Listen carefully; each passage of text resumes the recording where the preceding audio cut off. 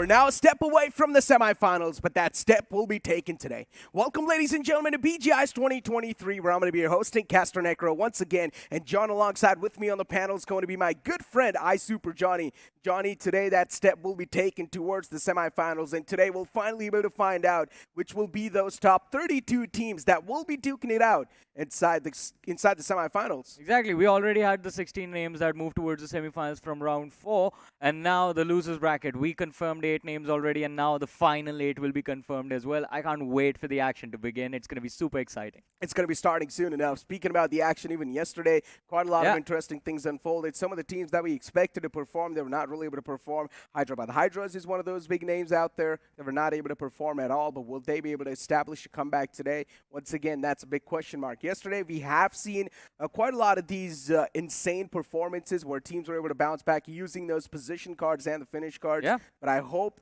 these type of comebacks will be seen today as well. Exactly, and it's going to be super exciting to witness all of those storylines unfold in front of us today, especially considering this is the losers bracket now. I mean, it has been an incredible journey in the last few days already. I mean, considering the number of changes that were made into the format, the power cards being added, the fact that now the viewers get to decide what will be the final map that is played by the teams every single day. The third map that they play in their particular group is decided by the viewers. Captains also voting for their maps. I mean, that is all of the factors that are taken into account to the results that you're talking about. I mean, the underperformance from a lot of these big teams, but also the pop-offs from the undergods. That is true. Speaking about the pop-ups from the undergods, what are these exactly pop-ups over there for? Why are they trying to pop back off once again inside the upper brackets? It's because of the prize pool, ladies and gentlemen. It's because of that 2 crore rupees, the big numbers on the line. And then as we do move on forward towards the graphic as well, the champion team getting 75 lakhs to themselves, the second spot getting 37,50,000, and then the third one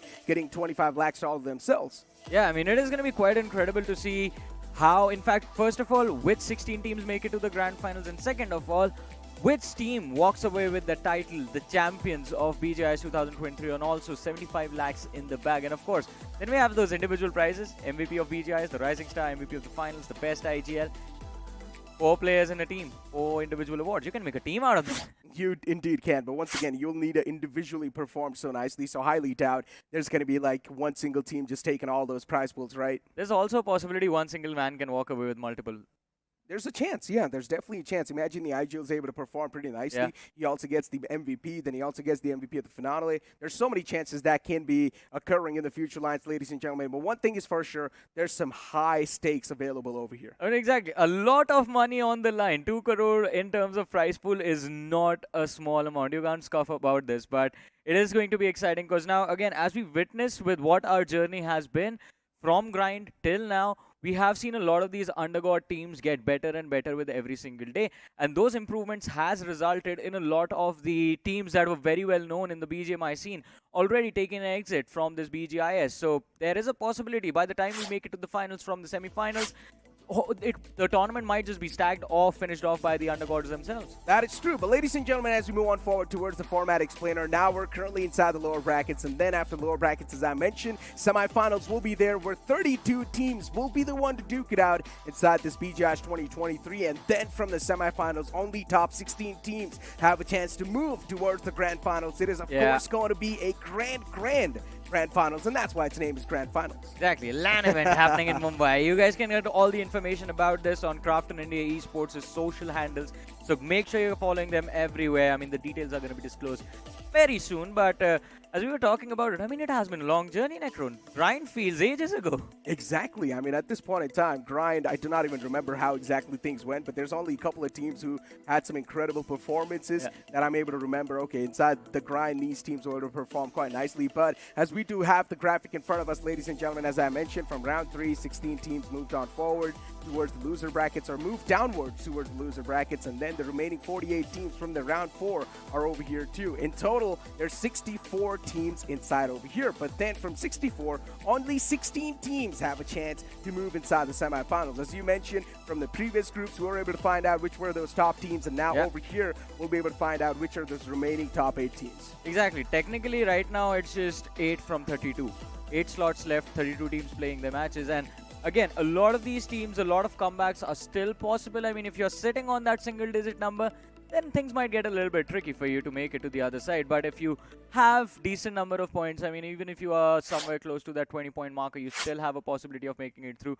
Just the only condition is you need to work on the matches where you have those power cards activated. Doesn't matter if it's the finish card, go for 10 plus finishes. If it's the placement cards, make sure you're finishing in the top 3 at least. At least top 3, as you mentioned, so that you can get the 1.5x. But ladies and gentlemen, speaking about all these lower brackets, how things have been unfolding in front of us, it's been unfolding in quite an interesting fashion. In general, a lot of the teams that moved inside the lower brackets in the first place, I did not expect them to be here at all. I'm also speaking about Acid Esports. It's one of those teams that has showcased so many potential in the past, but now they're over here inside the lower brackets. And speak about the points as well. We've got the points in front of us, points distribution in front of us, actually. The first spot getting 15 points, the second spot getting 12, the third one getting 10, and then at the most important part inside this graphics going to be each finish equals 1 point. Exactly. But not every single time, because finish card is in place, and even the same goes for points. Because ladies and gentlemen, again, for the viewers who are just tuning in on the last day of the losers bracket,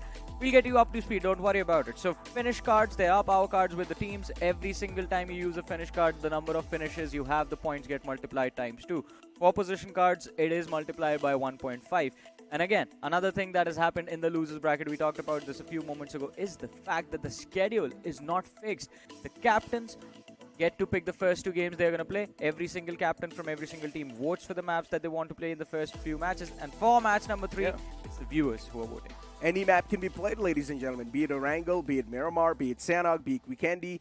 Any map can be played by these teams. But once again, usually captains do like to start off with quite a classic way. Just a Erangel map. That's what their home ground is. That's what their home turf is. Makes a lot of sense, too, considering it's such an old map. Everyone except Group 2.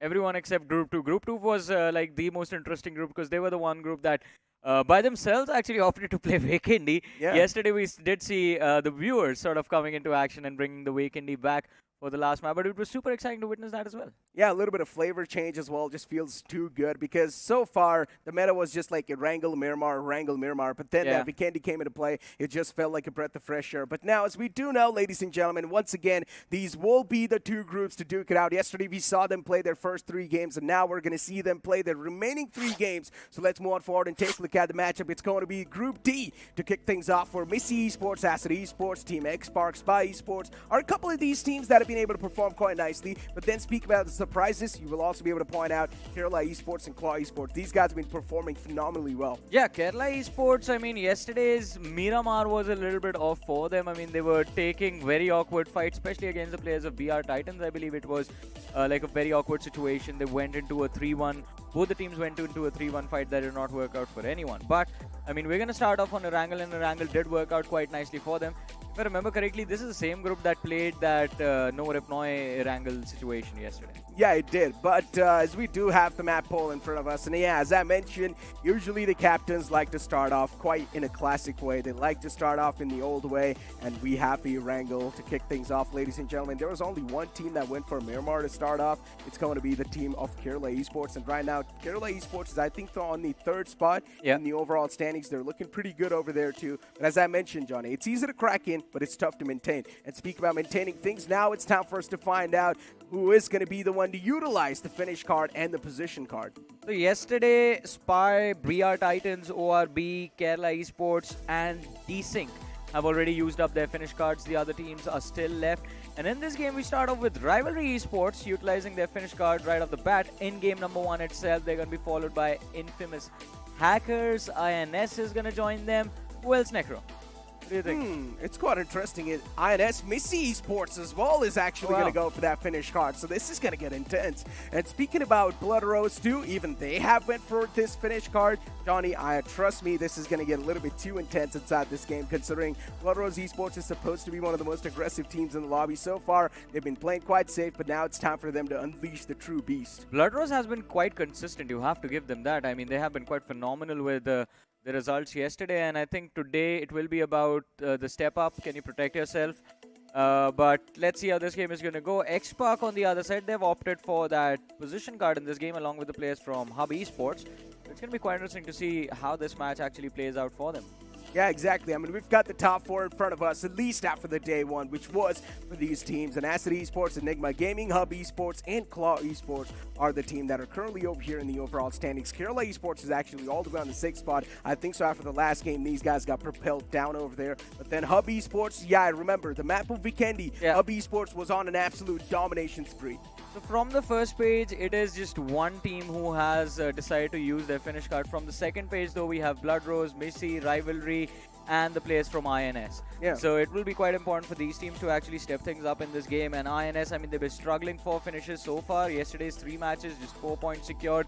Blood Rose, we can still hope quite a lot from them because 11 finishes in 3 games played, 9 position points. So they were having that middle of the pack run in all 3 matches, but maybe today on this first angle, things are going to change. I mean, it makes a lot of sense, right? Just on the teams on the latter half of the boards going for that power cards instantly. Yep. They want to start things off on a fantastic note, just have the momentum rolling for them. And if you start the day off on a consistent or on a good note, there's a chance even the upcoming games can be quite good for you. But then you also need to remember there's also that winner curse, right? If a team is playing just really good and if they get a big chicken dinner in that one game and then instantly on the second game, they get eliminated. Exactly. And it's always, you're going to have that big game when you have no power cards running. You don't have your placement card running. You don't have your finish card running. There have been exceptions to this rule as well, by the way. I mean, we did see 2 teams walk away with massive chicken dinners in matches where they had those finish cards activated, and it did push them bounds and leaps beyond the competition. I mean, they were basically untouchable.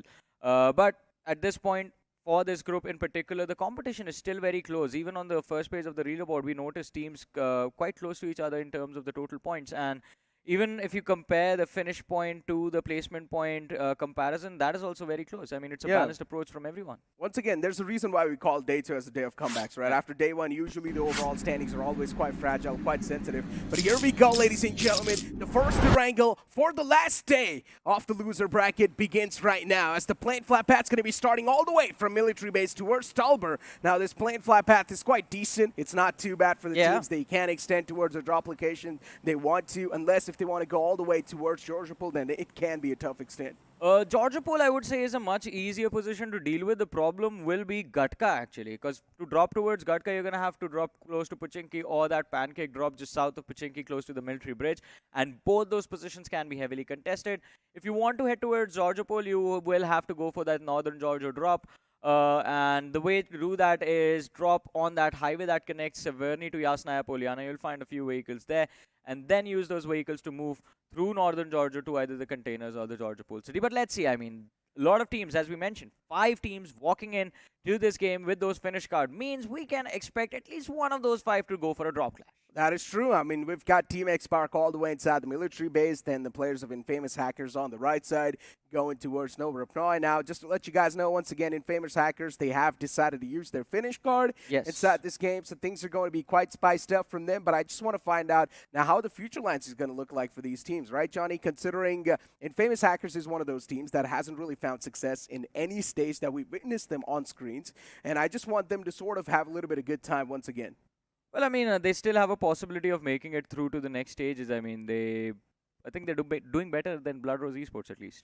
Yeah, I mean, but still, Blood Rose Esports, they just started things off a little bit more on a passive note, right? I do not know what exactly is going on with Blood Rose Esports. That's not the Blood Rose that we've known in the past. Yeah. But I'm pretty sure in the future lines, maybe at least today, Blood Rose Esports would like to start things off on an aggressive note. I mean, for a lot of these teams, the same can be said. Talk about Rivalry, man. I mean, Rivalry is such a big name.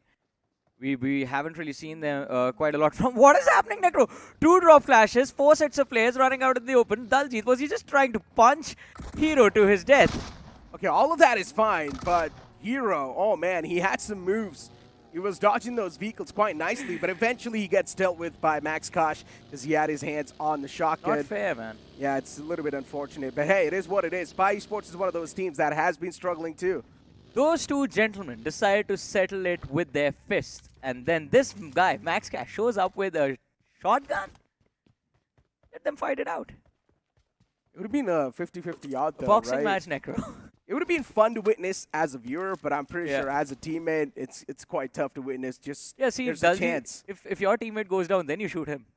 Yeah, true. Makes sense. But still, why let that knockout waste away, right? Because the more times you get knocked out, the quicker you bleed inside the game, right? So it's better to let those knockouts get preserved. I mean, you can just let your teammate know it's your fault you got knocked out. You should have been better than the other guy. Yeah, but once again, the qualification's on the line, Johnny. You can't mess around. Enigma can. Enigma is on the second position of the leaderboard. Yeah, they can, but still, you never know. As I mentioned, it's easy to crack in, but tough to maintain that spot, right? And a lot of these teams, they do end up cracking in, but then instantly their position gets compromised. Yeah, we've seen that before. Yeah. Massive drops in the rankings. But that wasn't the only place where there was a little bit of a drop collision fiasco. We did see two other players on the map dropping close to each other, and I think both of them were quite close to vehicles, so they might have actually gotten away. But let's see, we have an eastern zone to deal with this time, centered in between Shelter and Pochinki. And majority of the teams are already inside the circle, so not a lot of pressure in the early game for anyone. Yeah, things are looking quite smooth, quite solid. Acid Esports as well inside Pochinki, looking quite nice. We started things off a little bit on the aggressive note. Not exactly aggressive because Hero was the one trying to go for that vehicle, and then he had a challenger in the name of Enigma Gaming Doljit. And unfortunately, Hero, he lost that battle. He wasn't quick enough to get his hands on that buggy. But then that's going to leave the players of Spy Esports in a handicap start. Yeah. Spy, I think, is one of those teams that can actually deal with the pressurable situation like this.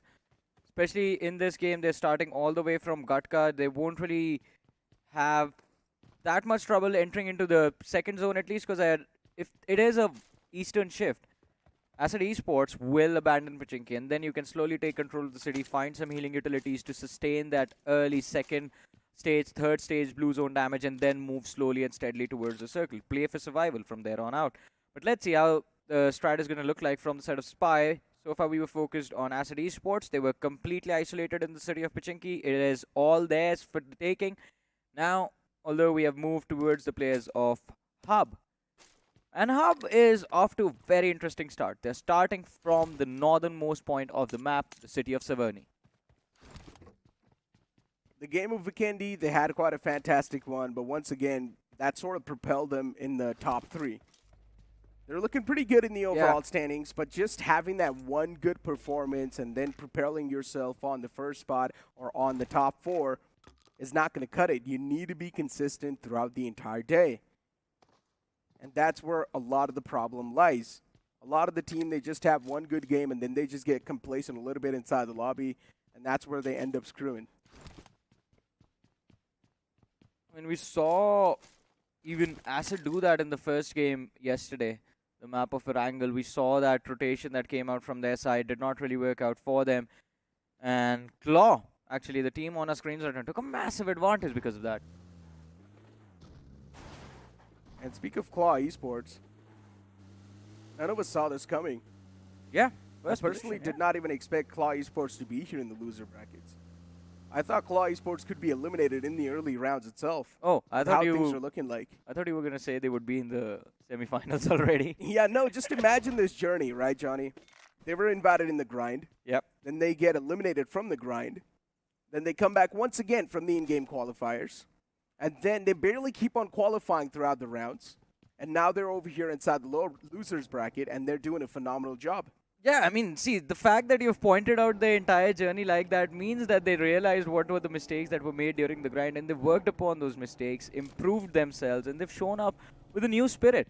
And that is what BGIS was all about. I mean, it is about the stories of teams making themselves, improving themselves, and sort of getting to that higher level, getting to that higher skill ceiling that they thought that was there. It's always going to be just a glass ceiling, and you will have to break through. That is what Claw Esports has done. It's not just them. There's a lot of teams that have actually done that quite phenomenally. I mean, Acid Esports is one big example of this happening right in front of our eyes in BGIS itself. I mean, the loser brackets in general, they're just a chance, a second opportunity for these teams to make their Cinderella runs come true. Yeah.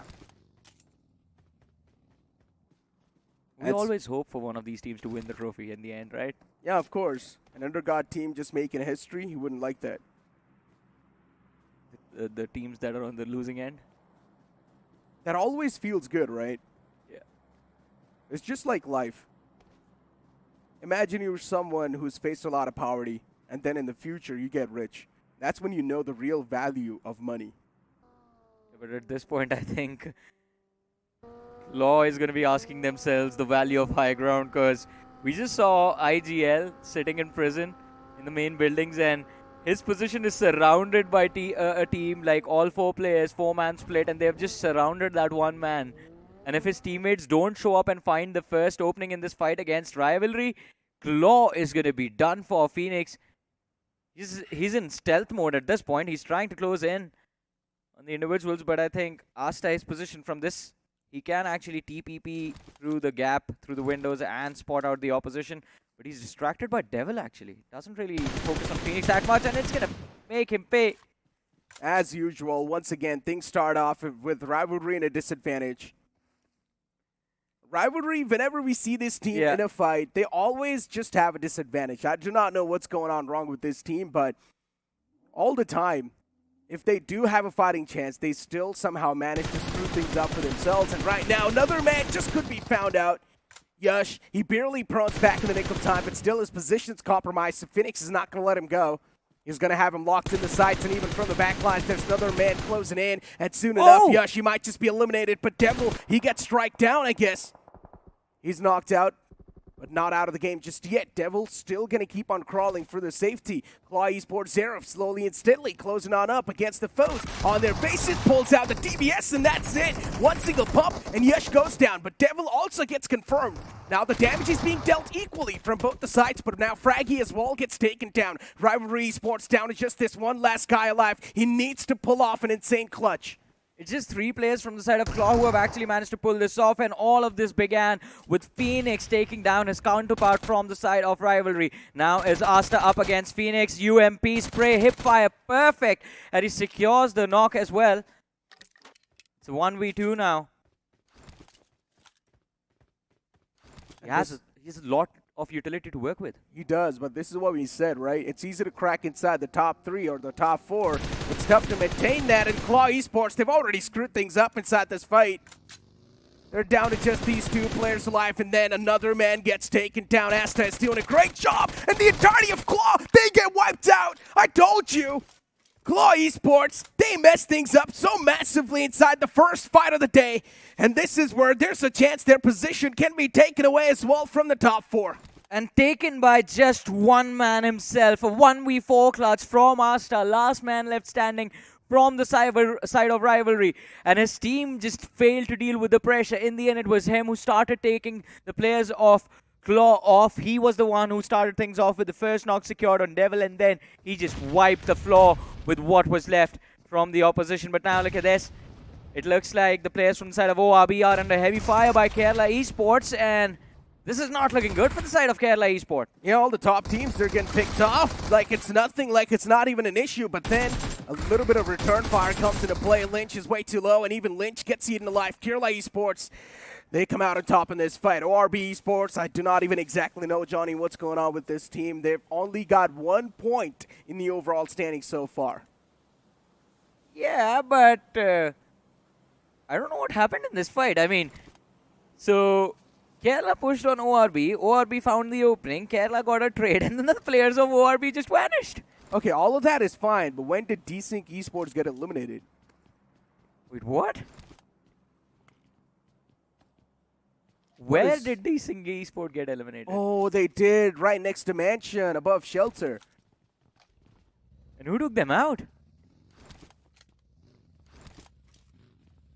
Kerala Esports itself. So wait, this was a whole third-party situation. My goodness, I mean, what is going on in this game? Confusing start off the bat. Team X Spark on our screens too. And now once again, we're back to that peaceful start. We're back to that peaceful aura. This game is not going to be peaceful at all. I mean, look at this northern shift coming in now all the way towards Shelter. And luckily for Kerala Esports, they did manage to take away that compound due to the third party. And now they have that center in their control. But we still have those teams remaining in this game that have that finish card activated. Look at Infamous Hackers. They're closing in from the Oh, they're moving away, On actually. the backs of X-Park. So X-Park and Infamous Hackers. Bridge. Yeah, X-Park and Infamous Hackers already had a fight. Infamous Hackers lost out on one guy, but then it was a fair trade from both the sides. So both of them lost on one guy each. But then Infamous Hackers knows that X-Park is going to try to bridge camp them. So it's better to go all the way back in the blue, I guess, and then maybe try and pull off a safe rotation, I guess. Or maybe just wait it out for a little bit and wait for the players of X-Park reposition themselves. It's the third zone. I don't think they'll be able to find enough healing utility now to actually sustain themselves and move towards stage 4. Especially considering they will have to travel close to 2,000 meters to get there. 2,000. I think close to 1,000 meters. Yeah. Infamous Hackers, they're going to be caught, Johnny. That's it. Blaze is moving up on the bridge. Team X-Park, they're over there waiting for redemption. This fight over Shelter, it's never going to break out, let's be honest. The team that's inside the bunker, they're never going to peek out. They've got so many other options to peek out from. They're already out, Necro. INS. This is quite interesting now. INS, they have 2 players inside the bunkers, and I do understand what you're saying. I mean, if you have that amount of cover available, you're going to block the entries and just stay in as long as possible and then step out in the very end. And that is if you're lucky. If the zone moves away, you will be running out as quickly as possible, trying to take the fights, trying to catch the players off guard, but it is going to be challenging. But for INS, there's trouble in paradise already. There was Kerala Esports in the distance. We did see them. MICI also will have line of fire available. There was one more team on the flank that could potentially take them out if they are a little too complacent with their safety. So they will have to be extremely careful with how they think about their spot and how they want to protect it. Indeed, they will have to. The team that's right next to INS is actually Blood Rose. And Blood Rose has activated their elimination card. Yeah. And if I'm not wrong, that's their last card as well that they had left over. Or no, actually, that's their first card that they've used. So they still do have a positioning card left over. Hub Esports, a little bit in the far fray. They're going to have safe rotation. No issues whatsoever on that side. Acid Esports as well, looking pretty comfy in that spot. Does Dora see Avatar in the distance? He did spot him a while ago. He did scope him down, but, you know, it's a little bit too far away, I guess. Still an opening out in the open. You can just rush the players down as soon as they go for a revive. You just have to keep an eye on them, make sure you keep their positions in check. But now look at this. This is quite an interesting shift of the zone.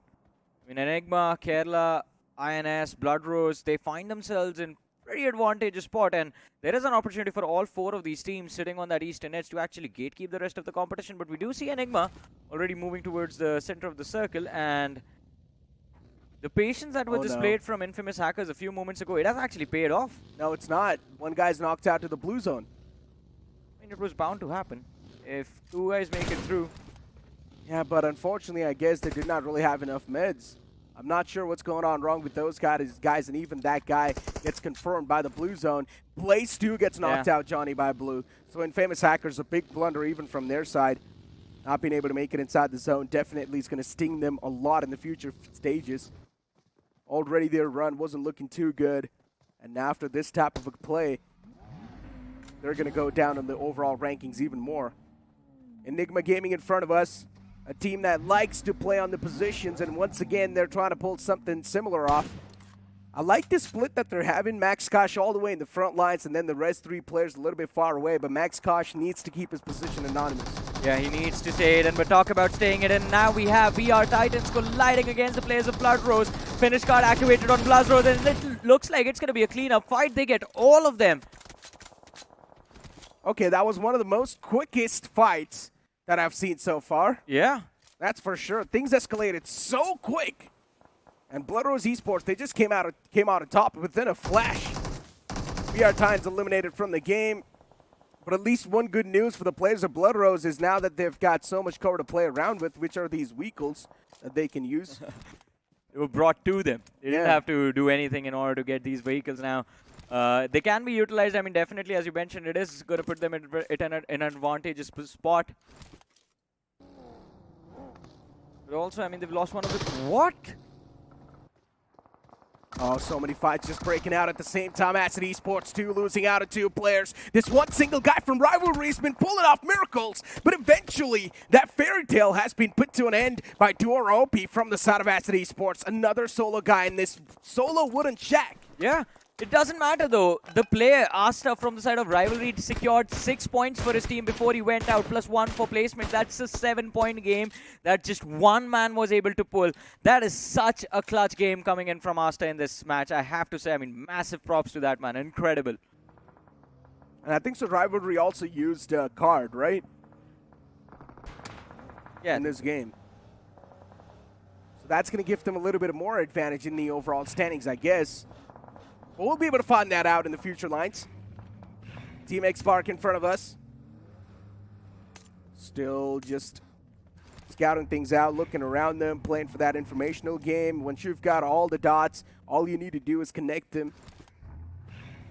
And for X-Spark to make a smooth rotation inside the upcoming stages, it's going to be a tough challenge, and not just for X-Spark, for any other team in the lobby. Yeah. Enigma Gaming, they're in the best spot so far, considering they're right in the smack center as well. And that split, that's came into play from them. Even that's looking quite nice. And then the next circle shift right on top of the players of Enigma Gaming. Yeah, now it feels like that early fight that was there. The evil play from MaxCast was all worth it. Enigma, they've managed to protect themselves, protect their numbers. They are the only team right now in the center of the zone. No one to challenge them, but it looks like Blood Rose might be looking to make a push towards the center along with the players of MICI. Before that happens, we do have the players of Hub Esports actually trying to engage on the players of Spy. This is going to be an interesting fight as well, because Spy is down to their last 3 players. Indeed, Zap and Bunny. A little bit softened up. Even Spy Esports, the 3-man squad that started things off on a handicap note. Yeah. Hub Esports on the opposite side, though. Looking pretty good. Looking pretty healthy. Not just in this game, even in the overall standings. For a lot of the big names that were in the first spot or that were somewhere in the top 4 in the overall standings, they have screwed things up. And this is the rightful opportunity for the players of Hub Esports to try and propel themselves a little bit more in the better spot. Yeah, I mean, especially Acid being down to their last player. And it's definitely going to be a challenge to secure a lot of placement points from here on out. But talk about challenges, and X-Spark are facing a challenge as a push was made for this compound, the showroom for the Aston Martins, and they did take a lot of damage mid-rotation. Pukar was brought down to around 20 HP from the flank. The straight line of fire available for the opposition. But look at that. On the feed, you notice Infamous Hackers, their last player, has been picked off. And that team was running this in this game with the finish card active. But look at this. MICI pushed towards the players from the side of 4 Troublemakers. System knocked out with that beautifully placed nade. And MICI Esports, they get a decent compound, a decent shack in their hand. At least they've got a solid cover to play with. Acid Esports Duo OP still in the far fray. He's the solo man alive from that team. And as long as he's up, he will definitely try to get as many position points as possible. Yeah. The circle squad out in the open. If the teams do have a solid cover to play with, you got to find yourself quite lucky. Hub has just set up a perfect push for themselves. There's so much smoke in those fields that it will be very difficult to spot them out, but it doesn't matter if you see the player or not. Spray from Pukar inside the smoke on the flank, and he finds a knock for his team, but it will be very difficult for them to convert into a finish. But still, they hear the footsteps from the players of Hub, and it is time for X-Spark to refocus on the opposition now. What a perfect nade that was. 2 players getting knocked out. Within a flash, the 3rd man hits the deck as well. Aditya closes up against the foe, shuts the 3rd man down once again, and Brokey is now the only man left alive for the side of Hub Esports in the back lines, going for the resurrection onto the fallen comrade. Toxic should be back upon his feet. Hub Esports, things should look once again decent. Not too good, but decent for them. But the main trouble for the players of Hub Esports is how can they try and close on up to the safer lines? Once again, Toxic gets knocked out. A little bit of a mistake being pulled off over there by Hub Esports, and now it's all down to Brokey. See, as long as the smokes were there, Hub was protected, but now the smokes, they have started to dissipate, and that is going to be a troublesome situation for anyone from the side of Hub or anyone in that particular spot to be in. Look at this. You have X-Spark putting pressure at you from the front. You have Kerala Esports in the back lines as well, and on the flank there is the players from the side of MICI putting additional pressure. Brokey, he can just stay hidden behind this vehicle, and not even for a long time. As soon as that smoke goes away, that is separating him and the players of X-Spark from each other, he is done. He's finished. And X-Park, they've got their sights locked onto that guy. And X-Park, they've got 3 players up and alive. Enigma Gaming down to just that one last guy. Considering Enigma Gaming was the one who had the best spot they could have potentially asked themselves to be in. But now as they're just down to this one last guy, things are starting to be so problematic for them. X-Park, they finally managed to wipe out that last guy from the team. And even the players of Blood Rose now once again starting to come inside another fight. A little bit of return knockout that's came into play from the opponents, but still Blood Rose Esports, they do a great job in pulling things back once again in their court.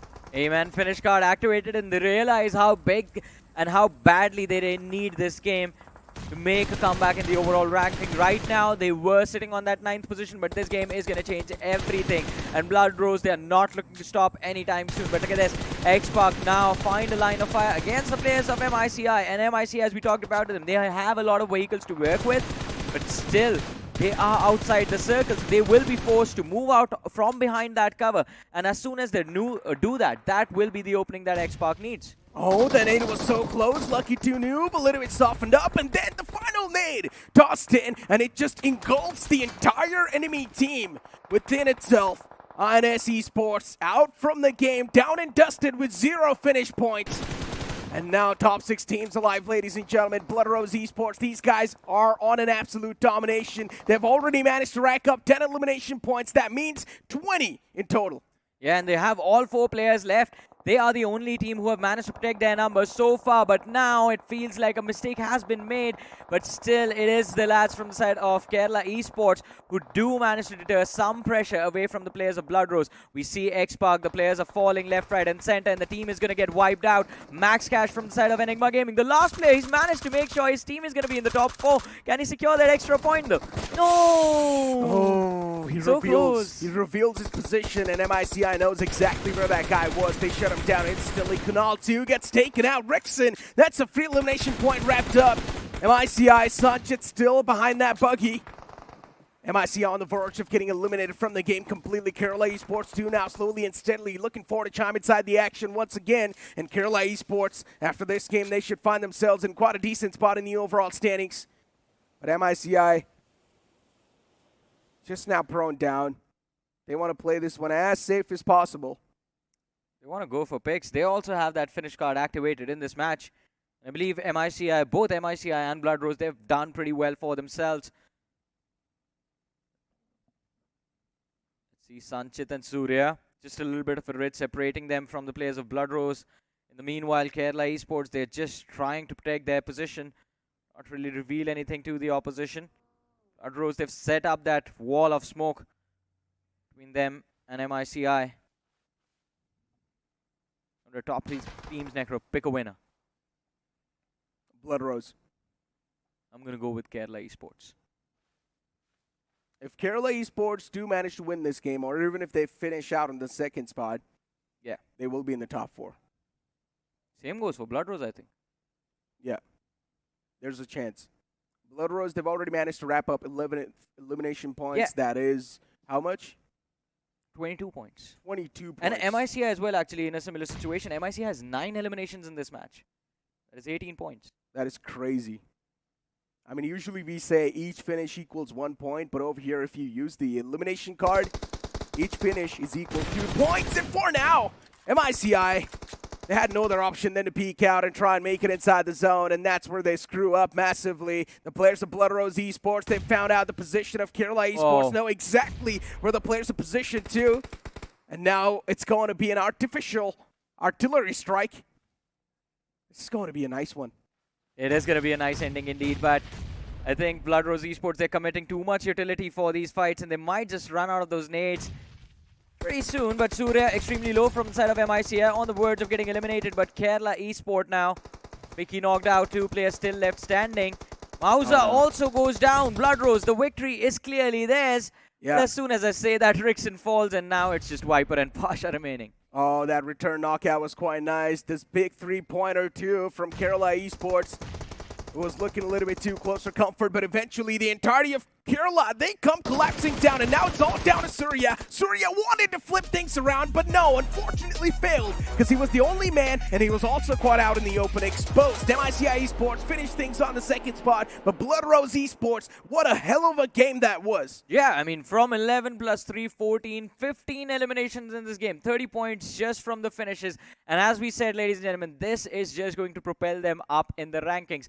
But they're not the only ones. We know for a fact that now Kerala Esports and MICI are also moving up, Necro. Exactly. Where will they end up and who will fall?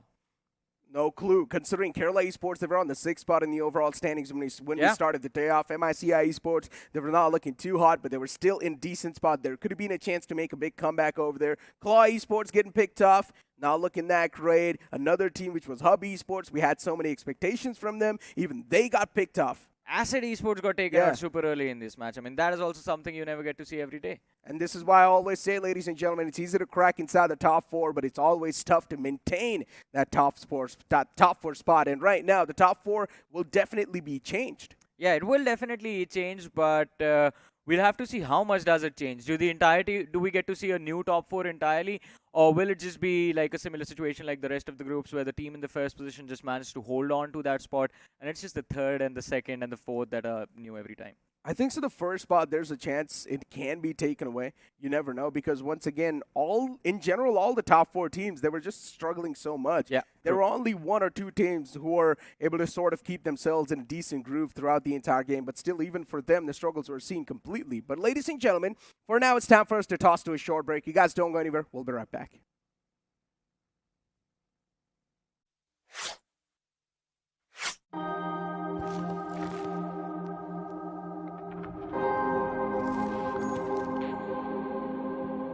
आपने कहानियां कई भाषाओं में सुनी होगी, पर कभी किसी भाषा की कहानी सुनी है? तो squad, let me introduce you to me.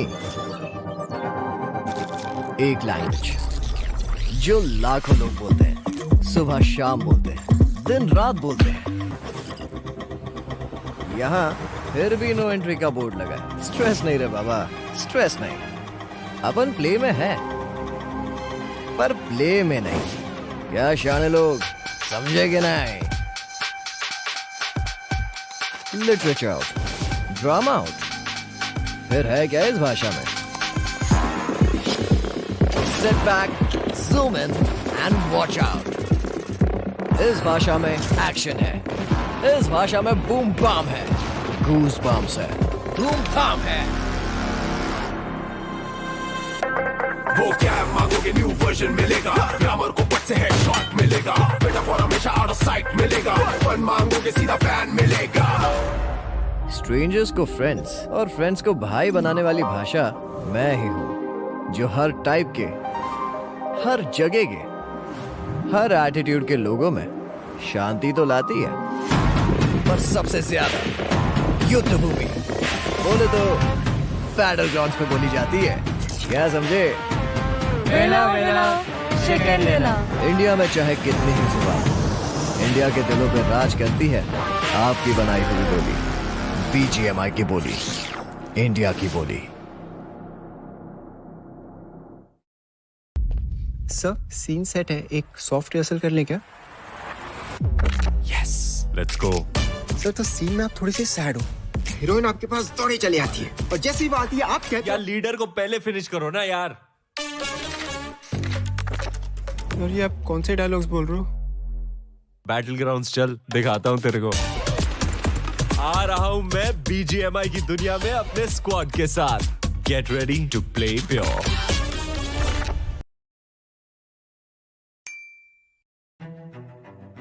Road to Valor Empires में बहुत सारे फैक्शंस है, जैसे जापानीज फैक्शन है, रोमन फैक्शन है, पर्शियन फैक्शन है, नॉर्मन फैक्शन है। इंडिया फैक्शन नहीं था। Then I thought, okay, now this is the really great opportunity to design some Indian characters. हमने डिसाइड किया कि we'll go for it. जो भी कोरियन डिज़ाइंस बन के आए थे तो बहुत ही अच्छा था, लेकिन इंडियनाइज नहीं था, वो बहुत ज़्यादा कोरियन स्टाइल था। उसको इंडिया ऑथेंटिक बनाने के लिए हमको बहुत ज़्यादा रिसर्च करना पड़ा।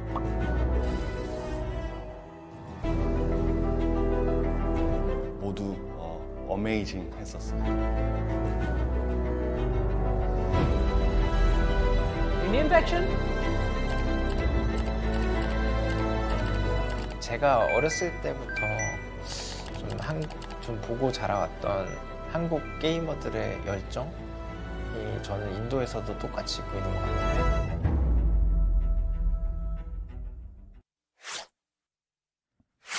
Welcome back after the break, ladies and gentlemen, and it was quite an awkward game of a wrangle, Salty. You have to admit that, right? I absolutely will agree, to be honest. I mean, I did not really expect so many teams from the second half of the leaderboard just make a bounce back. And what a game it was, especially for MIC and Blood Rose, like just completely shaking off the leaderboard. Yeah, I mean, for the teams in the second half of the leaderboard, I mean, it was an exciting one. It was a wonderful finish from their side, but it was quite awkward for anyone on the first half, apparently, because one of the first teams we saw going out of this match was Claw. Yeah. And they went out by a 1v4. They got 1v4'd by Asta, I believe it was, from the side of Rivalry, who just absolutely destroyed the entirety of the team. I mean, Rivalry even, right? I mean, that clutch was brilliant. But the fact that Asta or the entirety of Rivalry just could not really carry that momentum to the late game stage, it just goes to show that how inconsistent Rivalry has been with their performances. I mean, they have been inconsistent, but I still believe, I mean, this game will convert to a decent amount of points on the overall leaderboard just because of one fact. They had that finish card activated in this match, and Asta alone by himself secured the team 6 eliminations, plus 1 placement point, so 7 points into, not 7, 13 points actually, which is a good game. It is certainly a good game, but walk me through this. Blood Rose and MIC both had their finish cards, right? Yeah. And they both had somewhere about like 10 finish points to actually go with it. That amounts to like about 20 points, and then Blood Rose with the chicken dinner, 35 points, a game with 35 points, and this team was sort of looking like... Was it 35? I think they just have 30 points from finishes. It's 45 points, Salty. It's actually tough to actually fathom, you know. let's just take a breather, right? 45 points once again. We're just breaking records after records every single day. I think after this game they might even jump to the first spot. I'm not even sure.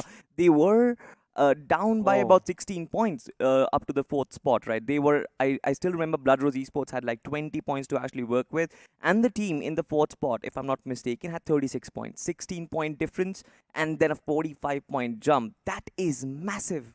I mean, that is a massive leap, in fact. But yeah, this is one of the first moments of the game. And I was upset, man. I wanted to see a boxing match between Daljit and Hero from Spy Esports, and Max Cash denied me that opportunity. I mean, you have a better probability of watching a boxing match between KSI and Tommy Fury than this actually happening on the screen. I'm pretty sure. There's a possibility of that happening. This won't happen. I can only see this in game. Exactly, right? I mean, I kind of wanted that to happen, but people usually just go in with their machetes as well, so that just turns into a sword fight. But this one, this absolute clutch was brilliant. Isolating those fights, turning them into 1v1s. It's a presence of mind in situations like that, which just turns players and turns these moments into some of the most heroic moments that we've seen. I think this has sort of inspired me to start Play of the Day, and that has to be Play of the Day. Nay, yeah. That is Play of the Week.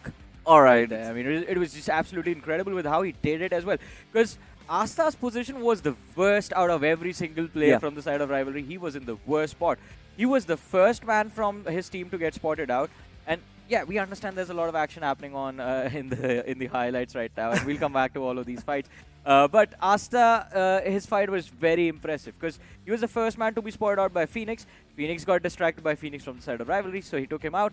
And then all of a sudden, I don't know what happened to Claw. They just ran towards that one player from the side of Rivalry Esports who were just in the distance, and he did take down 2 players, to be very fair, so he seemed like a massive threat. But then they ignored this man for a long time, and he was all by himself in that shack. And as soon as he realized, oh, my team is under immense pressure, it's time for me to step up, he got out and he pulled off a miracle, basically. I mean, he absolutely did, and I think Play of the Week actually sounds very cool, to be honest. We should actually start off with Play of the Day, especially from the semi-finals and, of course, to the grand final. Every single day, we just put out a Play of the Day, and then at the end of the week, maybe a Play of the Week as well. But look at these. I kind of felt like Team X-Spark and their rotations were pretty good. They were holding this 9th spot, and how beautifully they stopped Team Hub dead in their tracks. Yeah, I mean, it was just impressive. And especially, I think it was a decisional mistake as well from the side of Hub. Because if you are going to lob smokes like this, set up a smoke wall to isolate 2 different teams, because you want to focus on one of them, you have to be quick. The smokes dissipate very quickly. You will have to engage and push for the compound, take control, do something at least to find the opening and make sure that at least one of those fights is finished. You can't be stuck, or you can't be caught off guard by both the teams at the same time, and that is exactly what happened to the players of Hub. The smokes faded away, and then all of a sudden they found so much pressure coming in from both X-Park and the players of MICI, and they couldn't deal with it. I kind of felt like the smokes were dissipated, like you said, the smokes were placed in a very right manner, but the only problem was when Pucar threw in that nade and a couple of players dropped, they had no clue where to go. And that was sort of like the deterring factor. Of course, these ending moments were absolutely brilliant. When three teams just facing each other, then Mexican standoff, and there's no cover whatsoever. Nobody has any cover. It's just the little ups and downs of the terrain, and that's it, the blades of the grass. Right, I think BR Titan might not have 30 points for the finishes. I want to see how many finishes they had in total in the very end. There's 13 finishes on the board. Did they get the last two players as well? I think they have so. 14 finishes. They have 28 points. My apologies. 28 points for finishes and 15 for the chicken dinner. 43 points. It's a tie for the second highest. It's a tie for the highest, actually. Yeah. The second highest is 41. Yeah. It's a tie for the highest. 43 points is a tie for the highest. Blood Rose Esports once again. Now, of course, that it makes me sort of curious to understand how is that going to affect the overall standings. But true. To be honest, I'm just satisfied. I'm just satisfied with the fact that Blood Rose Esports is finally back in its old form. Yeah, but also now, so this group was very interesting because yesterday we just had, just 6 teams utilize their finish card. Yeah. And that means 10 teams were left. Today in this game, 5 of them have already used it. 5 more teams remain. Yeah. And we have 2 matches to go. So there's still a lot of teams that have that finish card left. And even more teams with their position card left. Only 4 teams from this group have used their placement card. 2 matches left. 12 teams will drop their power cards all of a sudden. I mean, it is going to be very intense and the standings are going to change. And you know what's the worst? That we won't get to see the standings after this game. This is the last time we see the overall rankings. Oh, yeah. That actually does remind me of that trauma, to be honest, because at this point, when you don't get to see the overall standings after the penultimate game, you're like just trying to do the math. I think I still remember 3 of us were required to actually calculate the points and who were inside the top 4 in the previous group as well. So something of that sort is going to happen, pretty sure. But this time, I think it's pretty important for us to notice that the second half teams at the second half of the leaderboard, they're coming back strongly. Yeah. And we noticed, I mean, at the start of the day, the overall standings, the first page did not really have a lot of gaps. They were extremely close, extremely tight. And you were talking about a drop-off. Do you think that's going to happen? I think it can happen, actually. I think there's a very high possibility of it happening right now. But let's talk about it right along as we move with the stats of this previous match, ladies and gentlemen. First things first, who is the MVP of the game? Well, it is, of course, asked 100% finish contribution, 6 eliminations secured. The player of this game, the player of the day, the player of the week. You can give this man everything at this point. Absolutely. I think we are going to call him Rebel of the Week or Rebel of the lower bracket. Yeah, that's 6 just finishes. Us, that's not an official title. Oh, yeah, that's just us. Okay, fine. We'll just keep it between ourselves. But look at this. The top 5 Rebels, you've got players from Blood Rose Esports as well. Viper OP, pretty close over there. 6 finishes. It's just that his team also performed. The finish contribution sort of is the deterring factor. MICI Kunal, you've got 4 finishes. Aditya from Team X-Park has got 4 finishes. And once again, you've got Harshu Jod from Blood Rose Esports with 4 finishes. This is a familiar sight, Johnny. This is something which we are used to. And Blood Rose Esports, a dip of form, I hope it's finally gone. This is what Necro was talking about before the game began and during the match as well, that this is the Blood Rose that we wanted to see, and they have finally delivered quite nicely as well. So nothing taken away. 43 points, that's going to be a massive leap, as you mentioned, on the overall ranking, but it's not just them. Kerala Esports also get to bounce back. 30 points being put on the leaderboard from this matchup. Sorry, MICI, 30 points with them. Kerala Esports, I think they were in the top 8, 15 points. They will be inching closer to the top 4 as well. X-Park, I wonder where X-Park will be after this match. Enigma is going to be in trouble for sure. Acid Esports is going to be in trouble for sure. Hub Esports will be in trouble because they just have 2 points, 5 points, 2.5 points from this match. And Claw, look at them with 3 points. Oh, yeah. I mean, for sure, there is definitely going to be a very big question mark on what their fate seems to be like. And now look at this, Blood Rose Esports at the very top with a 10-point lead, Johnny. This team goes in from the 9th spot to the number 1 spot and establishes a buffer in just one single game. That's how strong the power-ups are. Leave the 10-point lead alone. From the 2nd to the 8th. 14 points. Just the difference is just 14 points. Oh yeah, that sort of hurts, to be honest. Wait. That's just 14 points? Yeah. What? This is going to be very massive. MICI make that jump. 48 points inside the top 4. Acid Esports and Enigma are the only ones who retain it. And look at this, you've got Infamous Hackers as well. 16 points. 37 points. And then finally 4 Troublemakers. They seem to be a little far away. This entire group is turning out to be an absolute brawl. Yeah, it is a brawl. It is a fist fight, just like the first one that happened in the previous map of Wrangle, ladies and gentlemen. And guess what the fun part? You want even more fun, Salty. You want more exciting stuff. 4 Troublemakers has both their cards left. Now, see, again, the possibilities are absolutely maximum, right? You've seen Blood Rose Esports make that fabulous comeback. You've seen them get 40 points from just one single game. And it is possible. It certainly is possible. But the fact that there is going to be so much shuffles happening in the first page itself that I'm not even beginning to consider the second page. Yeah, I mean, the only team I'm considering on the second page right now is 4 Troublemakers, just because both placement and finish cards are left on the board. I think they can use them however they please. Yeah. As long as they perform in the matches, of course. But apart from them, I mean, this is going to be a massive challenge for the teams on the 14th, 15th, and 16th position to actually bounce back from there. It's a little too far. I mean, we see It's very far. the team struggling Yeah. again and again. But apart from that, one of the teams at the top actually has not used any power cards till now. And that is Acid Esports. They're in the top 4 already. I think Acid Esports, if they play their cards right, if the acid is corrosive enough, they can just make sure that everyone just fades away and they are the ones sitting at the top on the first spot.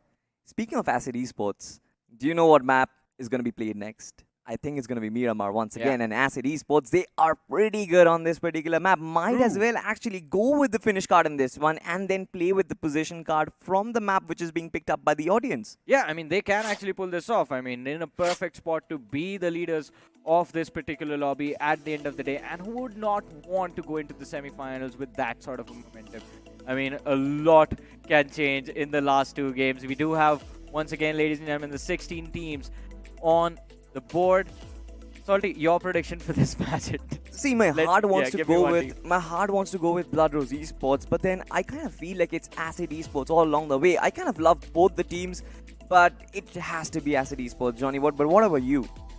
For me, it's actually going to be a little bit more difficult and tricky to decide. I mean, I thought Infamous Hackers were going to have a big game in the last one, but then they just took a massive drop from the 5th to the 9th position. Yeah. And it was brutal, but I think they can recover in this game as long as there is not any sort of drop clash happening upon them. But if I want to say there's going to be like a team that I feel like already highest probability of winning this matchup, I'll go with X-Park. Oh yes, we completely forgot about this team. I mean, considering the fact that X-Park, they will come in with their massive fan following as well in the final game of this particular group. They might actually have that Vikendi pick as well, considering that the audience picks the map. We'll have to talk about it a little while later because finish and position cards are being picked up right now, Johnny. Hub Esports and Acid Esports, I mentioned it perfectly. Acid Esports, they are going all in this particular game. Yeah, I mean, Acid and 4 Troublemaker as well, they have nothing left to hide at this point. Last 2 matches left, you have 2 placement cards only, and they are going to use both of them. One after the other. We have Claw joining them in the list of teams, utilizing their finish card in this match. And with this, Claw has in fact used both their cards now. I mean, you've got a feel for Claw, to be honest. They must be stinging considering the fact that they had that massive jump downwards towards that first position, towards the lower half of the first position. So this kind of is like a redemption arc for them to actually go in for the finish card. Position card for team rivalry. I'm not really sure how impactful that's going to be. So at this point, only X-Park is the only team left with that finish card, and we know it's going to be quite obvious they're going to be using that in the last game of the day. Apart from them, 3 teams have used all their cards. No, my apologies, 4. BR Titans end up using both their cards yesterday. We have in this game Rivalry sort of matched up both their cards, and Claw Esports as well. So 3 teams. My apologies, it was 3 teams. I saw it right the first time. I mean, I'm not really sure what is going to happen at this point. Acid Esports just trying to go all in. Claw as well, trying to get themselves back up on the leaderboard. This game of Miramar should sort of give us our top 4. Apart from the fact that there might be a lot of differences. The audience poll for the last map, of course, we talked about it. X-Spark will have that massive influence. They might actually try and change the overall standings at the fag end of the day. But the fact that Miramar will give us the rest of the 3, at least the top 3 for us, it's done and dusted. I want this game to end as quickly as possible because something incredible is about to happen in the last map. I will reveal it in a little while, ladies and gentlemen, because that you as a have suspense. to. No, Salty, it will be show breaking what I'm about to say. It's gonna break the internet. All right. Yeah. All right. I think we've got to give Johnny the benefit of the doubt this You time. have to tune into the game because I'm gonna drop the hint in the middle of the match.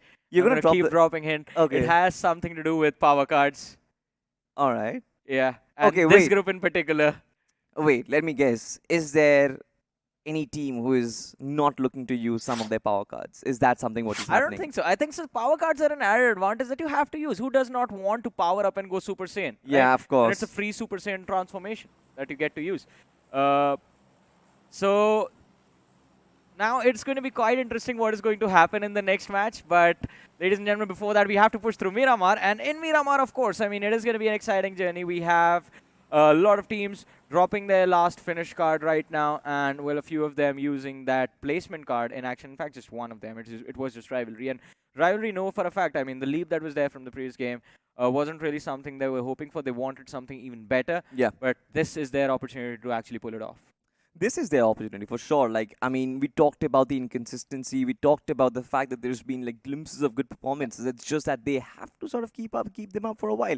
I mean, speaking of this particular flight path, it does start from Chumucera towards La Cabrera, linking heavily towards the western side of the map. But like we always talk about, the northeastern quadrant is going to be completely alienated. I mean, Campo Militar, Torre Ahmada, not really a lot of teams going in that region.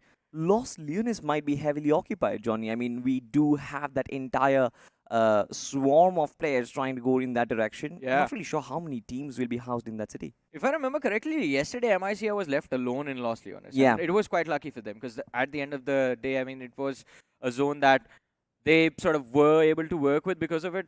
No trouble during mid-rotation, and they were able to get away scot-free. But look at this, D-Sync, they find themselves up against 4 Troublemaker, and 4 Troublemaker. They've dropped into this matchup with their finish card activated. So if they win this fight, they're looking for those 8 points. They want to secure those points as early as possible in this matchup. It will be extremely difficult, though. This is a drop clash happening in on Los Higos, Johnny.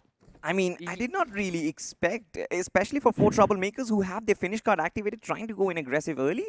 You know what? Took me a couple of seconds to realize that, and I got extremely confused. I thought I was seeing things. I mean, we definitely are seeing things which are actually pretty weird. But look at this, another very weird occasion. Look at this. Harshu Jod just lays down dead, pretending to be just not alive in this position. And Team Spy has no idea.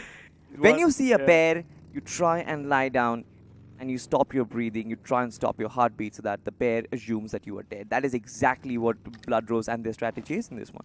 Yeah, apparently it works against BGMI athletes as well. And Spy Esports, not good spies apparently. They aren't able to spot out that imposter among them. This is blatant Spy Esports. You've got to do a better job in that position. But look at this. It's finally happening. Team number 7, 4 Troublemaker. They are trying to go up against D-Sync, and Cancer is being pressured. Was put under so much pressure that he just ran towards his teammate, which is an advisable decision to be made at this point. But for Troublemaker, this push is actually, it had me worried, but no, that jump shot connected, and that jump shot at that range with a hip fire was actually pretty nice. It was pretty. You didn't notice his name though. Says Maqsad nahi bhulna. Oh my god. I mean, I'm like not really that good at reading Hindi words, so possibly that's just like too long for me. But speaking about the gameplay was pretty fine. It was fire. Yeah, it was fire indeed. I mean, jump shot from the UMP, and connecting. I mean, they had done prepped up Cancer to be in that position. They had already chipped away on his HP bar before that, so it was just 1 or 2 bullets connecting on his body that put him down on the ground. And now, because of that, 4 Troublemaker have the man advantage. Oh, this is brilliant. This is lovely. System, he's cracked the system, in fact. The wide flank, and it is so wide that Itachi does not see it coming. The man needs a Sharingan to make this one work. Even a Mangekyo could have actually worked in the situation, but System, he just cooked it too much. I mean, Itachi let him cook, but he cooked it too much, and 4 Troublemaker once again just give up that opportunity. But they can still make it work. I think they can still make this push happen. Desync Esports have no real formation going on in this fight whatsoever. They are completely dismantled.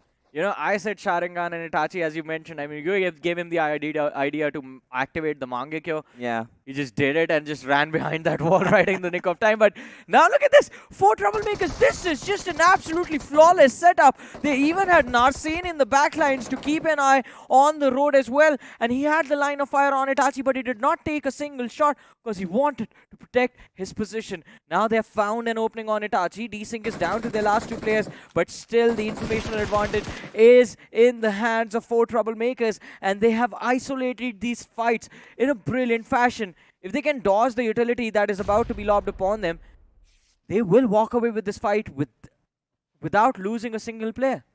And I like the fact that they also use the smokes, right, to cover the distance across the roads as well. So they have this properly planned. They're playing it out like a chess game so far. And it definitely is working out for them. But of course, like you mentioned, Dazzle and Turbo, they are in positions where a lot of utility and where a lot of nades can actually come in. The TPP angle is also going to hurt them. It almost did. But 4 Troublemakers, they managed to survive. They managed to sneak in. And this time, they are going to invade the compounds. Well, they are trying to invade the compounds, but they still need to take down one more man before they do that. Itachi has been brought back into the game, by the way. So Desync is back to a 3-man roster. On the other side of the map, though, I believe BR Titans are almost on the verge of getting wiped out, or maybe they have been wiped out, in fact, because for some reason they decided to drop Clash X-Pac. And BR is down to their last player, but 3v4. We're 4 Troublemakers. Still looking for that second knock. Oh, angle through the window available. He's going to line up that nade. It's going to be lobbed to perfection and can in fact secure the knock, but it's going to be the shotgun in the hands of this man who has not forgotten his mission, and the mission was to go for a squad wipe, and they pull it off, but there were 2 players knocked out, so it wasn't as clean as they expected. And still fine, they're going to get back their lives once again. But 4 Troublemakers, this just amounts to 8 points right off the get-go itself. And this is a perfect start. We mentioned it properly. 37 points on the team in the 9th spot. 4 Troublemakers with 27 points. That was the massive drop that they had. They have almost covered that drop. They are back in contention. They are back in that position where they are like about 14 or 15 points away from that second position. A good game for 4 Troublemakers in this one will again propel themselves inside the top 4. This is crazy stuff, Johnny. Yeah, this is crazy stuff, but I'm going to bring in even more crazy stuff. All I'm going to start dropping hints about the craziness that we can expect in the last game. All right, here's the first hint with the first blue zone. Yesterday, BR Titans and Kerala Esports were the only teams to use their placement card. That's the first hint. If you guys can guess what I'm talking about and what is about to happen, you guys can let us know in the chat. Okay. BR Titans. And which one? And Claw Esports. BR Titans and Claw Esports. I mean, technically speaking, I don't really think we've seen a lot of placement cards inside this group. Rivalry is using one right now.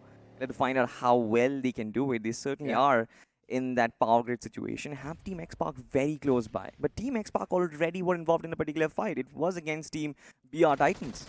I was just about to ask, did BR Titan even put up a fight against X-Pac in this one? Because Skeleton, he did not even react to that nade. It just dropped right in his feet. And then X-Pac just ran towards the players of BR Titans team, rolling over them. They lost dreams in the process, but sometimes dreams do not come true. I mean, turning into a nightmare for sure. But Team X-Pac, this game is absolutely crucial.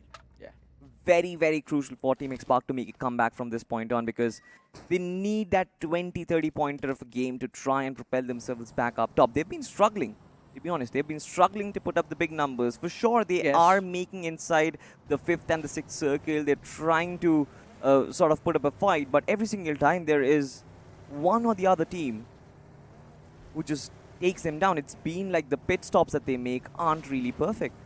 Yesterday on the map of Miramar, if you remember, they tried to push up. They had such a good position, but they tried to push up against Acid Esports, and they were completely destroyed in that fight. Yeah, I mean, it got delayed so much that, and it wasn't because of the fight against Acid. It was actually a fight prior. Infamous Hackers. Yeah, it was against Infamous Hackers that actually delayed their position on the high ground so much that X-Pac, by the time they made it towards Acid, they just had to go for a YOLO play. They just pushed towards that factory and Acid. Luckily for Acid, though, they found the openings and the trades. Otherwise, X-Pac would have destroyed them as well, because X-Pac actually started off the fight quite brilliantly with 2 opening knocks. And then Acid, the last 2 remaining individuals, just outperformed the players of X-Pac on an individual level, because of which they were able to bring themselves back into the action and were, in fact, part of the endgame fights as well. But look at this. Crores Esports now, they see the vehicles moving in the distance, and it is the players of Acid Esports. Bloodrose definitely looking to kind of bank on that first map performance. I mean, what they couldn't have really asked for a better start, to be honest. They used the finish card right at the get-go, came in with the mentality that they wanted to go in all guns blazing, and that was it. That was the entire mojo of that game. A jump from the 9th to the first spot. And speaking of jump, even Kerala Esports, for them things have been going pretty good. Yeah, top 3 finish in the first match itself, and they've managed to bring themselves in a position from where it looks like they might actually make it to the semi-finals if they perform well in this map and the last game of the day, of course. We're going to have to see how this fight against the players of Enigma Gaming is going to go. Enigma, they have quite a decent position to work with, but the players of Kerala Esports, for them to actually secure these finishes and win this fight, they will have to commit and go for a push. You do see Zayan closing in along with his teammate. But still, that's a very long distance to actually cover. Yeah. For sure, if a single knock is not enough to actually suffice or justify that push coming in from Kerala Esports, needs to actually get 2 more if they actually want to go in and play this outright. But Enigma Gaming, things have been looking very shaky for them. I mean, the strategy always remains the same. Try and play in from the smack center. In the first game as well, they had the smack center, but still, when you have that particular strategy, you also have the backup options of how to actually deal with so much attention that comes your way. Enigma Gaming seems to lack that. Oh, this is going to be an interesting position to be in for both Kerala Esports and Acid, in fact. Acid has been avoiding teams for so long, but now at this point they find themselves in a position where they can't really avoid fights anymore. But luckily for them, the player from the side of Claw got picked off by the lads from Kerala Esports, and because of that, Claw walks away in a different direction, and Acid is just left to their own virtues in this dip. This is not a dip where you would want to hold on for a very long time, but at least for a mid-rotation pit stop, yeah, it's still fine. But the presence of Claw Esports in the backlines does create some sort of an anxiety, and especially with Kerala Esports holding that high ground advantage for themselves, having those DMRs. Noisy has been pretty noisy from this situation, apart from the fact that he's got that suppressor as well. He's done a pretty good job. He's done an incredible job, man. I mean, but the thing is, I mean, he's done an incredible job just securing those knocks. When he's going to get the finishes? That's the question his teammates are asking. Yeah. But I think they'll have those finishes in a bit. I mean, look at the cluster that's around them, and even the zone is right on top of their heads. Kerala Esports have been doing a massive job in terms of trying to predict where the circle is. This time again, their position is sort of being uncontested. I don't really think anybody can come and try and challenge them. Enigma Gaming is stationed over there. Acid Esports, we saw how Acid and Claw, both of them were pinned down. Maybe INS from the back lines. I'm pretty sure Team X-Pac is also not going to involve themselves in the picture. Spy Esports, as a matter of fact, they have been nowhere in the competition. Every single time being picked off has been a very average performance from them. Yeah, true. I mean, and we expected a lot from Spy. That is the thing, actually. Yeah. I mean, Bunny, do we need to manage our expectations? I think we do. I mean, possibly yes, but it's not our expectations, right? It's the standards which players like Bunny and others, they just set for themselves. Yeah, it's the history. It's a history. Again, the performances, and it's not even like Spy Esports are like completely... you can call them a complete underdog. They've had their fair share of exposure in the Tier 1 lobby. So that is the reason why it felt like Spy Sports is going to do something brilliant, but that did not really come through. Well, Vicky did scratch the paint of that Lamborghini, so Devil needs to put it inside the factory to get some work done. And that's going to cost a lot. Yeah. To Vicky, he's going to pay for that with his life. Not right now, though. In a few short moments, I mean. There's still a little bit of a distance for the lads to cover, and I think at this point you do not want to step out in the open even an inch. Reveal a foot, it's getting shot at. But look at that. That was an uphill. Yeah. That was an uphill knock. Serif found the opening. Wow. I mean, nobody can actually predict this happening, right? Oh, he's down. Spy Esports just... I mean, they had the high ground advantage for themselves, and then all of a sudden, Claw Esports from the factory downwards, knocking that player down. This is, again, we were talking about it, shaky performances. Bunny had massive expectations on his shoulders, once again sort of failing to express that. But luckily for Bunny, his teammate was willing to take that leap of faith. Yeah. And because of all the faith he had in his abilities to just distance correctly, he survived that fall. And now Bunny is going to be brought back into the action. But in the meanwhile, on the other side, we do have the players from INS. Still checking those ridges, trying to see if they can spot the players of Kerala Esports. Now, Kerala Esports, they're making a lot of noise, causing a lot of commotion. And being just an absolute menace to anyone around them. But, again, as we mentioned, no points secured yet from all the action. I mean, it's still fine. It's sort of like the slow phase of the game, and Kerala Esports wants to attract that attention towards themselves. Yeah. But again, the drawback is if the circle does shift away from them, then this attention is not going to do justice to them. Kerala Esports needs to take that downward curve right now. How do they manage to find that rotation? Possibly go in for an early rotation, try and challenge Enigma Gaming and take their compounds away from them. Look at rivalry split though. That is something very interesting, and that is something that instantly caught my eye as well. It was a 1-3 split with Fergie on the flank and the other three players right on that southern edge, just a little bit north of Graveyard. And now San Martin Hill, that is the prime spot that rivalry is looking forward to. That is a massive high ground advantage. You have no one to worry about with the western part of the map. But there's a lot of worry for the players of Hub and ORB. A massive mid-rotation collision. Harry with a sliver of HP is not going to survive. This time, ORB coming out on top. They do manage to save their teammate as well. Quite a brilliant reaction.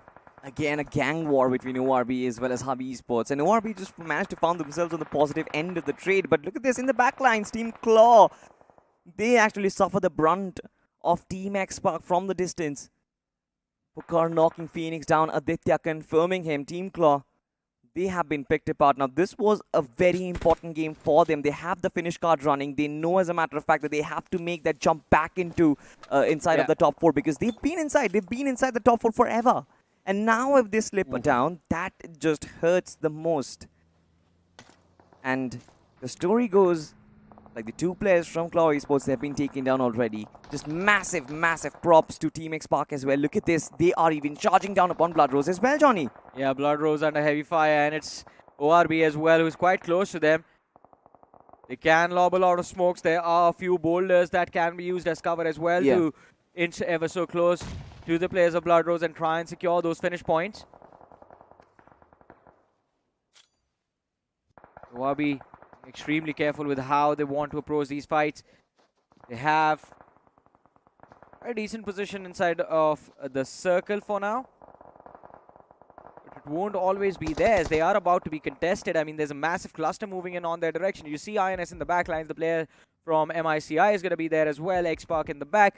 Spy is going to close in from the western edge as well, along with Kerala Esports. Oh, this is something which I like. Team Acid Esports trying to contest and for the San Martin Hills and our rivalry. They are being pincered. Rivalry saw that this should be an easy rotation. This should be an easy piece of real estate to grab. But then Acid Esports out of nowhere arrive. But the only question is, how many players do Acid Esports have left? Do they have all 4? I think they have all 4. Yes, this is the first fight that Acid is taking in this game. And unfortunately for them, they end up giving a trade to the opposition from the side of Rivalry Esports. Now, Rivalry will be able to bring Yash back into this fight. It will be a 3v3. And again, it is this man who is the troublemaker for the side. Any side, in fact, that dares oppose the side of Rivalry Esports. Asta, again, making sure that they do not lose their second player. But Acid, Duora, Spray God, and Sparsh still in the backlines. They're waiting for the opposition to make a single mistake. And I think there is no incentive to actually force this fight any further, because you look at the position where Acid is, it's right on the edge. They can't go any further. If they want to push up north, they will have to force the fight against the players of Rivalry, and right now there's no need to do that. But talk about needing to do things, and Kerala Esports, there was a need for Zion to pop off. He failed to do it, and because of that, Spy Esports, they secure that last finish. But now all of a sudden, INS is pushing up on their spot. Oh yes, for sure. INS, they're hugging the blue zone and constantly trying to go in from strength to strength. But this time, I think this fight needs to come to a close, because otherwise, Team Spy Esports will always be hot on their tails, and they don't want that. The first knock has been confirmed, and Hero is down on his knees once again. Now, this is a proper attempt from INS to try and go in for a 4v4 battle. But the only problem is that Massive Split, Wanted as well as Pav Kilo, they are way behind, and I'm pretty sure for them, involvement in this fight is almost impossible, and Spy Esports head back, Johnny. Well, Spy Esports, they finally started to hit back, but INS, they have the numbers advantage to work with.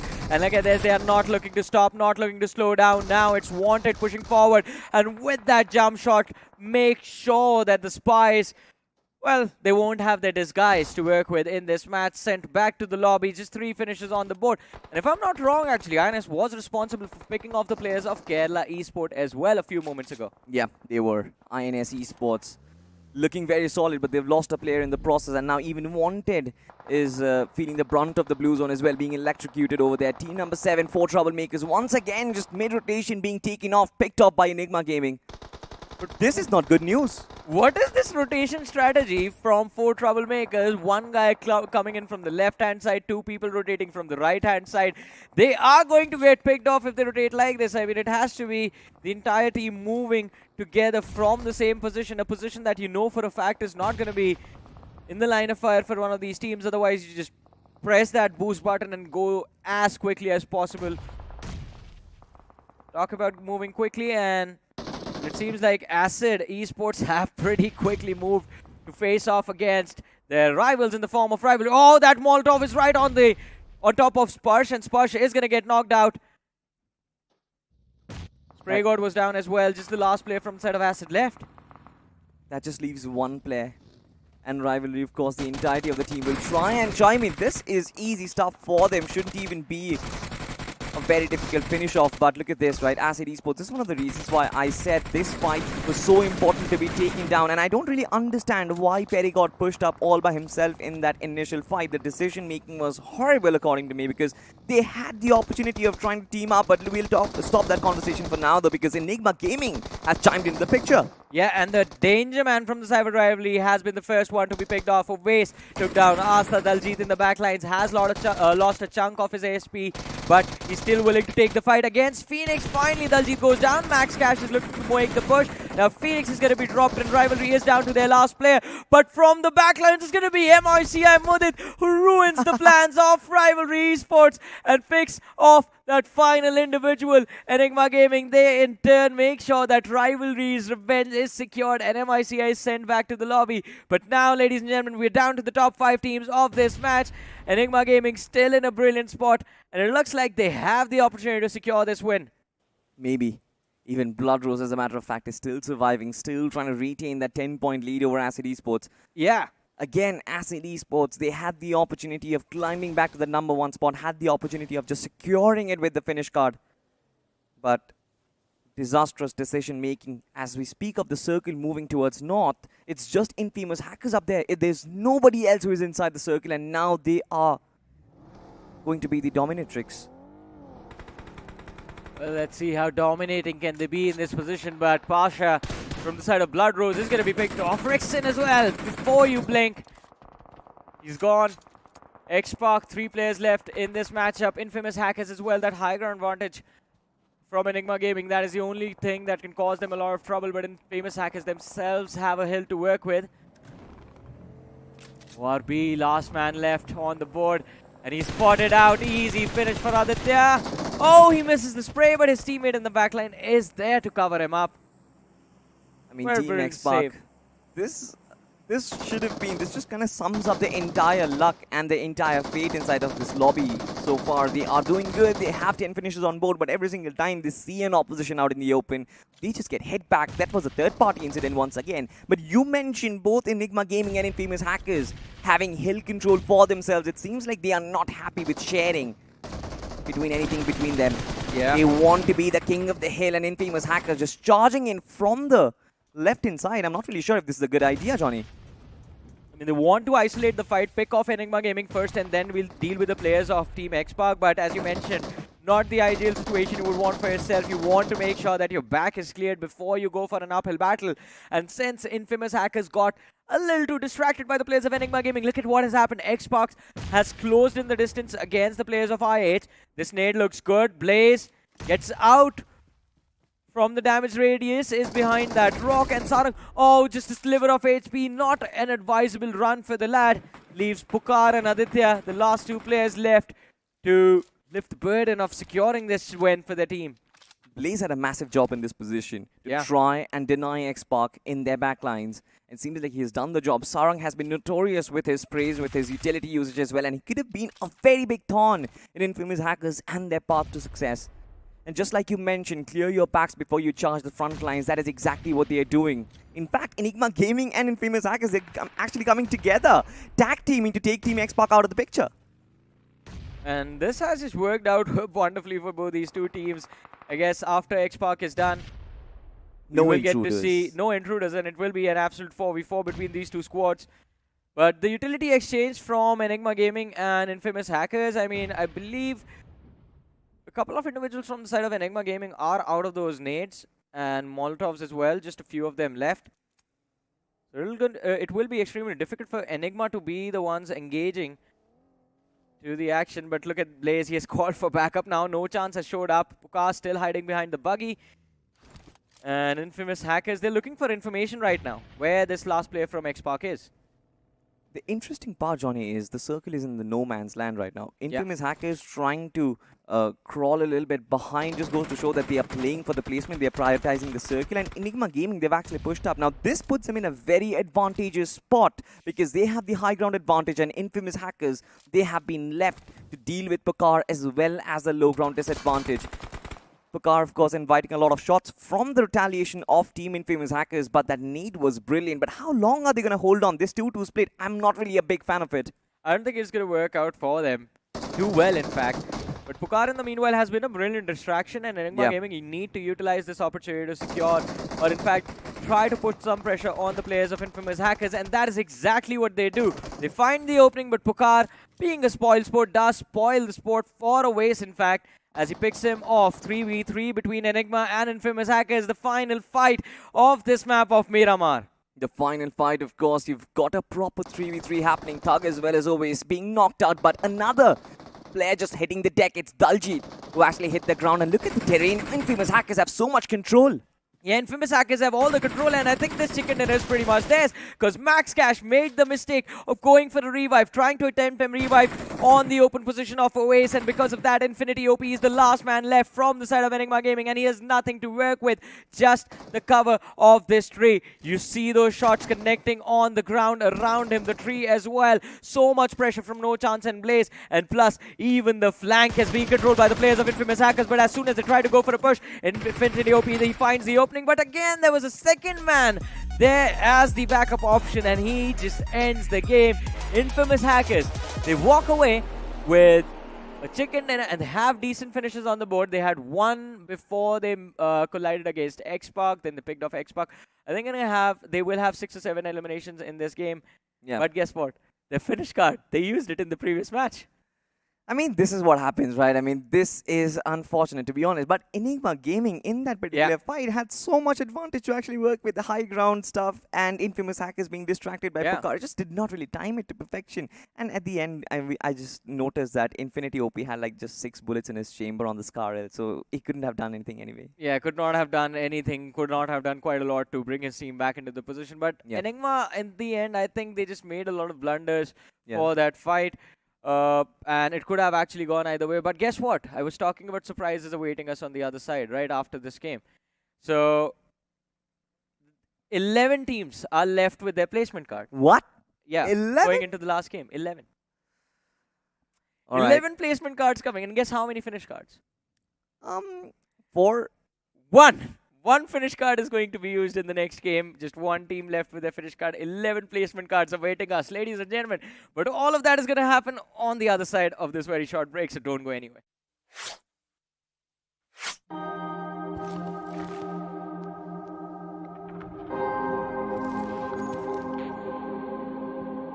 आपने कहानियां कई भाषाओं में सुनी होगी, पर कभी किसी भाषा की कहानी सुनी है? तो squad, let me introduce you to me. एक लैंग्वेज जो लाखों लोग बोलते हैं, सुबह शाम बोलते हैं, दिन रात बोलते हैं।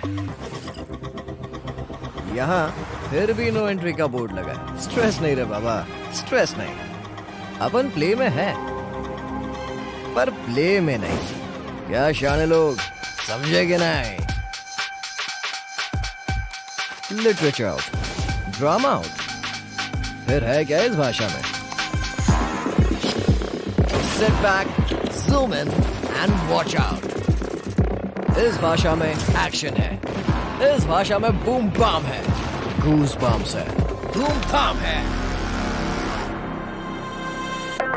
वो कैब मांगोगे न्यू वर्जन मिलेगा, ग्रामर को पट से हेडशॉट मिलेगा, मेटाफोर हमेशा आउट ऑफ साइट मिलेगा, फन मांगोगे सीधा बैन मिलेगा। स्ट्रेंजर्स को फ्रेंड्स और फ्रेंड्स को भाई बनाने वाली भाषा मैं ही हूँ, जो हर टाइप के, हर जगह के, हर एटीट्यूड के लोगों में शांति तो लाती है, पर सबसे ज्यादा युद्ध भूमि बोले तो बैटल ग्राउंड्स पे बोली जाती है। क्या समझे? वेला वेला चिकन लेला। इंडिया में चाहे कितनी ही जुबान, इंडिया के दिलों पे राज करती है आपकी बनाई हुई बोली, BGMI की बोली, इंडिया की बोली। सर, सीन सेट है, एक सॉफ्ट रिहर्सल कर लें क्या? Yes, let's go. सर, तो सीन में आप थोड़े से सैड हो, हीरोइन आपके पास दौड़ी चली आती है और जैसे ही बात ये आप कहते यार लीडर को पहले फिनिश करो ना यार। और ये आप कौन से डायलॉग्स बोल रहे हो? बैटल ग्राउंड्स चल, दिखाता हूँ तेरे को। आ रहा हूँ मैं BGMI की दुनिया में अपने स्क्वाड के साथ। Get ready to play pure.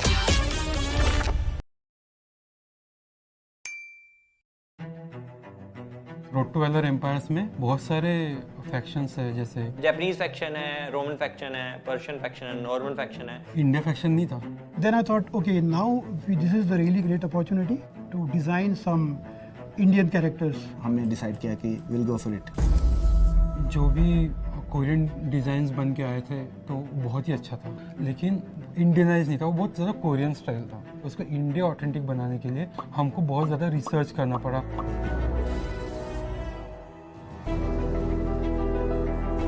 모두 어메이징 했었어요.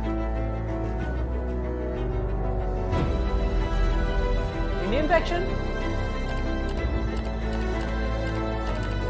제가 어렸을 때부터 좀 보고 자라왔던 한국 게이머들의 열정이 저는 인도에서도 똑같이 보이는 것 같아요.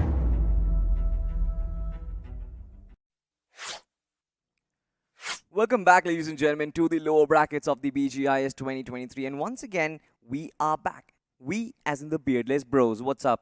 I'm feeling pretty good, man. The previous game was quite nice, salty. Considering Enigma Gaming, they got that unintentional help from that one man, that one individual from the side of MICI Esports. It was quite nice. Oh, I was actually thinking that you were talking about Pukar in that particular fight. No, that 1v1 ball down, and then the third party all the way from the blue zone. 100%. MICI Esports just saving the day for Enigma Gaming over there. But instantly getting picked off. MICI Esports, I mean, they had like a good run, but that one single player was just there to destroy the fate of Rivalry Esports. That was his whole sole purpose in that particular fight. I mean, at least he can say he got his one. Right? At least he can say he's got his one. He got the one elimination point before he got taken out. But hey, Enigma Gaming, after that entire revival that they had for themselves, indeed, I would call that a revival, right? It's a big bounce back inside the game. Luckily enough for them, they managed to secure the top 2. It's quite a great spot to get taken out from the game as well. But then Infamous Hackers once again hitting hard in that previous game, and that means they might just propel themselves somewhere in the top 5. Exactly, and this is one of the reasons why, Necro, I've stopped giving up trying to predict that, all right, these are going to be the top 4, because there are so many teams in contention. We talked once again, me and Johnny were having this conversation, that the top half of the leaderboard is just extremely stacked, and one good performance is just propelling teams inside the top 4, and it's extremely unpredictable at this point. Enigma Gaming, after this particular performance, might just go to the top spot. Even Blood Rose, as a matter of fact, they were decent. They were inside the top 6. There are other teams, just like you said, Infamous Hackers. They also had a decent run. Team X-Spark had double-digit finish points as well. I mean, look, as usual, the first half of the board is just going to be really close. Yeah. As usual, it's going to be really fragile, really sensitive, but all of that is fine. But what the hell was going on in Los Higos? We saw one fight over there. It's one of the most isolated areas out there, and then we just saw a drop clash inside Los Higos. What was Desync thinking? I have no clue, right? Desync, as a matter of fact, has been lacking in the second half of the leaderboard. But apart from that, the other interesting aspect is it was 4 Troublemaker who were trying to drop clash against them. Now, 4 Troublemaker had the finish card activated. Why within Los Higos? I have no clue at all. I mean, Los Higos, as I mentioned, it's like one of the most isolated spots inside the map. No one likes to go there, but still we saw this drop collision come into play, and then ORB Esports wiping out the likes of Hub Esports. Considering Hub Esports was one of those teams that was so close to that top 4. In fact, we started the day off with Hub Esports inside the top 4 itself, and now they have lost out on that spot. I'm pretty sure they've lost out on that spot. Like I said, right, there are so many contenders for the top 4. This just becomes like a group of death at this point. One single mistake, one single slip up, and that is going to cost you. And Hub Esports in that situation were just not good enough. Look at this fight as well. Spy Esports started with an advantage, but Team INS completely dished them out in a matter of a flash. I mean, of course, it's as usual, the shotguns are going to reign supreme in these battles as well, but Spy Esports definitely has been a big letdown for me personally. Yeah. You know how many expectations I had from the side of Spy Esports, considering these guys are the young individuals inside the lobby, some of the undergods as well, and they definitely do pack a massive punch, but the only struggle for this team always has been the team play. And once again, the same thing continues over here as well. Exactly. Now let's just dive back into the conversation of the top 4 once again. Acid Esports was at the tippity top, right? They had the opportunity, especially with the first team being eliminated, they had the opportunity of... Yeah, right. This was the fight where MICI came in from the backlines and took down the last remaining player. That was it. Look at this. Max Kosh, he's going to finish him off instantly. Enigma Gaming were like, all right, thank you for that particular fight, but now you're going to suffer a similar fate. MICI just gifted them that lifeline. Yesterday we were having a conversation about Santa Clauses, right? And now finally that's the gift from the Santa Claus, which was from MICI Esports. But jokes apart, Mutid has always been a man from the side of MICI Esports who is the late survivor inside the games. If the entirety of MICI is getting picked off, Mutid will always be there getting taken down in the end. But speak about the top 3 situations. We had X-Spark, Infamous Hackers, Enigma Gaming. Genuinely, I thought Enigma Gaming had the best position inside the game. They had all the advantage they could have asked for. They still ended screwing things up. I mean, it was all about the timing, right? It was all about the timing and the utility usage. It seems like Enigma Gaming really did not have any nades. We saw Infinity OP. The man had no nades, no smokes to actually cover any sort of gaps inside of that final circle. He had 6 bullets in his chamber. 6 bullets on the SCAR-L and on the secondary weapon. He had a DBS, so nothing he could potentially do inside the final circle. I felt Enigma Gaming were just a little let down with their utility usage and the utility economy throughout the game itself, but it was still a pretty good game. I mean, at least Enigma Gaming, they're still going to retain their top 4 spot. I'm not really sure about Acid Esports though at this point. I mean, Acid Esports and all of that is like a conversation that we knew these teams are going to pop off, but then Infamous Hackers is one of those teams that just came in out of nowhere salty, and I genuinely think so. This team deserves a lot of attention at this point in time. Infamous Hackers, even on day 1, not that good of a performance, but at least they were barely making it inside the top leaderboard, right inside the first half of the board. But then on this, as soon as the day 2 started, the first game was done. They were pushed back on the second half of the board, but then once again, they make that comeback to the first half after this game. Absolutely. It's Infamous Hackers definitely have deserved a praise. Their playstyle is very good. Their team communication is pretty good as well. One of the underdog teams who can actually propel themselves forward. I think, I mean, to be very fair, right, no bias whatsoever, but I've been kind of loving the way Acid Esports plays. But I think if any other underdog team actually comes pretty close, I think it has to be Infamous Hackers. Blood Rose, as a matter of fact, we've seen a very big jump in form. They were inside the top spot once again with just one single game. Do you think that is going to be retained? There's a chance it can be. Considering as Johnny dropped a big bomb before the entire previous segment ended, he said there's only one team left with that finish card, and then the rest 11 teams, they have the position cards left over. That's a massive, massive reveal done by Johnny. And considering we know now the upcoming game, every single person, every single team will try to use whatever cards they have left over, and they will try to at least position themselves somewhere in the top 5 or maybe possibly be the winner. How can 11 teams be the winners at the same time? It's going to be such a chaotic game, but I'm expecting a defensive start. I think there's going to be a defensive start. But, of course, we'll have a talk about the other aspects of it which are still undecided about the last game, ladies and gentlemen. But before that, it is going to be Pokar from Team Xbox, once again, the rebel of the match. Team Xbox had a fantastic game so far. A top 3 finish with more than 10 finishes, if I'm not mistaken. Pokar himself having 6 finishes. This was something which was absolutely needed. Team Xbox was struggling to be inside that top 4, but maybe after this game, they might just have entered it. I think so. This is the first time I've seen someone with only 2 finishes actually in the top 5 Rebels. This is literally the first time I've seen someone over there. Interesting. Yeah. It's 2, 3, 4, 5, 6. Yeah, it's quite interesting, right? Nicely lined up, but unfortunately it's on the descending end though. So it's like 6, 5, 4, 3, 2, 1.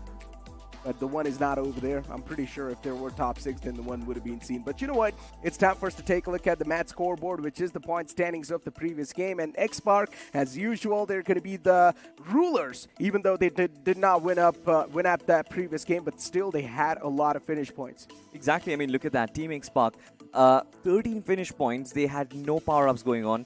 13 finish points plus 10 position points. They've got 23 points in total. They have outsmarted and shined Infamous Hackers as well as Enigma Gaming in this particular game. Now, this is the team that I'm looking forward to inside of the top 4. But another important team we have got to talk about is 4 Troublemaker. They used the finish card in this particular game. 5 finishes turned into 10 finish points, and of course, they only could get 1 position point. That is where they lacked. Otherwise, even 4 Troublemaker, as a matter of fact, could have been inside that race up until the final game. That is true. Enigma Gaming as well, finally cracking and doing a great performance. Now I just want to see how the overall standings are going to look like, which teams are possibly there in the top 4. As I mentioned, after that previous game, definitely a lot of the things are going to be changing on the first half of the board, especially in the top 4. One thing is for sure, Hub has been kicked out. That's for sure. Nothing's going to be changed over there. Maybe Blood Rose Esports is finally going to pop out once again inside the top 4, considering they had a magnificent game 1, and they also utilized the finish card, and they managed to win that game, so that's just going to add the icing on top of the cake. So a lot of the possibilities can happen. A lot of things can come true. The top 4 definitely has changed, but then I just got a call from the production saying that they're not going to show us the top 4, neither the overall standings, ladies and gentlemen. The suspense keeps on going, and yes, the production is quite cruel. The production is definitely very cruel. I mean, I have been saying this. I kind of like it, especially when there's like a little bit anxiousness and we try and predict what the top 4 is going to look like.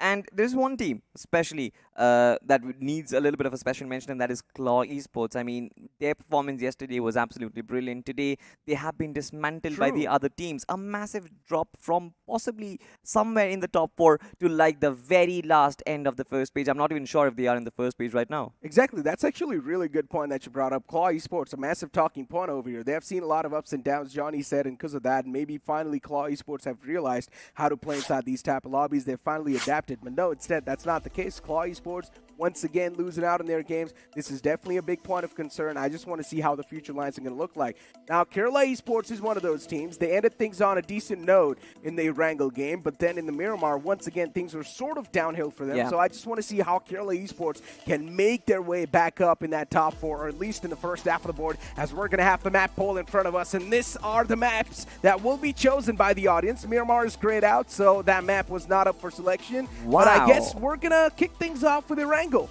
I mean, we certainly are going to be. I kind of felt like there is going to be that huge Xbox influence just like yesterday. We are going to see another Vikendi, but that is not the case. Wrangle has reigned supreme. We are going back to the home turfs. Well, we're going to end things off in a Wrangle, Salty. This is going to be quite nice. Speaking about the home turf now, considering we know there's 11 teams who haven't really used their position card, and now as we're going to move on forward towards the finish and the position card finder, we'll be able to find out which teams are actually going to try to use their power-ups. Now, look, Salty, another fact that I would like to reveal over here is that Xpark, they haven't even used one of their single power-ups yet. They haven't even used any of them, but finally they decided to use their finish card.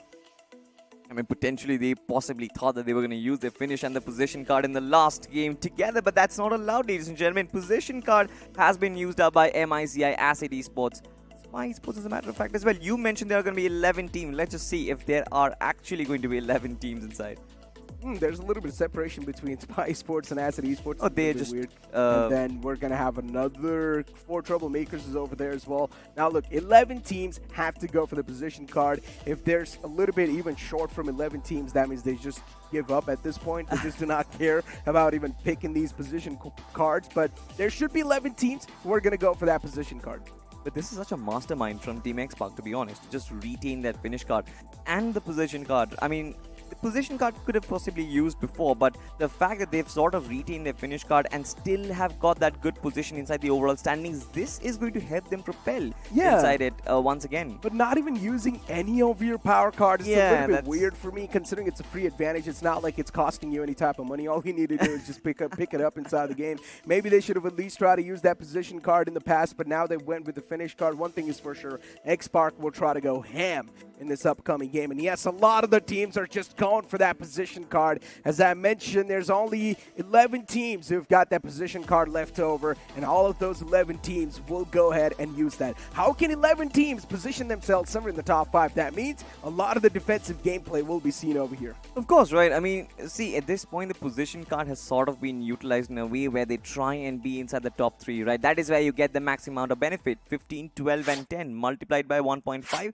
just gives you the most amount of points. You don't really have any benefit if you just get one position point with that 1.5x multiplier. There's no basic use about it. But just like you mentioned, 11 teams wouldn't be inside the top 3, and I think everybody will just play in from the edges of the circle, try and avoid a little bit of that collision. Apart from one team, Team Xpark might just go in all ham. Of course, they're going to try to go for a drop collision. I hope that's going to be happening, but I highly doubt, because no teams do not really leave their home turf. They like to drop on their comfortable drop location, start off with a good loot, and then maybe go on a big hunting move. But you know what? For a lot of the teams, they still do have a chance to propel themselves in the top 4. And maybe those teams will now once again try to strike down a couple of more known names, maybe have a potential chance of making a comeback, maybe Spy Esports. Now, I do understand they're way too down in the overall scoreboard, but imagine if they manage to get 20 elimination points and they already have the position card running up as well. That's going to be 1.5x with the position card, and they manage to get the win. Yeah. That will be a magnificent game. 42.5 points is what you're talking about, Necro. I mean, hopefully Spy Esports can actually pull off something off that hat. I think it's going to be taking a record-breaking performance from them, since 43 is like the highest total. But, ladies and gentlemen, the last game of the group, which is going to seal the fate of them, is going to be live. Exactly, and the map of Erangle's in front of us as the big bird's going to hit the sky, and the plane's already up in the skies, and the plane flat path starting all the way from Quarry towards Nowhere Upon. Now, this plane flat path is quite interesting, tilted all the way down south. This is already off to a great start. I just can't wait for the early collisions. Necro, if I'm right on my statistics, I think this flight path actually comes with a circle which is towards Yesnaya, Pollyanna, and Mansion. Now, we've seen military base circle as well in this situation, but we'll have to find out. No real drop collisions as of yet. I'm not really seeing anything such. The players are just starting to eject themselves, moving towards Gatka, moving towards Hospital. Acid Esports is actually moving towards the Ferry Pier military base region as well. Oh, wait, they're actually moving towards Primox. This is quite interesting. Acid Esports dropping all the way towards, as you mentioned, Primors. Then Rivalry Esports going up north toward Georgia Pole. Considering this plane flat path is so weird, imagine only 50% of the map is actually going to be accessible. Yeah. Rest all of that towards Severny, Stalberg, Kamishki, Yasna, Pollyanna, Mansion, Prison, Lipovka, Milta Power, Milta. It's going to be out of reach. This just drives early collision. This just drives the drop clashes, to be honest, Necro. Look at the amount of team. Look at the sheer amount of parachutes that you can see gliding on that military base island. I've never seen something of this happen like this before. Team Xpark, you've got Blood Rose Esports as well. You've got Infamous Hackers. You've got 4 Troublemakers. You've also got Team Claw, who apparently is going to move towards the Milta Power region as well. But we just witnessed a circle pop off and ORB Esports. This is a little unfortunate for Mudit. You always mention that he is How the last. is this even possible? As soon as I say that he is the last guy to get taken down all the time, this time he gets taken down the first. Don't flame yourself, Necro. It's just sheer bad luck for this lad because he wanted to find himself that buggy. And both of these teams, they want to find themselves the buggy. And this happens, especially when flight path is just like so skewed. I mean, I've been having some rough days, man. Yeah, I can understand. Yeah, just some bad luck hitting me. Just bad days in general. We all have those phases in our lives, and I think so. I just have them a little bit too much. I don't think your fate is actually very bad in this situation. I think you're pretty cool. You're having good food every single night. Lots of papad. Yeah. So I'm not really sure if your luck is good. It's just that the prediction game is just not really very nice. Yeah. It's a fact. Just try and accept it. I think you can. No, but I was also speaking outside of the game, right? Just having a tough time, dude. Sometimes it's tough for things to work out, just like for him, Trippy. Things are not working out for now. ORB Esports losing out on Trippy off the bat. Things are definitely not working out for ORB Esports as well. D-Sync, at this point in time, D-Sync, they've just given up inside the game. They're just running out in the open. Dazzle, he had the last bullet, but he actually connects that onto Trippy. Nicely done. Good precision, my friend. Good precision. He had to connect that bullet. He knew, as a matter of fact, that he did not want that finish to be stolen. And Dazzle, beautifully done in that situation. Team D-Sync finally getting some early success on any particular game. Otherwise, they've just been candidates for other teams to get their finish points. In the last match, it was 4 troublemakers. But this time, finally, they've got something on board. But MICI is certainly going to struggle, especially with the lack of Mudit. I want you to notice one thing. Look at the military base. There's 4 teams over there. Oh, Team yeah. X-Spark, Blood Rose, Infamous Hackers, and there's another team right next to them inside Nova Rupnoi. 4 troublemakers. 4 teams right next to each other. And one thing is for sure, these 4 will be 4 troublemakers. Good wordplay right there. But the fact is, I don't really see any sort of real trouble coming in, especially with the circle having a majority part of the military base island. Now, I do understand that this isn't going to be like a primary military base finish. I'm pretty sure there's going to be some aspect of the mainland, some aspect of the shoreline involved as well. But yeah, as long as the circle does not shift, I think the 4 troublemakers, they are going to be pretty peaceful. Apart from the fact that Sarang from Team X-Spark, I mean, we do have the map feed from which we are referring. Sarang from Team X-Spark is actually quite split out. Team X-Spark playing with that massive split does not really make any sense. I mean, especially with the finish card going and qualification for the semifinals at stake, Necro. All of that is fine, but the circle is just creating this anonymous aura, Salty. What do you think? Is it going to shift down south or up north? I think there's going to be a little bit of a shoreline involved. I think it's going to be right at the center, maybe towards one of the bridges. This circle reminds me of a circle that I've casted in the past once. It's like a long time ago. But so basically what happens is now the upcoming circle will be tilted down south. All right. Everyone will start rotating towards the southern side. Even the third circle is quite close to the shore. And then out of nowhere, a hard shift comes on the northern side, and everyone's screwed.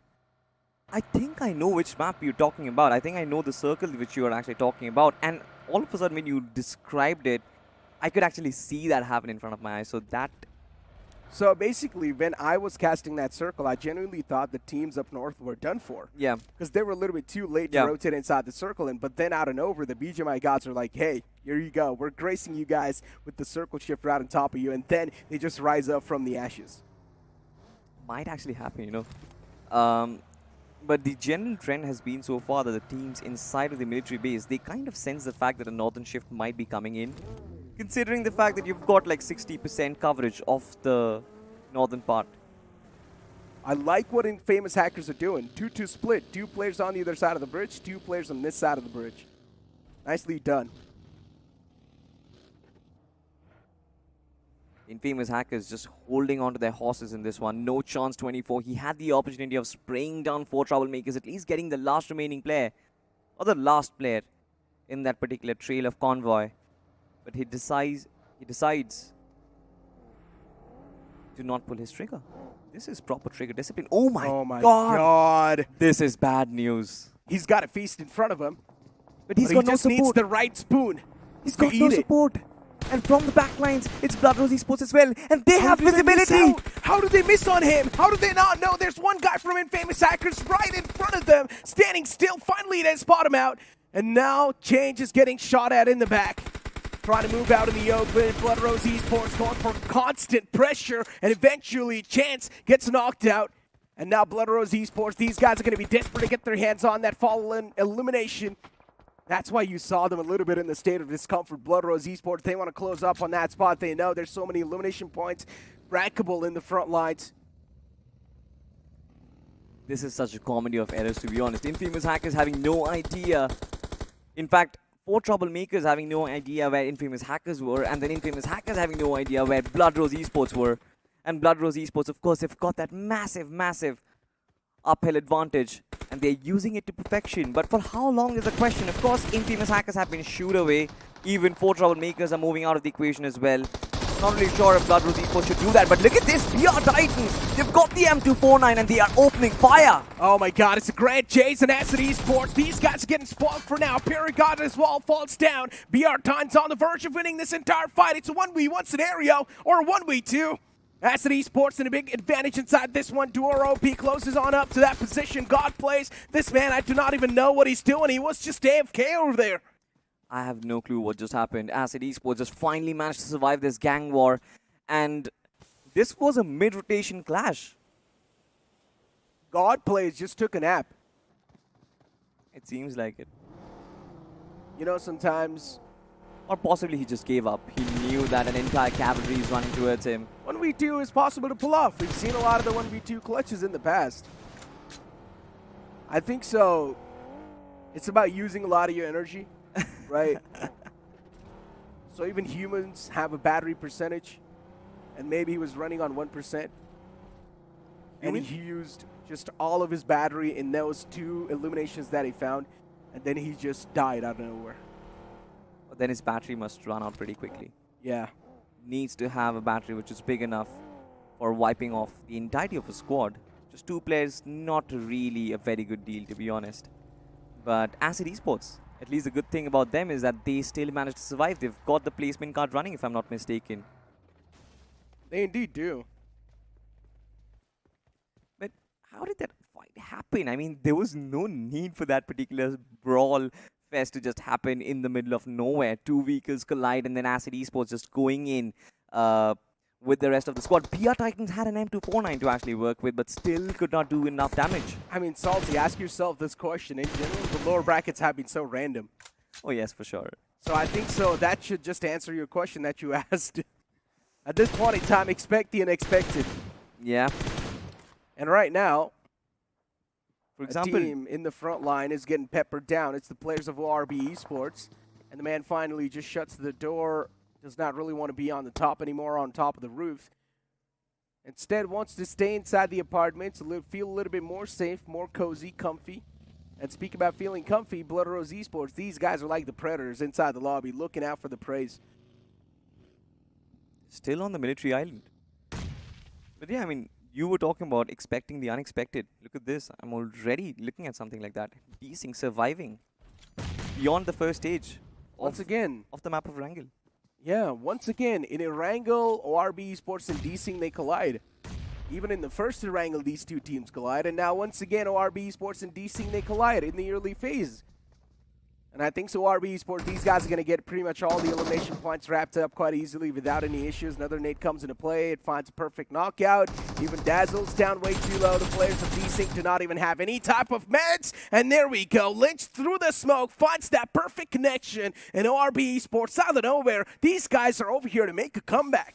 For sure. I mean, look at this. Lynch ORB, he's got 5 finishes all by himself. This man just completely engulfed the entirety of Desync Esports. And now is definitely looking for more.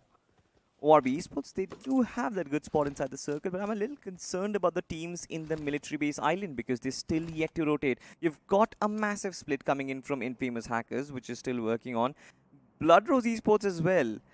They're still yet to rotate. There's a little bit of the military base island which is still there, but if they do decide to rotate, I'm pretty sure either Team X-Bark or Blood Rose Esports, one of these teams will not be able to make it to the mainland.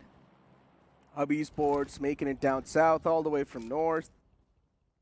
That was a late rotation, but Hub Esports, they want to play things a little bit more safe. They want to have a chance to propel themselves inside the top 4 once again. And this is how the fight escalated. Last guy, Cancer, was way too low. Through the smoke, he found the perfect connection, and Lynch shut him down. As I mentioned, RB Esports, I mean, anyone would want to have a chance to once again bounce back inside the top 4, right? They've tasted that victory. They've tasted how it feels to be inside the top 4. They've tasted how it feels pretty much to make it inside the semifinals, but then it was stolen away by the other team. So automatically that greed to be there will sort of help you to get there as well, but at the same time, you know, greed is never good. It can drag you down to hell. So try to be a little bit more persistent. Try to be more passive and defensive. Don't be over-aggressive in these type of scenarios. Pretty sure majority of the teams are going to be passive, especially with 11 position cards running Necro. We still have to constantly keep reminding the audience because that is something which might just change. I mean, not really a lot, but for sure a lot of the gameplay is going to come through that. But look at this. Team X-Park is finally making the rotation northward. They're moving toward the circle itself, but Blood Rose, they're yet to move. They're moving towards the Nova Bridge. Now, this is a very interesting rotation. I'm not really sure where do they decide to actually find that entry inside the circle, but this certainly is a very long route which they are taking. Yeah, they're definitely taking quite a long route. I mean, Hub Esports, they've already seen a lot of ups and downs at this point. And Hub Esports wants to make sure this last game, they give it all they have. They do not make any type of rookie mistakes that they have been making today so far. And Hub Esports just want to have a good time over here. They just want to have a good game. They managed to propel themselves in the top 4 yesterday after that weekendy game, but I had the full-blown conversation about this with Johnny as well. Just after playing that one game, just after having a magnificent performance in one game, you cannot just keep that spot pinned down. You need to have good performances consistently. Consistency is the word in every single team's mind. And Hub Esports, I guess, I'm pretty sure even they are trying to be consistent in their performances, but it's been the minor errors which they make. It's been the sudden slam-ins which they make, which has always costed them their lives. I mean, if you look back and see how they have died in every single map, you'll see it's been, majority of the time, it's been massive blunders. It's not really been like 4v4 technical battles where they have been outsmarted. But this time, it seems like Team X-Spark, they're hot on their tails. X-Spark is still trying to find some space inside the circle. They're barely outside. And they know, as a matter of fact, if they end up straight moving inside the circle, they're not going to find any piece of real estate. They have to be a little creative about how they make that entry. Speak of being creative, Enigma Gaming in front of us. I mean, especially on the map, Enigma Gaming is on the right side. Looking quite unsettled. Infinity OP is the only man who's found himself a compound. But usually Enigma Gaming, they like to play things on a little bit of split. So on the map, that's what they're trying to pull off. They're towards the Potato Hill. On the southern side is Infinity. Right next to them are the players of INS once again. And then Claw Esports is right towards this max center. Blood Rose getting shot at. Bricks and IGL catches a bit of hurt. One of the men's already being knocked out. Pasha OP, not that good. Blood Rose Esports, there's a chance they can be wiped out over here. Not really one of the best spots you can ask yourself to be in. Yeah, definitely in a very weird and tricky spot, especially with 3 players quite low on HP. Team INS pinned them down in this particular spot, and they've also got 4 troublemakers in the opposite side. Look at the map, right? Blood Rose Esports in a completely sandwiched spot, but the only thing which might save them is the fact that the circle is moved away from them. Now, this might just be extra motivational factor for INS as well as 4 troublemakers to leave this particular fight, to ditch them and try and make their rotation inwards, because there's not a lot of teams right now. There's massive pieces of cover as well as real estate which is available. Now, look at this. Claw Esports have a massive opportunity of mounting a comeback. We still know, as a matter of fact, that they were inside the top 4, but they have been pinned down right now. Now the circle has formed on them. I want to see what they can actually bring out. Acid Esports, as you pointed out rightfully, they have been having a rough day so far. Claw Esports chiming inside a fight against the players of 4 troublemakers. System knocked out, almost on the verge of getting finished. 4 troublemakers, they've only got their 2 last glimmers of hope alive inside this game. At least for now, those 2 players have found themselves a little bit of safe juice. But for how long they can keep themselves alive in that spot, that's the big question. Claw Esports, they just constantly keep on unloading the magazines in that same direction. And right now, one thing is for sure, the players for Troublemakers, they are going to be feeling a lot of nerves. Nate tossed in the front lines, going for that securation, but he's not able to secure that knockout. And that's an issue. Team X Spark once again colliding against another team in that rotation. Hub Esports quite up close and personal, but still Hub Esports, they make it out with no issues. They do make it out. I mean, intersecting the rotation was actually a very difficult job. But look at this, Hub Esports, they have been taking down mid-rotation. Avatar has been knocked out, and Acid Esports, they certainly are going to feast upon this finish point that they have right now. You mentioned it very properly.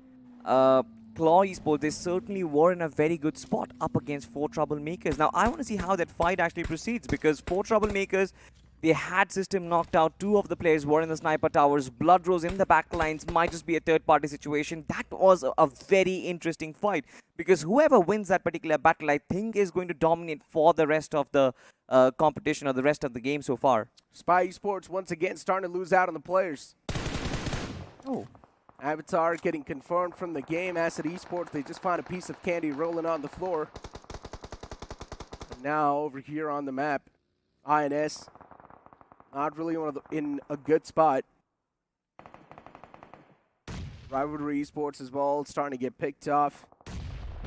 Even the players of Blood Rose in a big world of trouble. I mean, we had a massive swarm of vehicles coming from the northeastern part of the circle. Enigma Gaming, Kerala Esports, as well as INS. And this is one of the reasons why everybody is colliding. And Skull-OP, oh my god, he's going to run over one of the players, almost run over Viper as well. And Blood Rose, no, as a matter of fact, they have to make that great escape.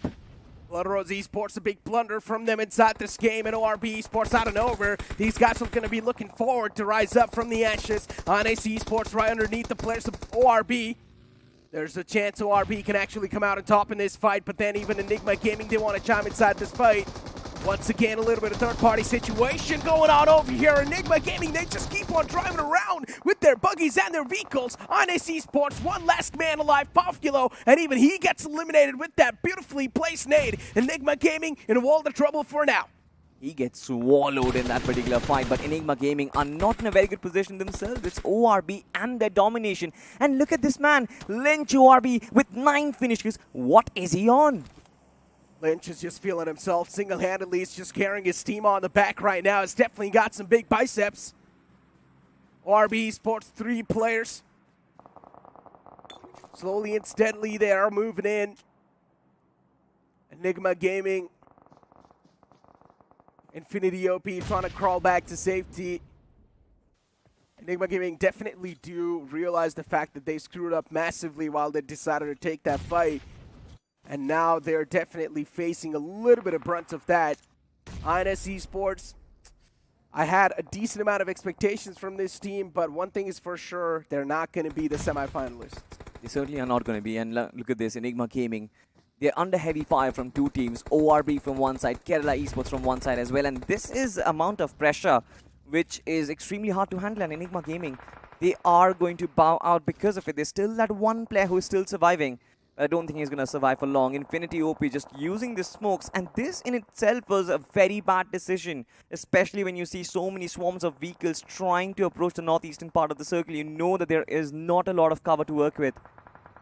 Take a longer rotation southward, use your medkits in that situation, but this Enigma Gaming, for sure, this was a disaster, but ORB Esports, they're looking to feast upon these finishes. They're not letting them go away to Kerala Esports. They are looking to. This nade from Lynch can be nice. Oh, he's looking for to toss it in the perfect angle as well. Yeah, it did land quite close, but he was not able to find that perfect knockout onto that guy. Another nade tossed in, and this time it's definitely going to find that sweet mark. Infinity OP knocked out. Oace in the front line softened up a little bit.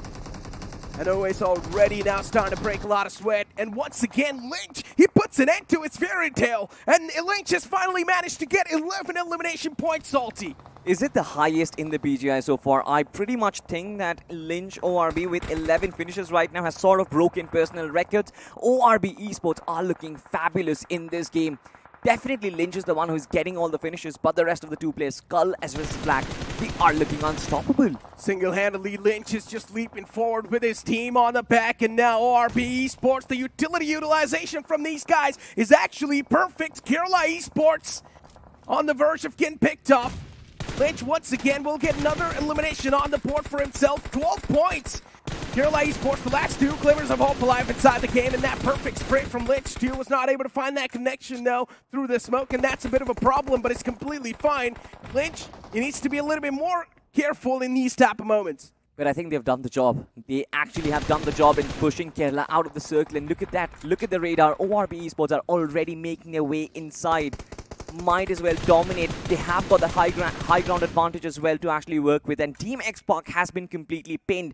They are going to be one of the praise. Kerala Esports is going to be one of the praise, and I'm pretty sure even 4 Troublemakers are going to be one of the praise. Lynch OP is just eyeing up every single one right now. Team X-Park Dreams in the receiving end. Dreams has been having a rough time so far inside the lower brackets. He needs to wake up. X-Park is the only team who had the elimination card left over, and they've used it in this last game. RB Sports, Lynch especially, he's been dominating throughout this entire game. And now X-Park, they're starting to catch a little bit of hurt, especially that nade from the side of Rivalry was perfectly placed and perfectly cooked. RB Esports, they just keep on unloading their magazines against the foes that stand against them. And Claw Esports, now they're out in the open. The only thing that's saving them are those smoke grenades. Somebody give Lynch a 200 bullet 5.56 because he needs a lot of them. He's running out of magazines, but just like you said, the way he has been lining up those shots, he needs a lot more. Black ORB as well, just finding another knock. And this team, they're just eating up players left, right, and center. How is this possible? How is such a domination even possible inside a game? A single player, and he doesn't even care. He's just charging towards Kerala Esports right now.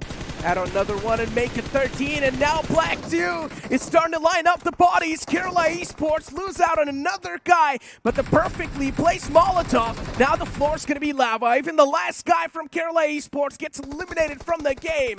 And this is where now finally ORB Esports, there's a chance a full stop can be put to this domination because Rivalry Esports, they came back inside the fray. Lynch on the left lines. Has Astatine spotted him? That's my question. Rivalry Esports, these guys, they're only a snap away from getting eliminated because Lynch, he has been feeling like a god. He certainly is a god right now. And we've all heard of the god complex. Lynch ORB has to be very specific, has to be very clinical in this situation because no matter he has got 14 finishes, the momentum is not going to help him propel towards the chicken dinner. ORB Esports, they need to calm down for a moment, assess the situation, and Lynch as well has to be the flag bearer for them. Rivalry has done a very good job to put a full stop on their momentum, and it seems like Yash is being the holder of the mantle. The Molotov tossed in, ORB. Finally, at least they were able to get the fallen man back up on his feet, right? Yeah. So that's going to give them 3 players up and alive inside this game as well with a decent amount of utilities and meds. And now we're just down to the final 3 teams alive, ladies and gentlemen, from which Troublemakers, at this point in time, they're pretty much out of contention. Look at the circle. It's way towards Rivalry Esports, and ORB are the ones who have the ball in their court right now. Even 4 Troublemakers, they decide to sort of try and move in, kind of finding that dead spot on the map itself, and to try and enter the circle from the other side of this very small hill. But ORB Esports, Lynch once again on the front foot, lobs in that nade, but it's not going to be near the opposition so far. Yeah, he knows there's someone behind the buggy. Lynch going for the perfect spam. He wants to blow up that vehicle. Lynch has managed to get his hands on 14 eliminations single-handedly. This man is having a nuclear performance, a solo nuclear performance. RB Esports, they want to rise up from the ashes. They want to make a massive comeback, the comeback of the century. Will this Cinderella run come true? That's the question. Left to be answered by the players of RB Esports themselves. And Rivalry Esports is now currently the biggest thorn in their way. But 4 Troublemakers, that single solo man, has the chance to change the fate and also shake hands with destiny. RB Esports, they finally start to escalate the situation. They've managed to run over almost 2 players, but already they've managed to take down 1 man and completely finish him out of the game. Rivalry Esports, it's a 2v2 scenario against them. RB Esports, they want to neutralize things once again over here. They want to get back in the advantageous spot inside the fight, and that's why they take down But now finally, this man from 4 Troublemaker peeks out. He's here to play the spoiler. He's here to get his hands on that chicken dinner. And he's also got a DBS to play around with. Going for the spams with those shots, is not able to find the connections. It's going to be a 1v1v1 situation. I think Yash is knocked out. No, wait. Yes, Yash is actually knocked out, trying to reveal Lynch and his positions. This is Astatine and his moment to shine. Oh but my the God! trigger comes through. Lynch OP barely makes it, but out of nowhere, it's Maqsad Nahi Bhulna with the TBS. Can just make this game theirs. This was a dream run for Astatine. Oh my goodness. Rivalry. What a game was it? One thing is for sure, call Astatine a clutch meister. This man has always been there for Rivalry Esports, clutching things out most of the times. Even in the previous game of Erangel, this man was over there, Astatine, doing such a great job. Over here as well, he clutches it out once again for his team. But then that one guy from Troublemakers, or 4 Troublemakers, none of us expected him to pop off that wall in that final moment. Yeah, I mean, at the start of the fight, it was 4v3v1 and 4 Troublemakers. I mean, Maqsad Nahi Bhulna, especially the player from that team, he just pinned himself down. He knew that he had to stay silent and cannot make any moves whatsoever. He was a deadly snake. But as soon as he heard the shots and he read the finish feed as well, he knew, as a matter of fact, it was a 1v1v1 and Astatine was completely pinned at the center. I have absolutely no clue how he actually finished off both Lynch as well as the last player from 4 Troublemakers. It's flabbergasting me, to be honest, at this point. I mean, listen, Lynch had 14 elimination points, if I'm not wrong, right? Yeah. I think so, 15 in total. I'm not exactly sure how many elimination points he got, but one thing is for sure, ORB Esports, they have had a nuclear performance only because of Lynch. This man single-handedly carried his entire team on the back, and Lynch was just the one to move up ahead slowly and steadily. But ladies and gentlemen, for now, it's time for us to toss on to a short break because there's so much interesting stuff lined up after this one.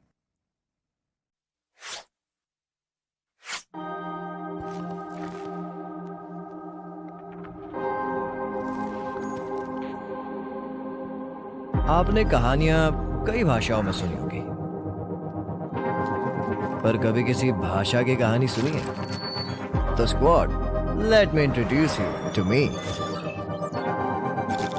एक language जो लाखों लोग बोलते हैं, सुबह शाम बोलते हैं, दिन रात बोलते हैं। यहाँ फिर भी नो एंट्री का बोर्ड लगा है। स्ट्रेस नहीं रे बाबा, स्ट्रेस नहीं। अपन प्ले में है, पर प्ले में नहीं। क्या शाने लोग समझे कि नहीं? लिटरेचर, ड्रामा आउट, फिर है क्या इस भाषा में? Sit back, zoom in and watch out. इस भाषा में एक्शन है, इस भाषा में बूम बाम है, गूज बम्स है, धूम धाम है।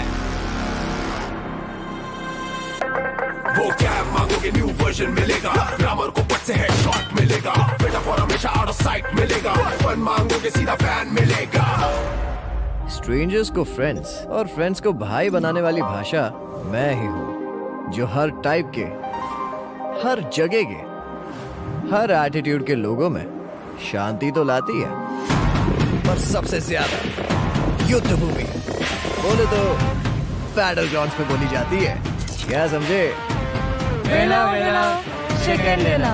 इंडिया में चाहे कितनी ही जुबान, इंडिया के दिलों पे राज करती है आपकी बनाई हुई बोली, BGMI की बोली, इंडिया की बोली। सर, सीन सेट है, एक सॉफ्ट रिहर्सल कर लें क्या? Yes, let's go. सर, तो सीन में आप थोड़े से सैड हो, हीरोइन आपके पास दौड़े चली आती है और जैसे ही वो आती है आप कहते यार लीडर को पहले फिनिश करो ना यार। और ये आप कौन से डायलॉग्स बोल रहे हो? बैटल ग्राउंड्स चल, दिखाता हूँ तेरे को। आ रहा हूँ मैं BGMI की दुनिया में अपने स्क्वाड के साथ। Get ready to play pure.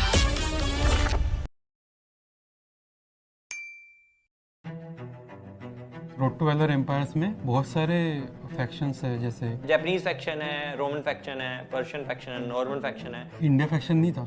Then I thought, okay, now this is the really great opportunity to design some Indian characters. हमने डिसाइड किया कि we'll go for it. जो भी कोरियन डिज़ाइंस बन के आए थे तो बहुत ही अच्छा था, लेकिन इंडियनाइज नहीं था, वो बहुत ज़्यादा कोरियन स्टाइल था। उसको इंडिया ऑथेंटिक बनाने के लिए हमको बहुत ज़्यादा रिसर्च करना पड़ा।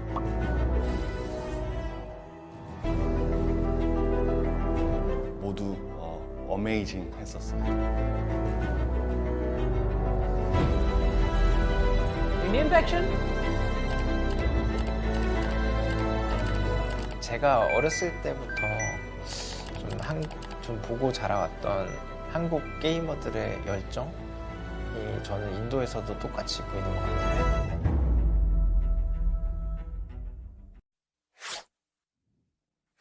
Welcome back, ladies and gentlemen, after that monstrous game, especially from that single individual Lynch. This man was just popping off in that previous game, Johnny. I think so.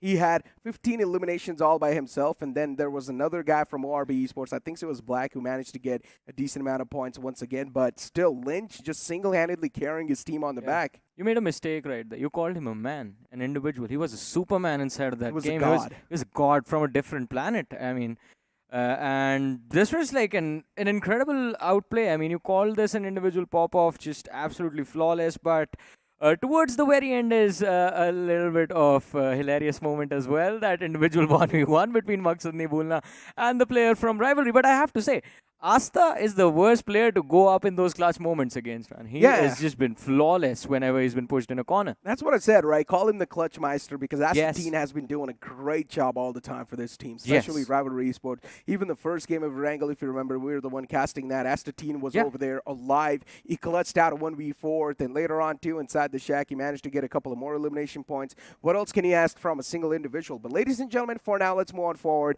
and take a look at the highlights from the previous game because the action started off in quite an interesting way. It was scattered all across the board. You know, we praise Asta so much, but I also have to say one more thing, that he only does well when he's the last player surviving for his team. Every single time he has had his teammates with him and he has been picked off, there is no bringing him back. The team of Rivalry just get wipes out after it. It's like when his teammates are there, they try to keep him on a leash, but then when his teammates are gone, he knows now I can do whatever the hell I want. I can try to play safe, I can try to play aggressive, and he just thinks with a free mindset, I guess. That's what I'm guessing. But as I mentioned, the action was just scattered all across the board. Even Acid Esports, they did not really stand a lot of chances in the fights. They managed to come out on top in one fight, but still in general, Acid Esports is one of those teams that I expect greatness from. And I just want to find out how the overall standings are now going to look like. Yeah, now I wonder what the end result for ORB is going to look like. Because this game, they did secure a lot of finishes, you mentioned.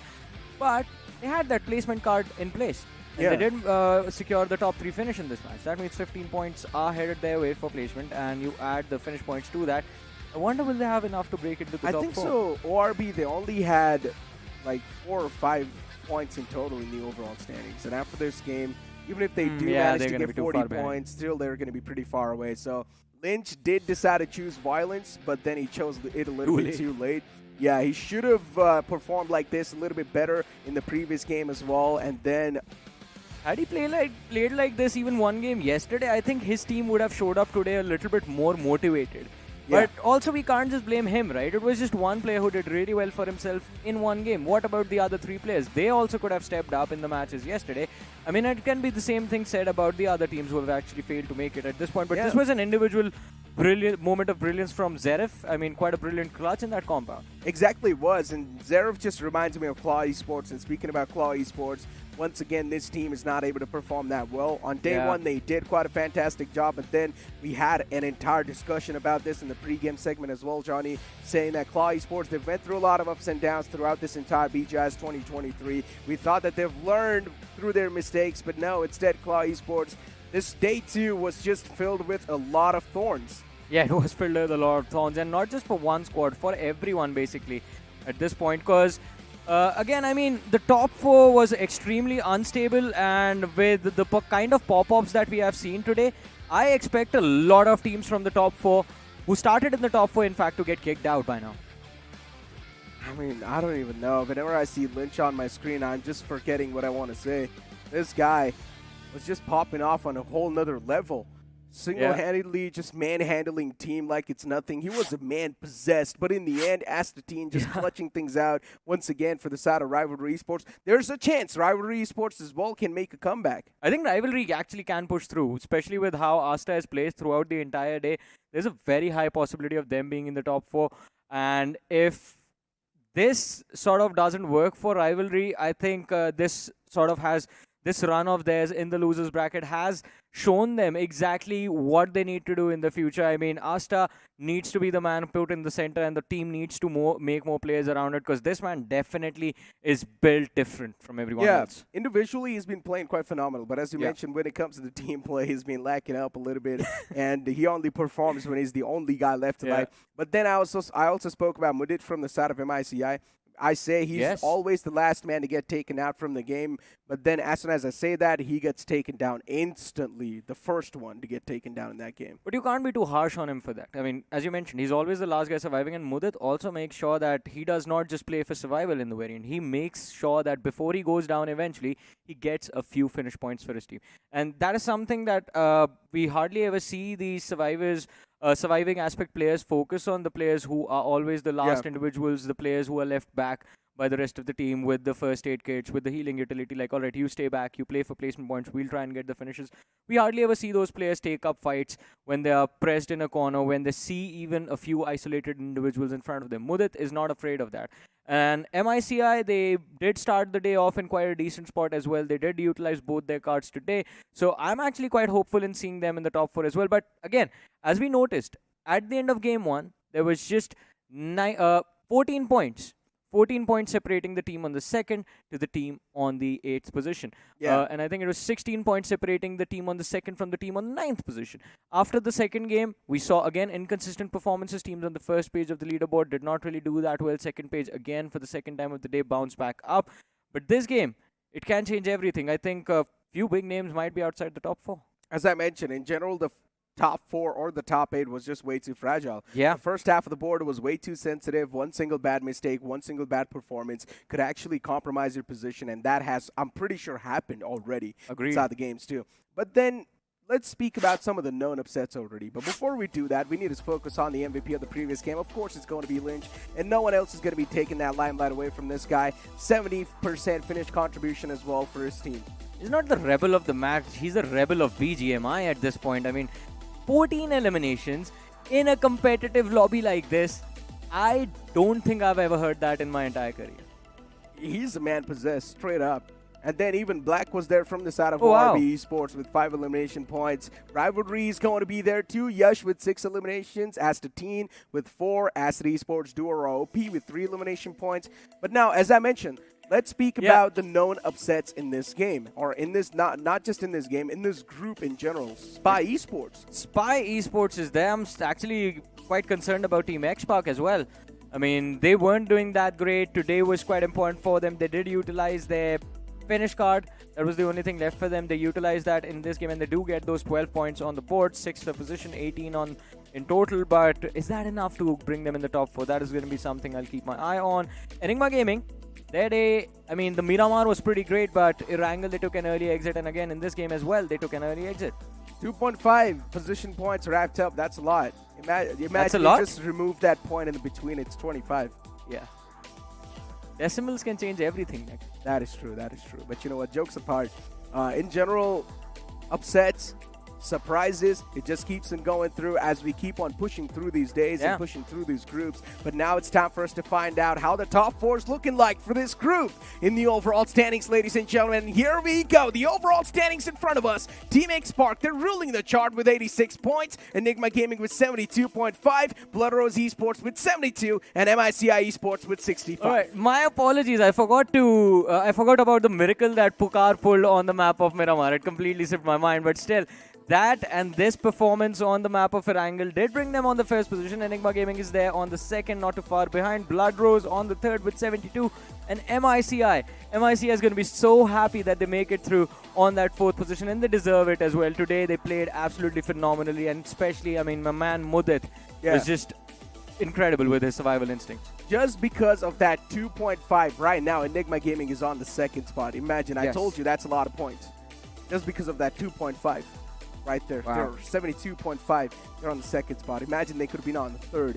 That could have been a big heartbreak for them. They're second because of 5 points, not 2.5 as Yeah, well. but still, they got the 2.5 points in the last game, right, Johnny? So, yeah, you know what I'm saying? But you know what? The latter half of the board in front of us, ladies and gentlemen, as we've got Rivalry Esports, some valiant effort being put up by them. ORB Esports, that big leap being taken in the last game. But as I mentioned, it's the last game, so it's not really going to count. Necro, Claw on 11th and Hub on 12th? Yep. They were in the top 4 when we started our day. Wasn't Hub third? They were. And technically, I do not know and why. Acid Esports is also out. We missed out on that. Yeah, they did get kicked out over there as well. And actually, Acid Esports, it was my prediction. I thought Acid Esports could make it in the semifinals, but I guess my prediction's been proven wrong. Which team did you predict? I was rooting for Troublemakers. Hey man, they are about to play their matches. Yeah, they are about to play their matches, but let's be honest, Troublemakers, they're not doing that fine in the overall standings anyways. Doesn't matter. As long as they can cause a lot of trouble, I'm happy with that team. That is all I want. I mean, see, you might have realized right now, I mean, it is easy to root for the teams that are already doing well for themselves, but I enjoy the teams that bring in the chaos, that bring in the entertainment, because those are the players that end up playing for fun, and as long as you're playing for fun, you will eventually end up winning something. You just don't have to give up. If things get too serious, there is a possibility of getting burnt out as well, especially in the competitive circuit. It happens quite a lot with a lot of these players, wherein they grind so much, they put in so much time and hours and dedication into the game that eventually there is an aspect of burnout involved as well. And if you play for fun, if you focus on just having fun with your boys and your squad inside of the match, that will never happen. You will never have to deal with burnout. That is true. But you know what, Johnny? One thing that really just slipped underneath, and that is Kerala Esports on the 5th spot. Yeah. Clearly not making it. Now, when we saw Kerala Esports for the first time inside the round 4, I personally did not expect Kerala Esports would be able to showcase such a great performance in the lower brackets because they were just not able to play that good. Let's be honest, straight up. And because of that, definitely the problems were there for Kerala Esports. I mean, problems were there, but in the run during the run in the losers bracket, they have made sure that there were improvements, because this team, I mean, their performance today was actually pretty good. If you look at the past as well, as you mentioned, the run in the round 4, the stats from the previous rounds as well weren't that great, to be honest, and I do agree with you on that. But they have improved, and that is what I keep mentioning again and again, that opportunities like this, opportunities like BGIS, Crafton will make sure that they bring these opportunities again and again for these undergods. They will continue to give them platform time and time again. All you have to do is just make sure that even if you make a mistake in the past, you improve upon it, and the next time you show up stronger and better. Well, speaking about improvement, we've got another group in front of us, ladies and gentlemen. Group C will be the one, or will be the ending group for us, ladies and gentlemen, considering Dragon Esports is going to be in here. Revenant Esports, another big name over here. Hyderabad Hydra struggling throughout the previous day. Now, once again, groups have definitely been quite interesting, but as we move on forward towards the map poll by the team captains, as usual, team captains once again just going with the wrangle, the classic start. Unanimous vote for a wrangle, in fact. All 16 teams, all 16 captains voting for this map to begin with, but there's one more factor that we have to take into account. The cards. And this group is pretty interesting in that aspect, because remember how we mentioned like a lot of teams did not utilize their placement card in the previous group up until the last game. Well, this group has, majority of the teams have already used their finish card. There are 6 teams left with their finish cards, and they have 3 matches left to use them.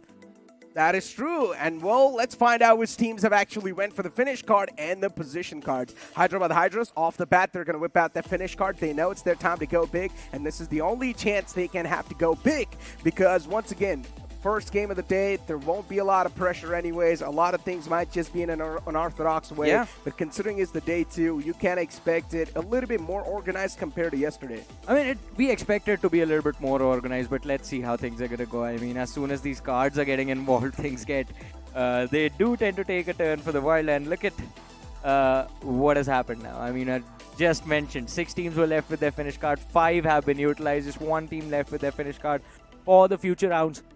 Can you guess who that is? No. Revenant Esports. I guess Revenant Esports is really waiting for Sanok. I mean, but will they get to play Sanok? That's the question, Necro. I mean, Revenant Esports, they've got a decent fan base, and if the fans are listening, Revenant Esports once in the past in round 3. These guys popped off nicely on the map of Sanhok. So if you guys want Revenant Esports to pop off once again, make sure to go and vote for Sanhok because it's my favorite map. It's Johnny's favorite map. In fact, it's the entire English Desk's favorite map. I thought you like Weekendy though. No, I don't like Weekendy. Weekendy is too much of a slow start. Come on, you know, Johnny. I like aggressive starts. I like aggression. I like a lot of elimination points. And for now, speaking about the position card as well, we've got GWL, CS Esports, Metal Wings, and another 2 teams who are over there. But now as we move on forward towards the overall standings of this entire Group C, this is where we'll be able to see how things were looking like inside the top 4 yesterday. Team Empire, 7 Abbots, Revenant Esports, and FP is one of those. And in this group in particular, there is a little bit of a clearer distinction in terms of the division of points because you see the top 4 having crossed the 40-point marker already. Team Empire is in the top 4 as well, and they have made sure that they keep the rest of the competition in check. But then there's a close call right behind them in the form of CS Esports and Troublemakers. Burnix Official. Now, this is a team we can talk about for ages, right? They have that chicken dinner, they have those 15 position points, 14 eliminations, but it seems like the aggression that they dropped into the games yesterday has in fact backfired and kept them on that 7th spot. Exactly. 1 chicken dinner, 15 positioning points. That means they literally got those 15 points just from that one single game. So that's a little bit of a concern, but I hope Burnix officials, they're going to try to put a little bit of leash onto themselves. But as we move on forward to the latter half of the board, Hyderabad Hydras all the way at the bottom, Metal Wings on the 14th, X7 Volts, Dragon Esports. All of these teams are the teams that I personally thought will be able to perform nicely, but they haven't been able to do so. Yeah, they have been struggling, especially Hyderabad Hydras, but we all remember the incredible comeback they were able to pull off in the previous rounds, and I think because of that, there is a little bit of hope in my heart for Hyderabad Hydras, because now finish card activated in this very first game of the day. If they do manage to secure a lot of points and there is a massive pop-off, they can cover up that 30-point difference without even breaking a sweat. That is the beauty of these power cards. A team sitting there on the last position with just 5 or 6 points on the board can cover up that 30-40 point difference if they manage to secure those 15 eliminations with the finish card activated. And even if they finish on the 10th spot, that is what, 45 points? No, sorry, that's 40 points.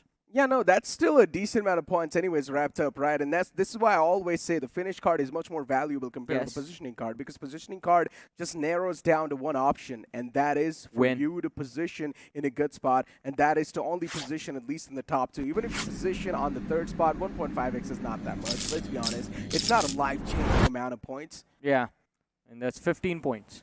Yeah. You finish 3rd, you get 15 points for position. Well, I mean, for now, we've got the plant fly path in front of us, ladies and gentlemen, starting all the way from Permors or Quarry towards Yasna Poliana. Now, this is a really good plant fly path. It's favoring all the teams over here. No one's going to have any type of issue whatsoever going towards their drop location. Yeah, this is like a completely diagonal flight path, as you mentioned, starting from the southwestern quadrant of the map, going towards the northeastern one. And as you mentioned, I mean, this allows the teams to drop towards their desired drop spot. Doesn't really matter where they are exactly positioned on the map. Nova Repnoi can be a little bit of a struggle, but you have the option of dropping towards farm, Milta, pick up vehicles, and then rotate towards Nova Repnoi. Although, as we mentioned, I mean, a lot of teams have utilized their finish cards in this match. In fact, 5 teams utilizing their finish card, 5 going for that placement card. And we know, I mean, these teams that have those finish cards do tend to have that drop clash in the early stage. Well, at least a few of them do, and out of 5, I do expect one of these teams to be in an interesting drop clash position. I mean, speak of the drop clash, and look at DE. Towards the Fair side, and we've got a couple of more teams just going down south. Silly Esports is actually one of those. So I just want to see how things will be looking like, especially towards the military island or towards the military base in general. Hyderabad Hydras going towards those compounds that are quite split out, or individual compounds. GWL as well is quite close to them. Revenant Esports, as usual, going towards Milta. That's where they like to drop. DE towards Yasna Poliana. Now, I'm just looking out for the players at CS Esports. Why are they not dropping in Milta, and why are they not going for a clash against Revenant Esports? I think so these guys have sorted that beef out behind the scene. Yeah, and I think CS might have realized, like, all right, Pochinki is a position where we can actually take those fights. But unfortunately for them, this time there is no one heading towards that Pochinki city. On the other side, though, we were talking about Hyderabad Hydras. They were going for that farm split drop option, but it hasn't really worked out too well for them. They find themselves in an early collision against the players of GWL. Shots were fired. Syed has taken a lot of damage upon himself, but luckily for him, he found those painkillers in time. Oh, no. His This teammate is was right tough. there. This is tough. NFE. Well, I mean, at least able to start things off with that one single piece of candy that they just got a while ago. And 2-2 is the man chasing down the players of Silly Esports. As I mentioned, I'm just really intrigued in finding out how things are going to kick off inside the military island a while ago, and this is the reason why I said that. They can still go for the hunt, NFE. I mean, the players might have heard those gunshots from the Uzi, but I think they are going for the safer option. They might not have realized or that in the early stages, especially if you're dropping into a small compound, the opposition won't really have a lot of ammo, especially the Uzi. It runs out of clips so quickly. The magazine empties out within a blink. And to begin with, Hyena, I mean, the player from the side of Silly only had 65 bullets in the bag. Did split that up as soon as he went for the reload. So they can, if they can potentially juke those shots, they can regain some form of control in this fight. And only one man amongst the three had weapons to work with. But now Silly Esports do find the comfortable option. They do recover quite nicely. More vehicles picked up, and the rotation towards no rep now is going to be extremely easy to execute. It will be. I mean, they've already made it towards no reply, no issues. NFE inside the military base. Looking pretty good. I mean, it's still the looting phase of the game, so nothing much can be said over here. Now we have the zone magnets in front of us. 7 habits. A burning torch of consistency all the time. This team has been proving themselves time and time over and over again. But 7 habit, they need to prove themselves once again. Drago, nice entry. I like that car, man. It looks so cool. But I was about to ask you something. I mean, we have all had our favorite undergods at this point, right? Is 7 habit your favorite team? Favorite undergod team out of all of them? You can't say so, yes. 7 habit is definitely quite a team that catches my eye. Right. Who else is there in your list? Acid Esports was there. Unfortunately, they've been eliminated.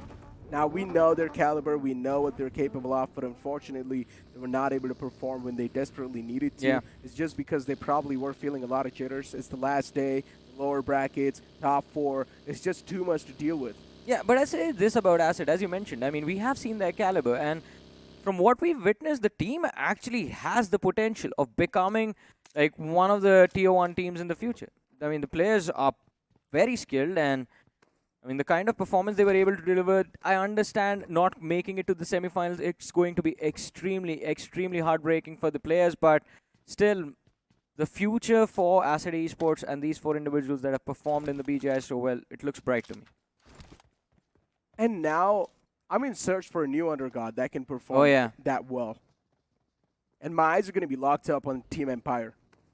Yes. Yesterday, yesterday they showed quite a lot of promises. I want to see if they are able to keep those promises inside today's day or not. But GWL making a big mistake of their life and peeked out. And that's it. One single shot can pump to the chest, and this man will be eliminated from the game. Nick, try to peek out and go for those fights once again. Joker top G with the shotgun in the close. No one's going to stop this man from charging in, and that's what he does. He devours the competition single-handedly. Oh, man, this happened. This is giving me nightmares, Necro, of what happened in the previous round when Hyderabad Hydras was on the second page in round 3, if you remember.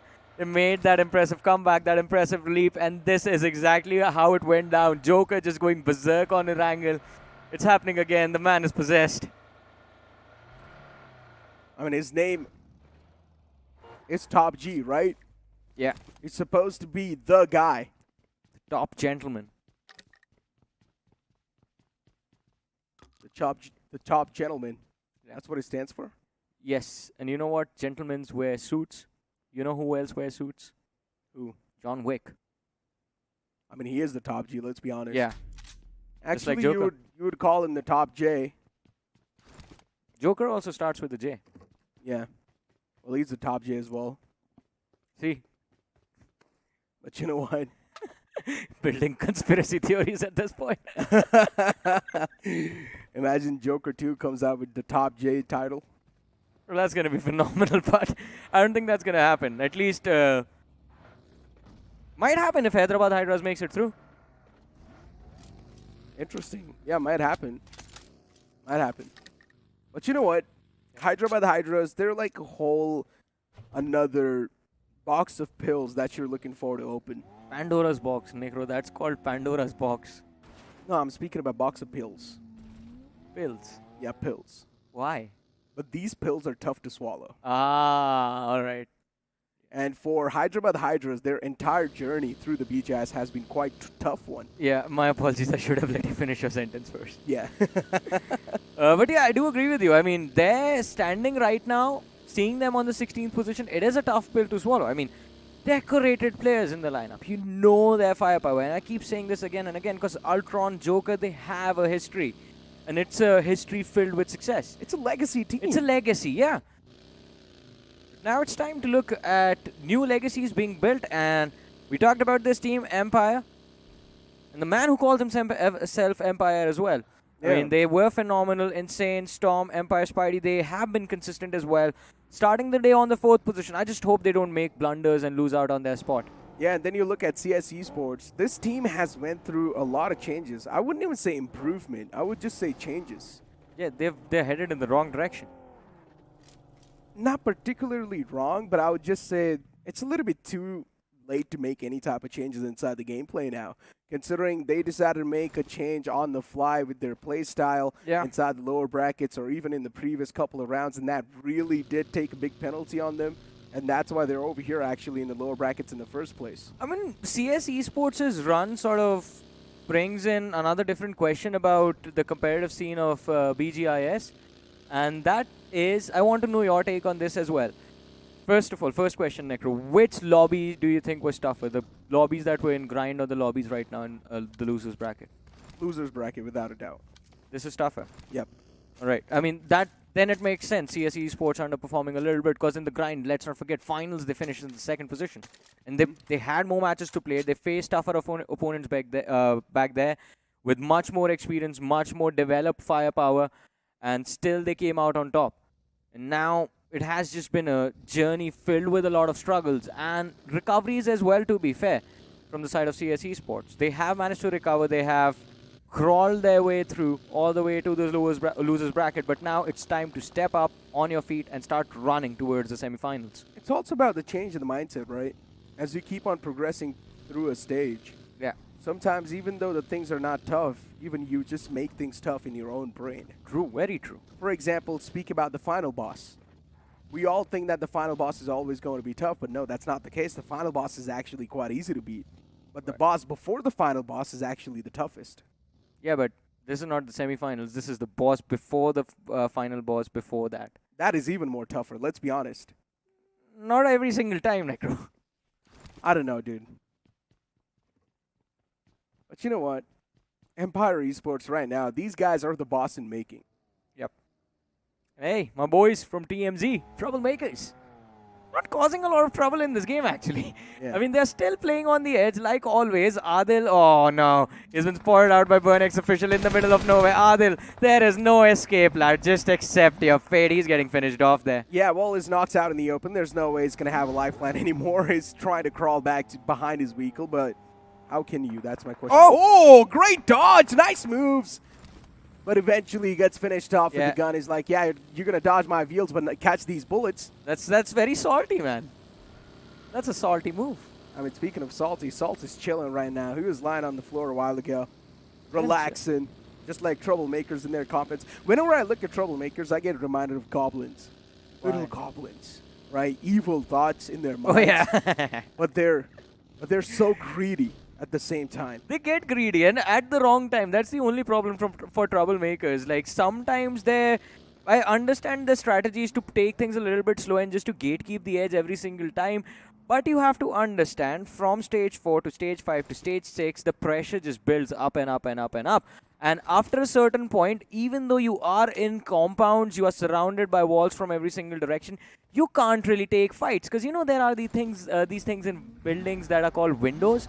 Well, shots do connect through windows. Of course. Unless if you have an AMR. Then you can go through a vehicle. Yeah, through a wall. Through metal, yeah. Imagine if you've got Sixth Sense to add on with that. The Spidey senses. And right now... That's not how Spidey senses work. Johnny, right now, GWL, their Spidey senses are definitely tingling. Yes. They've heard a lot of sound above the shelter area. I think so. Hyderabad Hydra should go in and try to explore a little bit more. Yeah, I think they should. Because Hyderabad Hydras, with how the players are positioned, they're stuck in the open. But what do we know? I mean, this team has the best survival instincts. That is what they've showcased in the previous round. Yeah, definitely. Yesterday as well. Yeah. Not yesterday. Definitely not yesterday. But you know what? The next circle shifts came in on the way, and it's a massive wave of vehicles just moving inside the circle. Okay, look at the cluster on the eastern side of the map. Eastern side of the circle, in fact. Every single team is just east of school, right-hand side of school. The left-hand side is completely empty. And if you exit school towards the southwest, there's a small little village that comes along your way. Right now, that village is completely empty. There's not a single soul in there. Yeah, but still, it's a little bit too much in the outskirts, and I think so that's a problem why no one wants to be there, right? And it's still just the stage 3 of the game. And being in the outskirts in the stage 3, once again, you need to be a really confident team to pull off a move like that. But here are the pros. I mean, I do understand like the rotation if the zone moves towards the east again. It will be a tougher rotation, much tougher than every single team possible. But look at the advantages as well. You don't really have to contest every single position like school. It's a much easier compound to hold. And then the pressure of school apartments, it's on a whole other level. But talk about pressure, and we do see Hyderabad Hydras dealing with a little bit of pressure as Syed OP has just been finished off from their side. Okay, look, I genuinely think that Potato Hill is the best spot to go for right now. Yeah, it can be. You will have the high ground to play with as well, and if you can go for a little bit more extra information. Send 1 or 2 men just driving around the Potato Hill. True. If you have the scopes, actually, it's perfect. Yeah. Even if the circle shifts away, at least you will have the high ground to begin with inside the fights. And then you can try to be the cleanup crew and start cleaning the field up in the front lines. Yeah. You will have a lot of information to work with, especially in the fields between that Potato Hill and school. But let's see how this game is going to unfold. I mean, again, the cluster on the eastern side is going to result in massive amounts of chaos, ladies and gentlemen, in the next few moments. But talk about chaos. We have GWL, a very chaotic push towards the school apartments, which in fact are already under the control of Silly Esports. Indeed it is. Team GWL inside the apartments of the school. Silly Esports right next to him. GWL, they've been all over the place. Before towards shelter, now inside school apartments. But the funny part is still they're alive. Yeah, at least 2 of them are. And even if they can play for survival, this will turn out to be a brilliant game for them. And they need to play for survival, Necro. They have that placement card activated in this match. It will be extremely important for GWL to secure at least a top 3 finish. Doesn't matter how they do it. Doesn't matter if they secure any finishes along the way. Just that top 3 finish is required. Nice. But look at this. The shift of the zone right on the apartments. Oh, this is going to be a fun end game. Yeah, but school's empty. It's up for grabs. Anyone can try to go in there. DMZ, let's go. Yeah, DMZ, they've got a fair shot of making it inside the school area. But once again, to scout out school, it's a little bit too tough. What if there is someone in there? That's what the teams are probably thinking at this point in time. So everyone would try to settle themselves across the school or around the school area. But right now, a lot of the teams just straight up booking it for the school apartments. Too many teams inside the similar type of buildings, and that's why a big collision's now starting to cause up. And CS Esports, they just straight up push it against the players of GWL, and they find an easy knockout. These apartments are up for sale and everyone wants a piece of them. But now, who will be able to hold on to their compounds? That is the real question. Master from the side of GWL. A brilliant nade did come in from him. And Leo Whitey was knocked out because of that. Ranadeep, his HP is low as well. So CS Esports now have been put in a position from where they can't really go for a push. But it's going to have been an incredible play. Master has taken a dive outside the windows. And he has managed to go for the ledge grab. The DBS as well can do wonders. Misses the shot onto Ranadeep. But look at that, CS Esports is back to the 4-man roster. Indeed they are. GWL, this man's trying to pull off some nice shenanigans. He's got the DBS as well up close and personal. Wants to go for the confirmation, but unfortunately misses that second shot onto the fallen player in the front. Master wants to be the master inside the close range battles. And look at Leo. I like the crossfire that is there from the side of CS Esports, but Master's seen this coming from far away. Leo now is going to try to close on up a little bit more towards that frame of the door.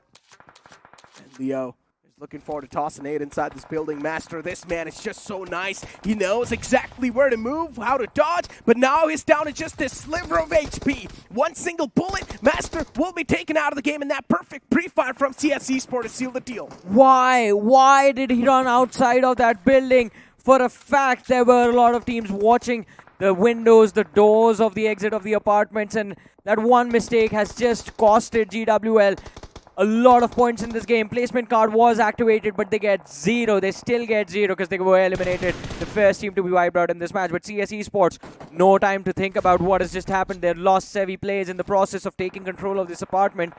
But Metal Wings, now they are their unfriendly neighbors all of a sudden. And it's not just them. There's another team right next to them. And Dragon Esports are showing up as well. What's going on? It's an absolute chaos ensuing right now in these moments. And CS Esports, they want a little bit of a piece of this pie. Dragon Esports, a good retaliation from them. CS Esports, they lose out on Ranadeep. At least knocked out for now, though. Ranadeep should be back upon his feet without any troubles. He has got the hard cover to play with. Metal Wings right next to him. Look at the school apartments right now, Johnny. Every single apartment, every single building is occupied by a different team. Yeah.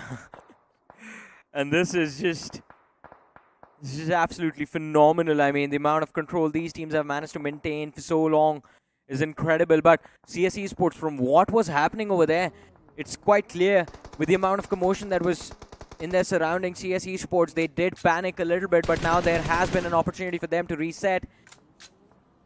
Talk about resets, and it feels like Team Empire, they're being denied that opportunity by Revenant Esports.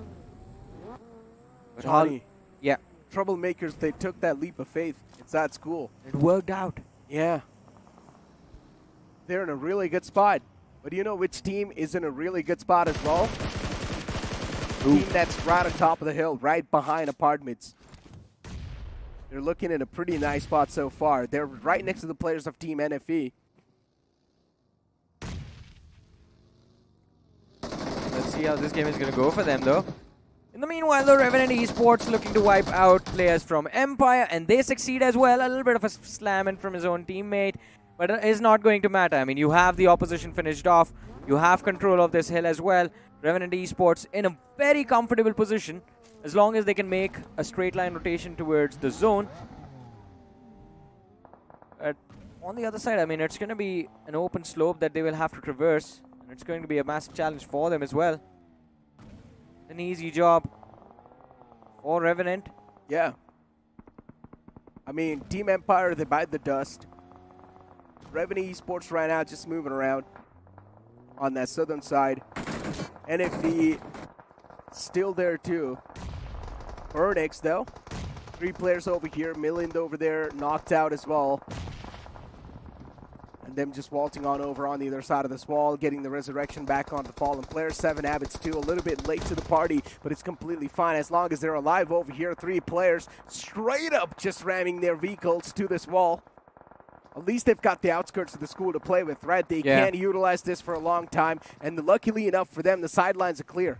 The sidelines are clear, but the problem is the fact that Burnix official might have actually heard the sounds of these vehicles coming into their position, and even though Burnix is distracted by the players of TMZ, they know for a fact that 7 Habit, if they don't get inside any cover, Burnix can finish them off. But look at this. It's Grind 1 Esports against the players of Revenant, and they have the opening in the form of a Paul who is pinned down on the flank.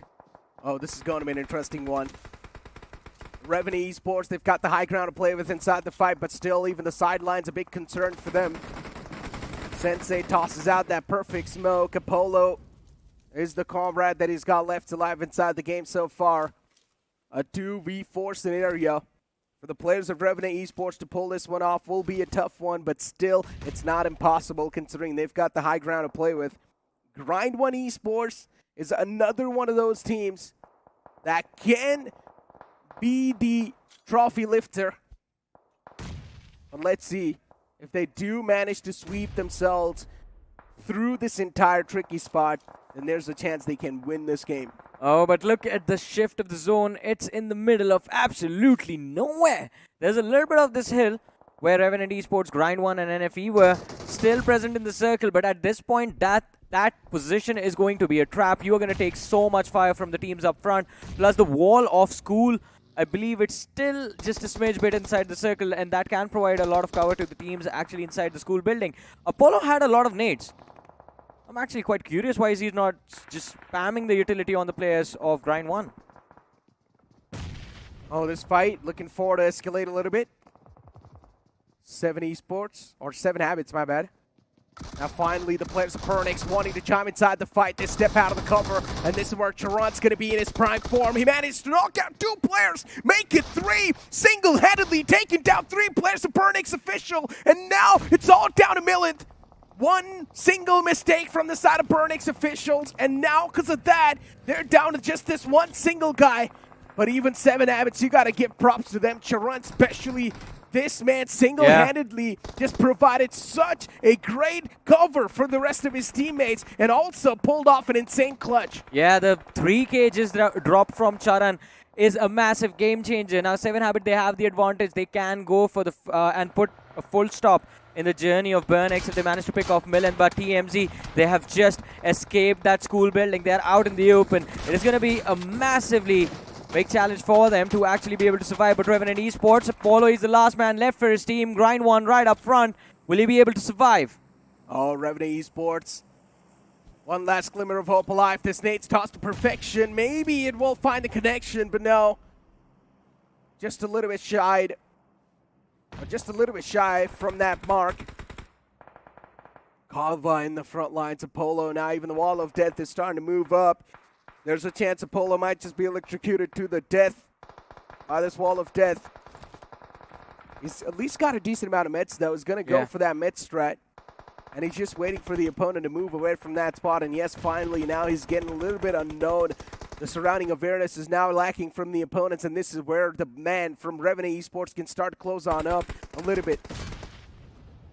He can close on up. The only problem is the fact the other players from Grind 1 Esports were there, but all of a sudden they have vanished from the map as well. NFP in a world of hurt as CS Esports. Leo YT doing a brilliant job for his team. Look at that, 12 eliminations secured, put on the board by this individual from CS Esports. Well, 6 from him, 6 from Nanadeep, and he's still looking for more, hungry for more. Takes down Karanjot from the side of TMZ. And TMZ, these 2 guys, Guri and Optimus, around the corner. Good shots from Revenant Esports, though. Apollo, he finds that knockout. Maybe the confirmation flowing too, but no, not just yet. He's not able to blow up that buggy. At least Apollo's got the high ground to play with, though, so he can, or at least he has the potential to rack up these elimination points if he wants to. He can try to go all guns blazing. Yeah. I mean, he has the perfect spot to ruin a game for Hyderabad Hydras. Has brought his team inside the top 4, but now Leo Whitey finally under heavy fire, but goes down to the vehicle that gets blown up. Was using it as cover, and TMZ, look at this, causing trouble for a lot of these teams. Apollo switching to the AKM, has Joker Top G pushing his spot, and Joker Top G does secure that finish.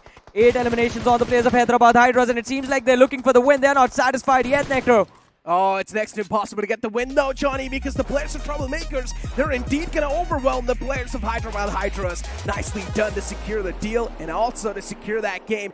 Troublemakers coming out on top. How do you feel? I mean, I feel pretty happy, man. They are still causing a lot of trouble for every single team in the lobby, and that is exactly what I expect from this team. Okay, but we really need to emphasize on that entire fight that just happened in front of us. 7 Abbots, Sharon just taking down 3 players from Burnix official.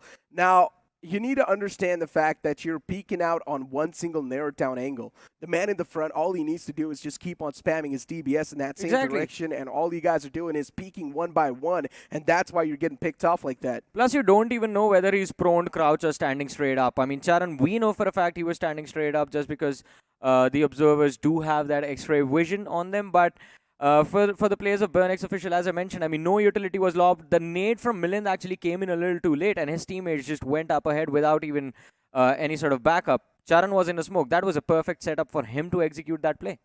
Exactly. And in general, Seven Habits, as usual, once again, just having a really good ending for themselves, and Troublemakers coming out on top. Definitely quite a big surprise for me to kick things off. Hyderabad Hydras securing that second spot. Even they're looking quite decent. Maybe we might just see a comeback on the horizon. Before now, it's time for us to toss to a short break. Don't go anywhere. We'll be right back.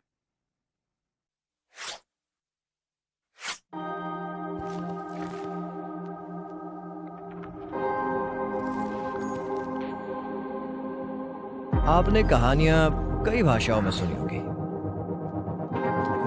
पर कभी किसी भाषा की कहानी सुनी है? तो squad, let me introduce you to me. एक लैंग्वेज जो लाखों लोग बोलते हैं, सुबह शाम बोलते हैं, दिन रात बोलते हैं। यहाँ फिर भी नो एंट्री का बोर्ड लगा है। स्ट्रेस नहीं रे बाबा, स्ट्रेस नहीं। अपन प्ले में है, पर प्ले में नहीं। क्या शाने लोग समझे कि नहीं? लिटरेचर आउट, ड्रामा आउट, फिर है क्या इस भाषा में? Sit back, zoom in and watch out. इस भाषा में एक्शन है, इस भाषा में बूम बाम है, गूज बाम्स है, धूम धाम है। वो क्या मांगोगे न्यू वर्जन मिलेगा, ग्रामर को पट से हेडशॉट मिलेगा, मेटाफोर हमेशा आउट ऑफ साइट मिलेगा, फन मांगोगे सीधा बैन मिलेगा। स्ट्रेंजर्स को फ्रेंड्स और फ्रेंड्स को भाई बनाने वाली भाषा मैं ही हूँ, जो हर टाइप के, हर जगह के, हर एटीट्यूड के लोगों में शांति तो लाती है, पर सबसे ज्यादा युद्ध भूमि बोले तो बैटल ग्राउंड्स पे बोली जाती है। क्या समझे? वेला वेला चिकन लेला। इंडिया में चाहे कितनी ही जुबान, इंडिया के दिलों पे राज करती है आपकी बनाई हुई बोली, BGMI की बोली, इंडिया की बोली। सर, सीन सेट है, एक सॉफ्ट रिहर्सल कर लें क्या? Yes, let's go. सर, तो सीन में आप थोड़ी सी सैड हो, हीरोइन आपके पास दौड़ी चली आती है, और जैसी बात आती है आप कहते यार लीडर को पहले फिनिश करो ना यार। और ये आप कौन से डायलॉग्स बोल रहे हो? बैटल ग्राउंड्स चल, दिखाता हूँ तेरे को। आ रहा हूँ मैं BGMI की दुनिया में अपने स्क्वाड के साथ। Get ready to play pure.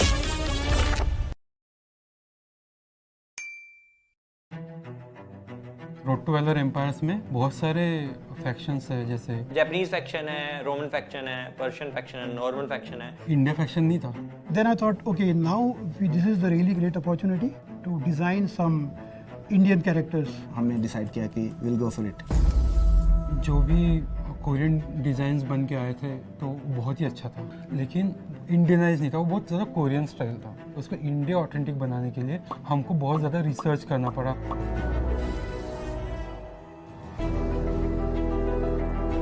모두 어메이징 했었어요. Indian faction? 제가 어렸을 때부터 좀 보고 자라왔던 한국 게이머들의 열정이 저는 인도에서도 똑같이 보이는 것 같아요.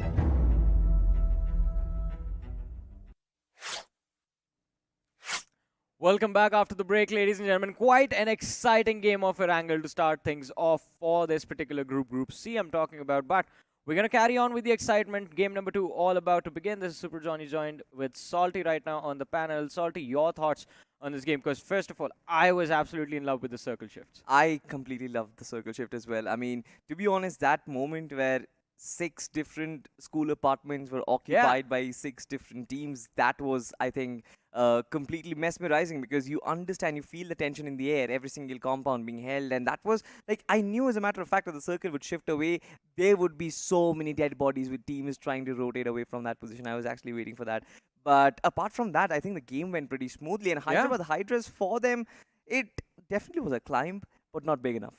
I mean, it is still going to be a game changer for them because at least they're not going to be sitting on that last position, I believe. Let me just check. Yes, so Hyderabad Hydras did utilize their finish card in this game and they had 8 finishes and a top 2 finish. Yep. So that is 12 points coming in for placement and 16 for elimination. Yeah. So this is going to be a massive jump for Hyderabad Hydras now.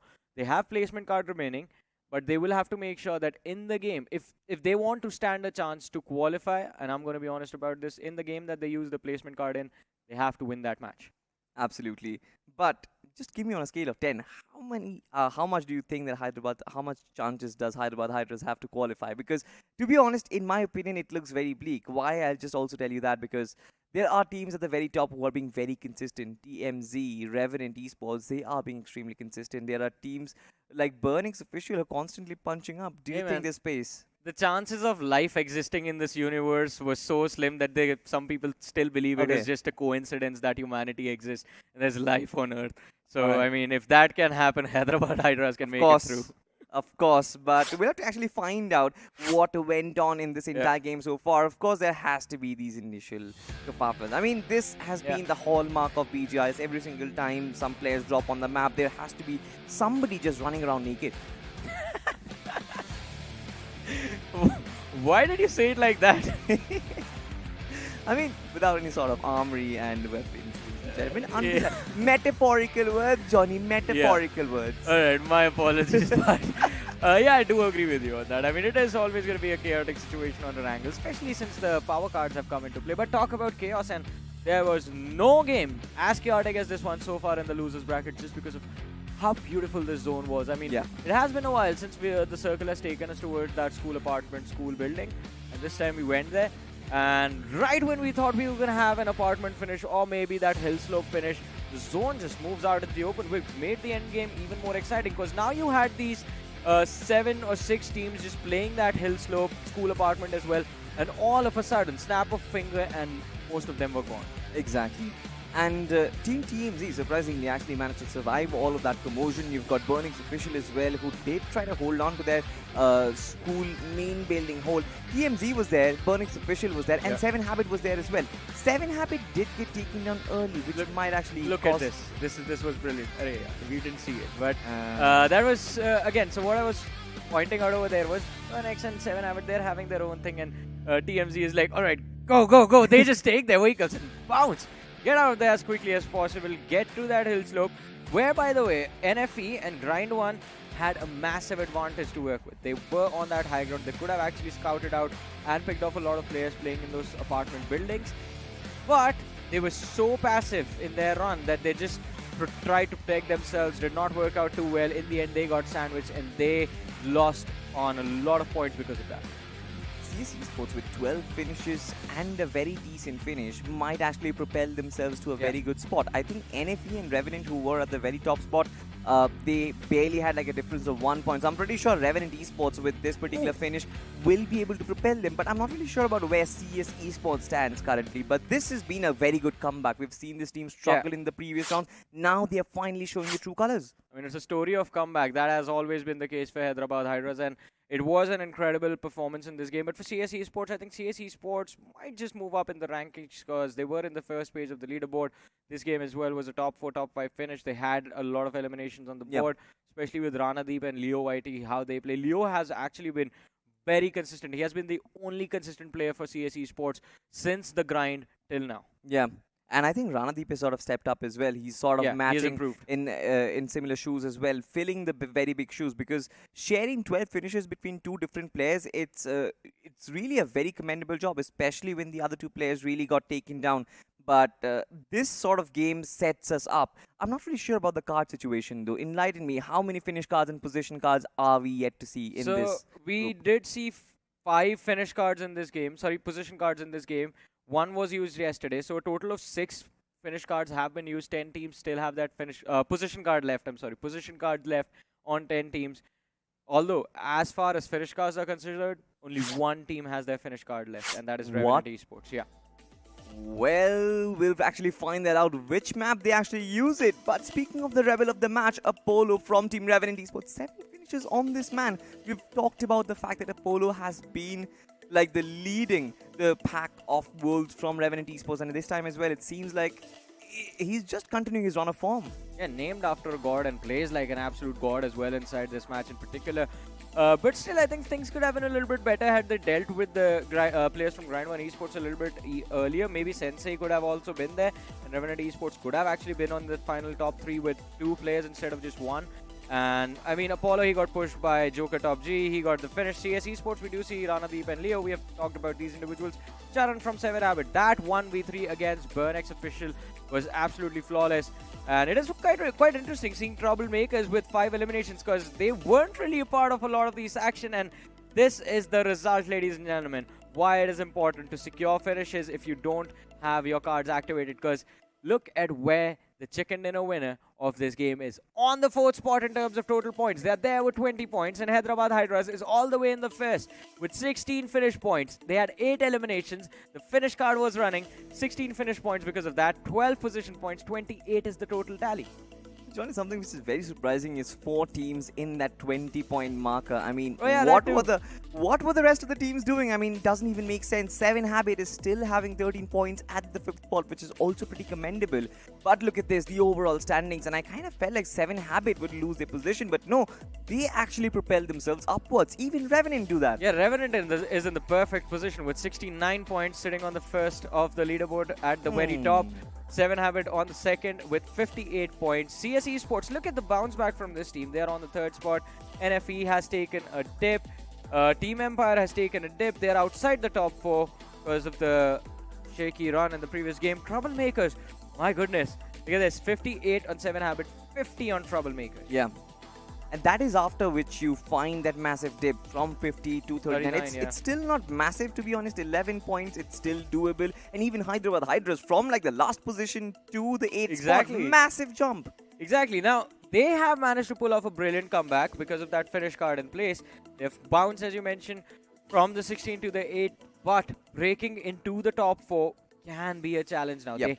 As I mentioned, the only way they can do it is if they win the game in which the placement card is dropped. Yeah. And also has to be very consistent in the other game. Like 2 games remain, you have to perform. You know, as a matter of fact, that you're trailing the last remaining team inside the top 4 by about 20 points. You're going to gain points, they're going to gain points as well. It is going to be simultaneous. Either way, you have to try and challenge them up front in a particular fight, maybe destroy them up early in the game so that you can take their position. Otherwise, you constantly keep outperforming them multiple times, and that's the only way. Hyderabad Hydras, all of a sudden on day 2, they do have that spirit in them, though. But you know, there's one more thing that can cause them a lot of trouble about this, going about breaking into the top 4, and it's the fact that I think almost every single team in the top 4 has 1 card left. And that is the position card you're talking about. Revenant has finish, everyone else has position, So Revenant with the finish card, I mean, for sure they're already pretty comfortable. I'm not really sure they should have any troubles going into the next game, of course. But speaking of the teams, we do have the teams up front in our screens. If I go for a prediction, I think it has to be Troublemakers because this team looks in good form. Stop coming after my team. I'm not coming after you. We can share. We're not Necro and Salty. We're Johnny and Salty. Yeah, but... Alright, I'll give you Troublemakers. I mean, we'll share Troublemakers. I think we can still predict similar teams all by ourselves. And look at this. What is happening? No surprises whatsoever. Sanok and Vikendi absolutely clean. Miramar being stacked by 16 teams. These team captains, they don't really want any sort of surprise, do they? Yeah, I think they're just like, there is a white flag being waved by everyone when they come for the discussion of the map veto, and they're like, alright, it will be unanimous, guys. You know how difficult it is to get 16 people to agree on the same thing? Not 16 people. Let's actually put it this way. 100% of the people to agree on one thing. Yeah, I mean, that is just like percentages, but still. Yeah.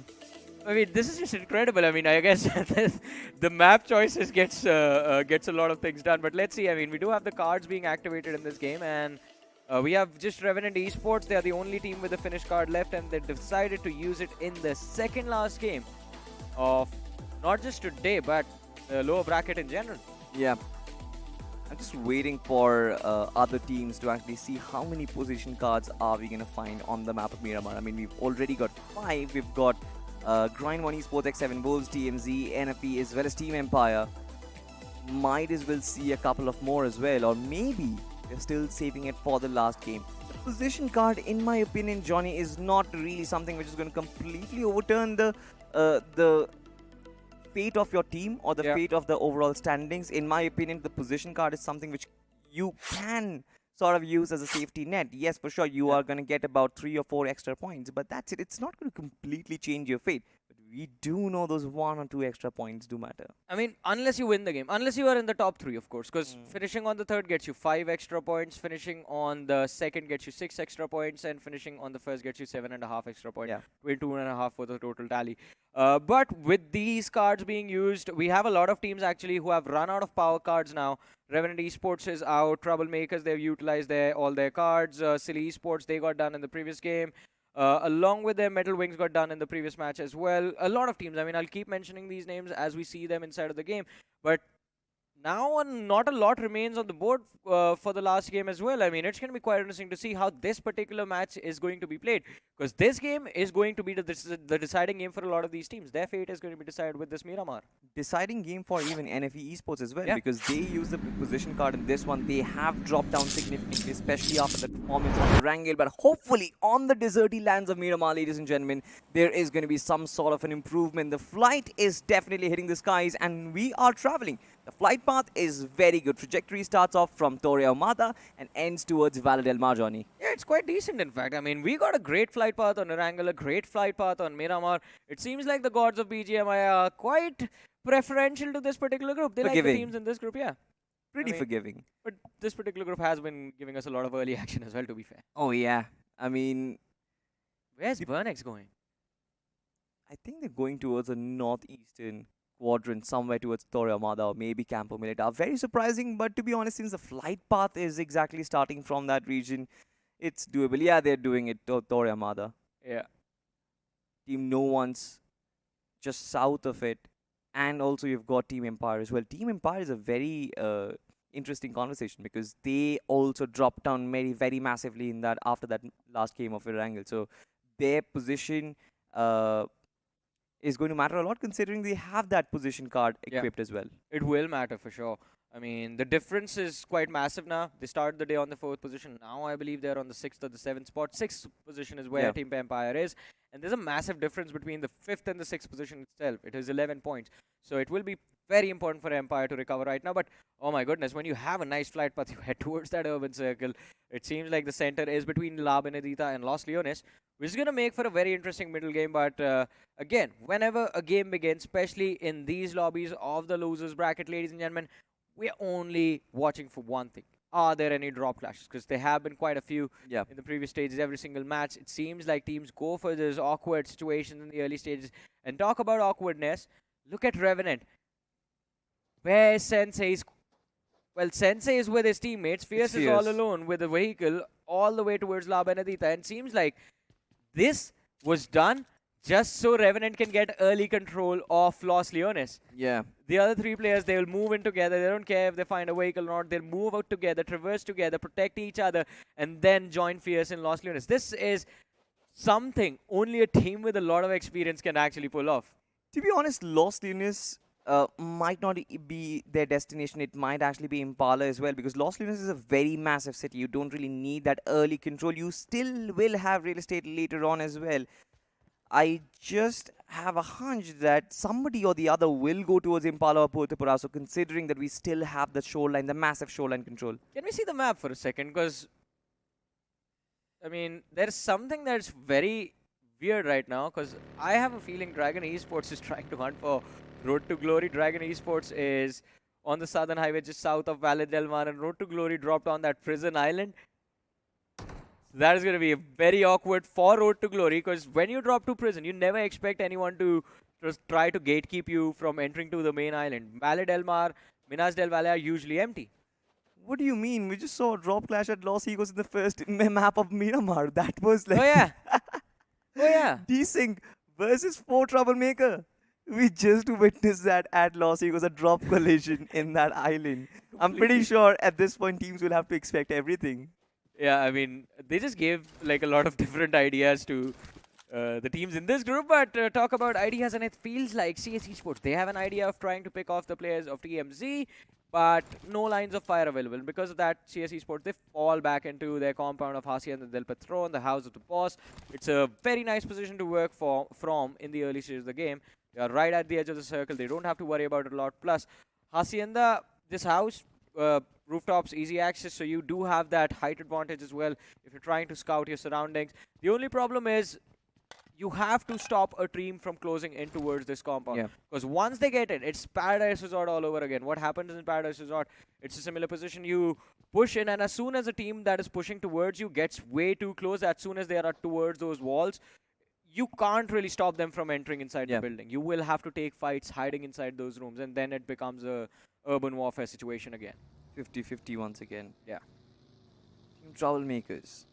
What do they do from that position is something which we'll find, but I said it right. I had a hunch that somebody will make that long rotation towards Puerto Paraso or maybe stop at Impala. It seems like Dragon Esports, they're doing exactly that.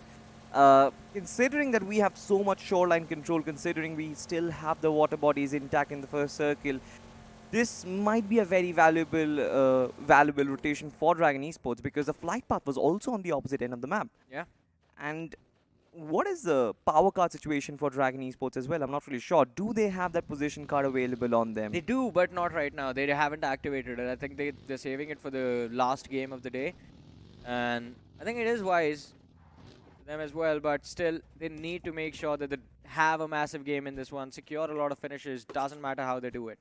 The only problem with a team saving their position card, which I personally feel in the last game, has to be the fact that the unpredictability of the map. The audience is the one who picks the last game of the day, and therefore there might be different situations. However, I still have a very strong opinion that a position card does not really directly affect the way you play.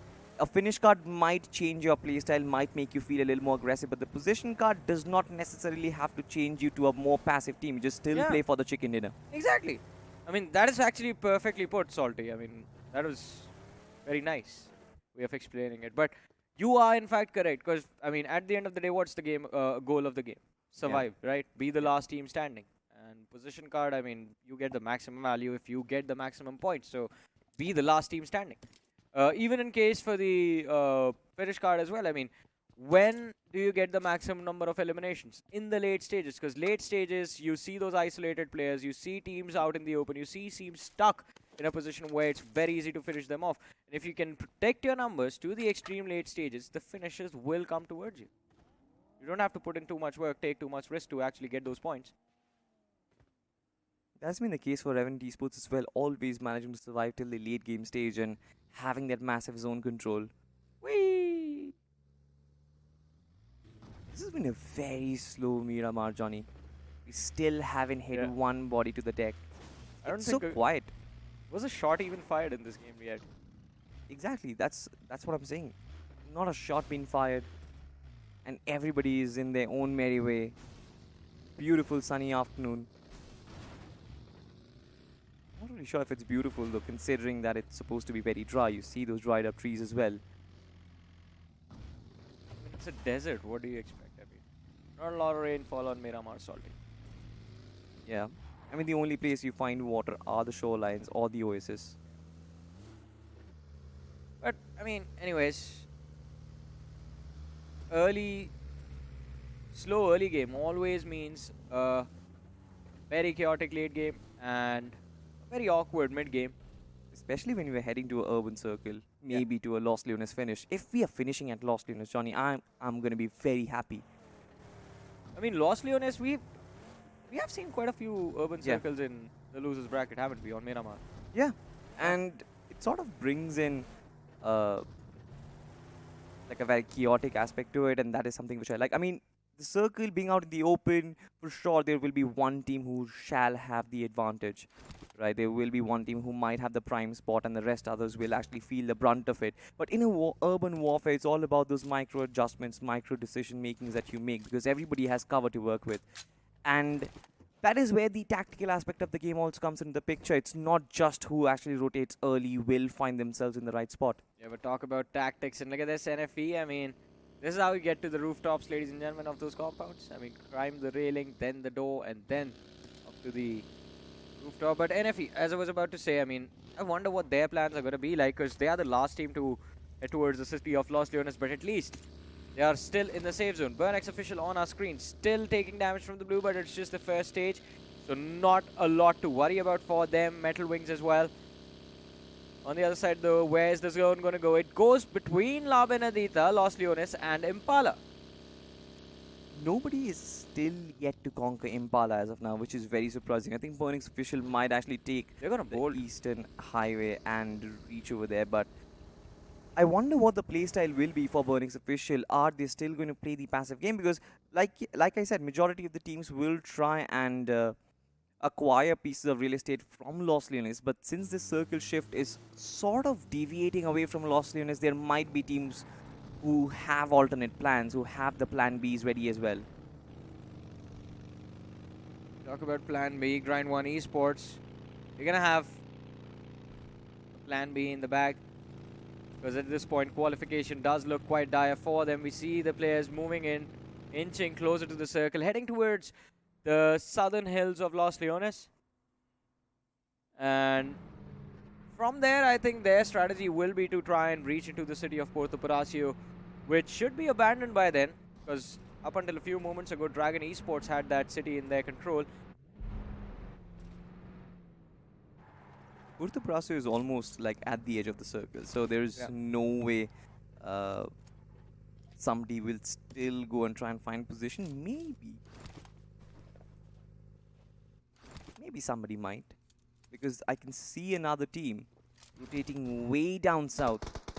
Team of Wadu ABCD, but look at this. The first shots possibly in this game has been fired. Team GWL taking a couple of pot shots against Pain from Team X7 Wolves. No connections found as of yet, but Team GWL looking very solid. But as soon as I say that, Master was almost hit in the skull. Yeah, even Bayu, he was in a very awkward position. He was forced behind that ridge because of the amount of suppressing fire that was there from the side of X7 Wolves. But even in plane, they are the frontliners for their team. Can they actually find the opening in this position? And X7 Wolves, it feels like after realizing that they have lads from GWL watching them, they want to move to another spot on the map. But it's going to be extremely difficult because the direction that they are headed in, you see everywhere there's a team blocking their way. There's nowhere left to go. Nowhere that's safe, at least. Yeah, apart from the edge of the circle, though, the central part, just like you mentioned, is beautifully cramped. Why I say beautifully is because I love to see multiple teams in just one location that just brews up chaos, brews up violence. And it's just been way too passive so far. Winter is playing today inside of X7 Wolves. He did not play yesterday. It was Williams who was playing yesterday. And I felt that that sort of affected the performance. Winter has been the star player for this lineup. So we'll find out how that actually works. Even Dragon Esports, as a matter of fact, from being the table toppers or from being completely dominating the lobby to kind of being struggling on the second half of the leaderboard with barely 14 or 15 points. Not the usual Dragon Esports that we know of. Not the usual Dragon Esports. Definitely agree with that. I mean, the last time we saw this team, they had an impressive run during their days, and we expected the same thing in the losers bracket, but that hasn't been the case. And even this time, Dragon Esports making the same mistake as the players of X7 Wolves, looking to relocate, but it is such a massive challenge to move around in this map of Miramar. Still, all 16 teams, all 64 players alive, but now this might be the first squad wipe in front of us. Team no one's. Oh, he still survives. He did not anticipate the rock over there. The vehicle flew from the ridge from behind and it landed right at that dead spot. And now his vehicle has been blown. So for the first two stages, Salty, no one has gone down, no one's been finished off. And imagine, oh, I was just going to say, who will be the first man to go down? Which player is going to be the first one to be finished off? We have seen just a knock pop up on the finish feed, but will that finish be secured? That is the question. I mean, apart from that, even Rishi is not in a very good position as well. Yeah. I mean, look at this. He's completely surrounded with Team X7 Worlds, and it seems like Pain, of course, has his eyes locked in some other direction. It's a very split approach. Look at the radar. I mean, Team No Ones, even they have no formation. Team X7 Wolves are completely scattered as well. It's just a fist fight in the middle of nowhere. Yeah, but Rishi has made a mistake. He's too eager to go for the finish onto Payne in the back lines, and he's completely forgotten about the fact that the two players behind him as well, Evil and Williams. It's going to be Winter who finds the opening against the players of Team No Ones. Such a difficult fight for them. No way to recover. Rishi pinned out. Secures the opening though. The trade is there. Payne knocked out. Evil and Williams too slow to go for the push. Yeah, I mean, Evil and Williams didn't need to close on the distance, especially with the player from the right-hand side. And now Williams makes that final move. Brilliant nade as well. The floor is lava, and it seems like for Team No Ones, it's definitely struggling at this point. How many players are still alive? Not anymore. No One's wiped out. They played the placement card in this game, and it hasn't really worked out too well for them. But here is Revenant Esports going up against the players of Hyderabad Hydras. Revenant Esports, they have their finish card activated. It is going to be important to win this fight with all 4 players intact if they want to survive the late game stages. But look at who is left standing from the side of Hyderabad Hydras. The 2 most experienced players in the lineup, Ultron and Joker Top G. Nades from Fierce failing to connect. Breathing room being brought on board for the Hydras. Revenant Esports, especially after the first finish, they sort of had to go in for a passive approach. But look at this beautiful nade coming in from Fierce. He had the trajectory, he had the topography to work with as well. But do they know Joker's position? Nobody's aware of Joker's position. No, Fierce actually does and shuts him down beautifully. I think they saw him. Yeah. Joker was, he just prayed that they didn't see him, but they saw him. And Apollo didn't even need to be a part of the action over there. Fierce, he's just relayed the information to his teammate. He's like, all right, he's here. You can show up from the top of the cliff. He's going to be distracted by me. It should be an easy finish. And with that, Hyderabad Hydras have been wiped out from this match. But it seems like Revenant Esports, they are not done yet. They're looking for a few more, hungry for more finishes. This is such a blessing in disguise for Revenant Esports because they already have the high ground advantage, and now they're right at the edge of the circle. And so many teams coming in from the eastern shoreline, I'm pretty sure they will be challenged. Yeah. With the finish card being activated, that just means one thing: more finish points if you're able to connect your shots. And that hill where Revenant Esports is, it is such a brilliant position to be in, as you mentioned, because that high ground advantage also gives you a line of fire inside the buildings of Los Leones if you have the scopes to actually aim that far. And Revenant Esports, again, a reminder, finish card activated. If they rack up those finish numbers, they can pretty much guarantee a qualification into the semifinals by topping their leaderboard. And going into the last game, they will have nothing to worry about. But talk about things to be concerned for.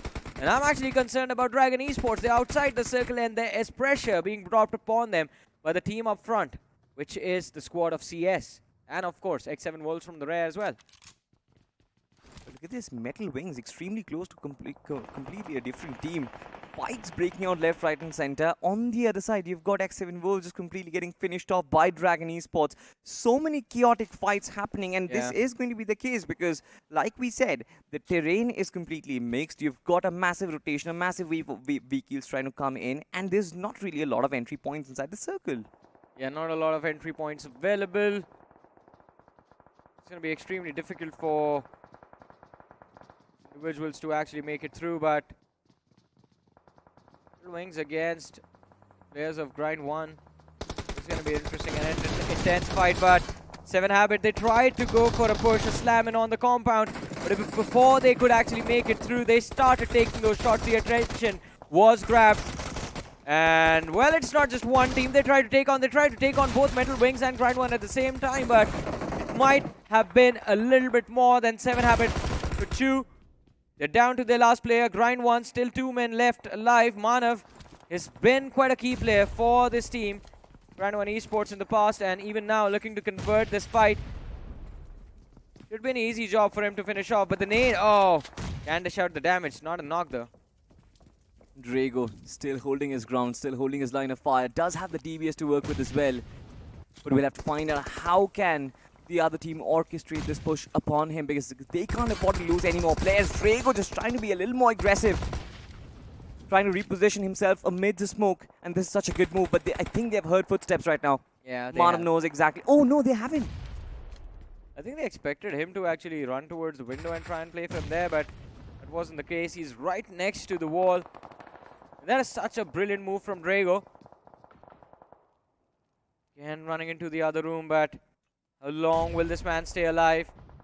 Grind 1 Esports, they still have a lot of utility available to them, and of course the crates can be looted for more in the future. But look at this, Burnex official forced outside of the game along with Road to Glory, who just took an exit a few moments ago. We're down to 12 team, 38 players alive, and finally the nade from Manav connects. And even the lads from Grind 1 Esports secure the elimination of 7 Habit in this game.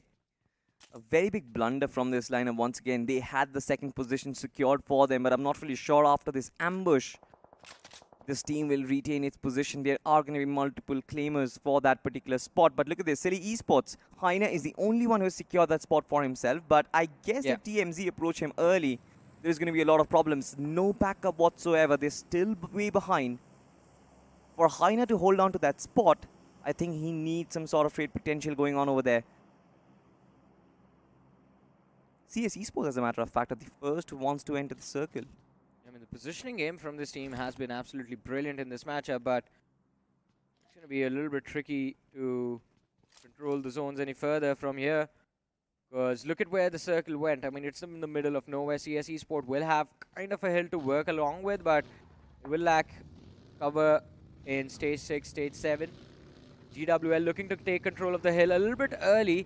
If they manage to steal it away from CS Esports, then it's going to be extremely challenging for them. But GWL, they see the opposition on the flank and they see a few more up front. The players from the side of Team No One looking to make a getaway. Rehan has taken a lot of damage. The US taking a lot of damage as well, but Rehan, he does manage to make it through to the other side of the ridge.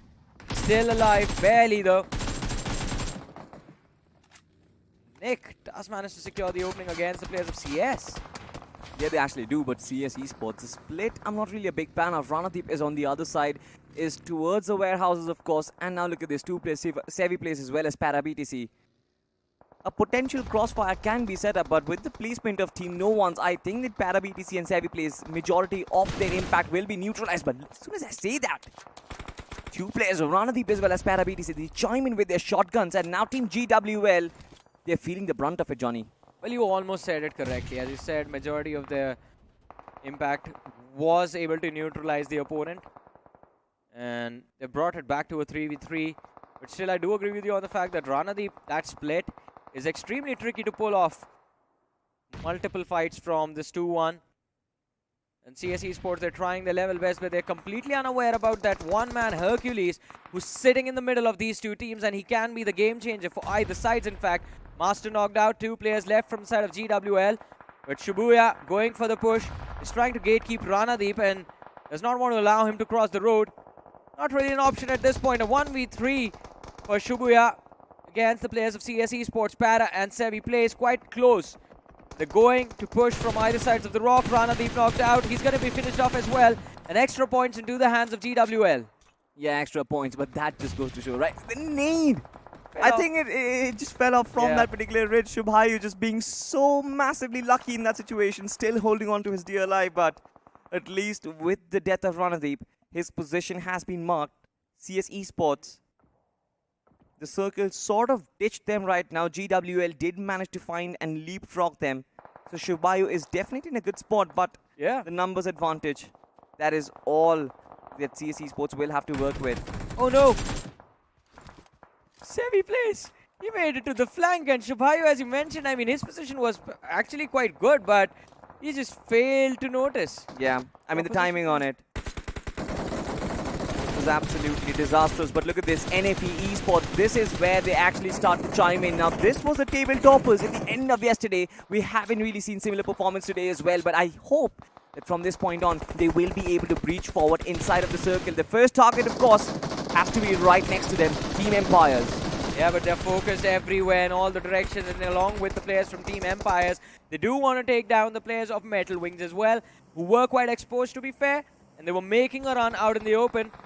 It should have been an easy squad wipe for NFE to secure, but look at this, Team Empire, not so easy, are they? As the nades from Empire, in fact, it is going to be Spidey who went for the peak from the ridge and dropped down 2 players from the side of NFE. The Molotov was lobbed to delay them in their tracks, but the nade, even that misses to connect, and Spidey just runs back inside the smoke. It's going to be a superhuman mission for Yeah. that last lad. 1v4. He can still find a couple of revives going through for him. Tintin, FFR. Certainly going to be difficult. Lay down a couple of smokes, but he doesn't really have that. 2 nades on him. 1 he threw already, and now he only has been left with 1. And if you all of a sudden, we talked about this team going in on a domination, but it seems like Team Empire just showed them what their territory is, and nobody steps in on that. 4 players still surviving. 1v4. Completely impossible. Yeah, it is kind of a Herculean task for anyone, in fact, but let's see, 5 teams remaining. A few moments ago, we were at 11. 6 teams just vanishing from Miramar. 15 players still alive. Dragon Esports, though, out of nowhere. Dragon Esports is the team smack in the center of the circle, and they have such a brilliant spot to work with. This team started, well, they went to, they almost went to that Los Higos Island for some reason, just south of Chumacera La Driela. Then they rotated all the way to Puerto Paracio, and now they have the prime spot in the circle, in the top 5. All they have to do is let the other teams fight amongst themselves and finish each other off. And if they can secure eliminations just by being safe, I think Dragon Esports can go for it. Oh my god, from the backlines, Adil is going to find Frost. NFE Esports, they are quite vulnerable in that high ground, of course, and now even the circle has sort of dished them. I see exactly why Team Empire jumped down right now, but this is not the ideal timing, especially with everybody having their lines of sight on top of them. But Team Empire will be the first one to enter the circle. The circle did form on no man's land, even Dragon Esports. Team TMZ, CS Esports, everybody's outside. 5 teams, 15 players. This is going to be one of the best final circles that we have witnessed, because there's so much variety, there's so much topography involved into it. Yeah, there is, and it's going to be a fun endgame fight between these teams.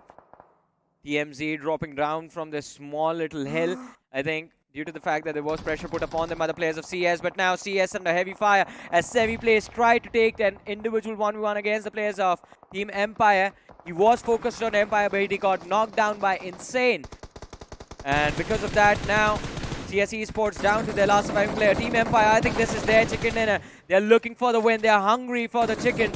They have secured the opening knock against the players of TMZ. The second man is going to drop as well. Optimus finished off. Karan Jot knocked out. Adil, the last man, left alive, but not for long. TMZ being forced out of the lobby by the players of Team Empire and NFE combined. On the 5th spot. Did not expect that. They had 3 players left. Such a brilliant spot as well. Team Empire have got to give props to how they actually played it out. Empire just dragging all the attention towards himself. And for a moment, I thought that there is no fit potential going on. But how beautifully they have neutralized not just one, but multiple teams. And now Empire getting back in the action, taking down 2 players. Dragon Esports have been wiped off. And now they know exactly where NFE are. NFE, the ball is in their court, of course. They are in the high grounds. And now they are starting to get engulfed by the blue zone. Oh, but it's not going to matter, because NFE, as soon as they try to drop down from that hill, they're going to be sprayed down by Team Empire. And Empire, ladies and gentlemen, they have secured the chicken dinner. Almost the last player left from the side of CS Esports and Para VTC. What a brilliant move to go for a heal battle in a stressful situation like this. Has secured the top 2 finish for his game. The podium is still there for them. And at this point, I mean, you can't even blame them. It was a brilliant game. They had no cards running, but still the points are going to be headed towards their direction. But although Team Empire, they had that position card activated in this match, and because of the chicken dinner, 22.5 points will be there on the board just for placements, and they had a lot of finishes, I believe. Exactly. I mean, not only they had a position card running, but also they were outside of that top 4, especially after that first game. Now, this brings them back into contention once again. Once again, inside of the top spot, where it's completely sweaty right now, because there is constant changes happening left, right, and center. And NFE at this point, this second place finish, not the second place, the third place finish for them was decent. Yeah. But I think they're starting to sort of slow down, as a matter of fact. But salty now, since Empire moves through and NFE also moves through, Troublemakers is going to be out. And you did this. You picked Troublemakers in this game. Hey, come on, Johnny, you can't really transform into Necro for a second, all right? I have been predicting the right teams.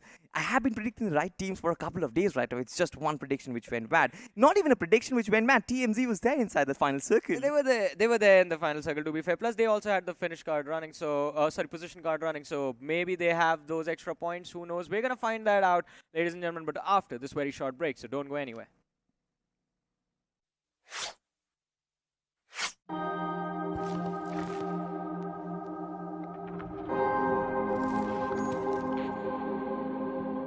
आपने कहानियां कई भाषाओं में सुनी होगी,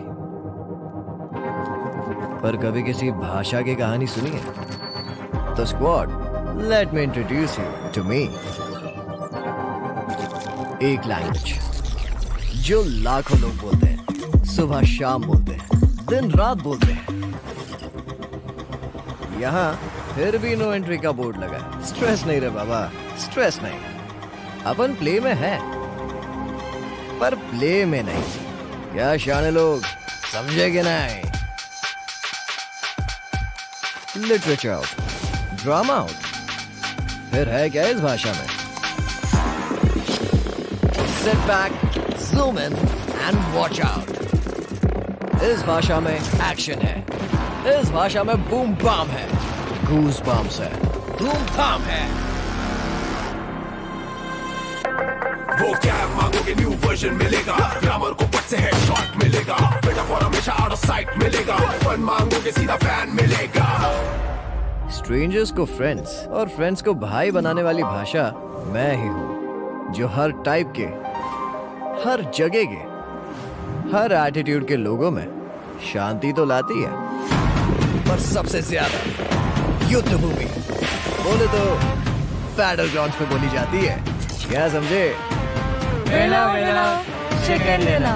India में चाहे कितनी ही जुबान, इंडिया के दिलों पे राज करती है आपकी बनाई हुई बोली, BGMI की बोली, इंडिया की बोली। सर, सीन सेट है, एक सॉफ्ट रिहर्सल कर लें क्या? Yes, let's go. सर, तो सीन में आप थोड़े से सैड हो, हीरोइन आपके पास दौड़े चली आती है और जैसी बात आती है आप कहते यार लीडर को पहले फिनिश करो ना यार। और ये आप कौन से डायलॉग्स बोल रहे हो?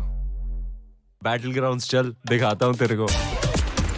आ रहा हूँ मैं BGMI की दुनिया में अपने स्क्वाड के साथ। Get ready to play pure.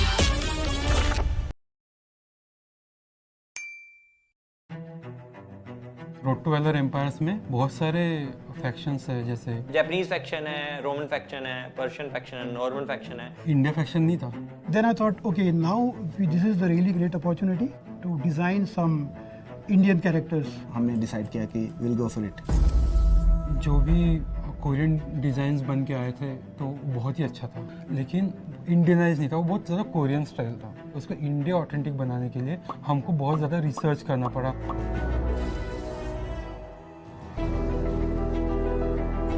모두 어메이징 했었어요. Indian faction? 제가 어렸을 때부터 좀 보고 자라왔던 한국 게이머들의 열정이 저는 인도에서도 똑같이 보이는 것 같아요.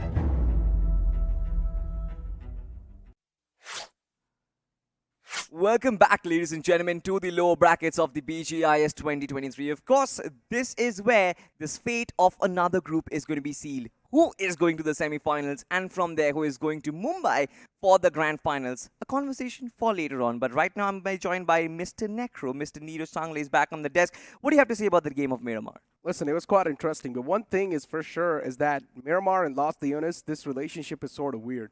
It's been quite a while. It's been quite a long time since we're seeing all these Los Leones circles now, and back-to-back Los Leones circles as well. And this is something that's sort of catching these teams off guard as well, because for a moment you think that, okay, the circle's probably going to be forming inside the city itself, but then at the final moment it just shifts away from the city and it's out in the open, and the team with the higher ground, they've got the higher advantage. I mean, to be honest, in this game in particular, the team with the high ground, Team Empire, they had to actually transition to the lower ground, right? If you pick the nitty-gritties, they did it so perfectly. Empire was the only one who actually made that massive rotation. He found that one deserted tree in the middle of nowhere, right? And he was like, all right, fine, I'm just going to go there. I'm going to stand over there. He distracted everybody's attention. Every other team were like, what is this guy doing? And they tried to peek him out, tried to take the fight. And instantly from the backlines, 3 players just providing cover fire. That was so brilliant to watch. Yeah, that was just beautiful, that 3-1 split that came into play from the side of Team Empires. And actually, Team Empires is one of those teams that me and Johnny were having a full-blown conversation about. Now, these are sort of like the new undergods that I'm personally going to be looking at because they are definitely showcasing a lot of potential. Yeah. And the previous game is a big example of that, why I'm doing so. But one thing that I would like to add on once again is Dragon Esports. We're finally seeing some sort of improvement. Some sort of life from Dragon Esports as well, Too but late, though. they're very far away from actually spewing fire from their mouth. Yeah. They're still not full-blown dragons as of yet, because we talked about it, their position was dismal on the overall standings, and yes, for sure, they are getting those placement points with them, but they can't really make any sort of comeback if the huge finish numbers are not coming in. Yeah, exactly. They're still pretty far away, though. The wake-up call that they've got is a little bit too late, and they've decided to wake up quite late as well. And then speak about waking things up. Hyderabad Hydras, they woke up in the first game of the day, and now over here, Hyderabad Hydras on the second game, they just fumble out instantly. I mean, again, they just were caught by Revenant Esports. Revenant Esports had the finish card going on. They knew they had to be on the aggressive route. And once, of course, Revenant Esports, they go aggressive, especially with Apollo being in red-hot form, it's extremely hard to actually stop them as well. 7 Habits, as a matter of fact, got completely blown off in this particular fight, which I think is going to put the top 4 in a very dicey spot. They were in the second spot, but now there's going to be a vacuum. Exactly. 7 Habits just making that desperate rotation inside the city was definitely quite weird, because one thing is for sure, desperation means things are unplanned. And 7 Habit, that unplanned rotation sort of cost them their life over there. They try to pull something new off. They try to pull off the shenanigans, but they need to realize it's a little bit too late inside the tournament to utilize these unplanned tricks. And maybe 7 Habits, they knew the fact that, okay, we might as well try to go for it because we've got no other option available. But once again, things could be played a little bit more in a different manner. Yeah, 100%. And amidst all of these chaos, CS Esports has actually been doing pretty fine. I mean, we saw in the last game, they had a lot of finishes to work with. Ranadeep and Leo shared 12 finishes between them. In this game as well, their position was very decent, I think. Para BTC was the one who was still surviving, going in for that heal battle, second position for this team.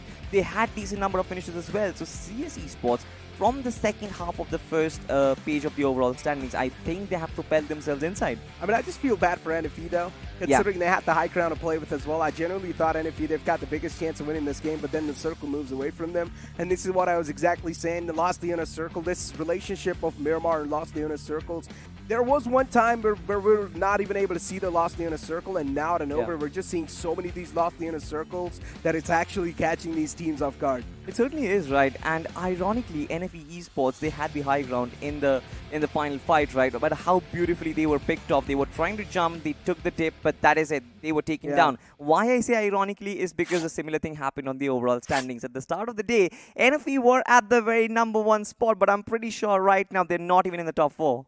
Maybe, maybe not, because once again, NFE, they were still in the top 3 anyways in that previous game with a decent amount of elimination points, considering they had the high ground to play with, so you never know. Maybe they have propelled themselves once again back inside the top 4. Salt, you never know, making such bold statements.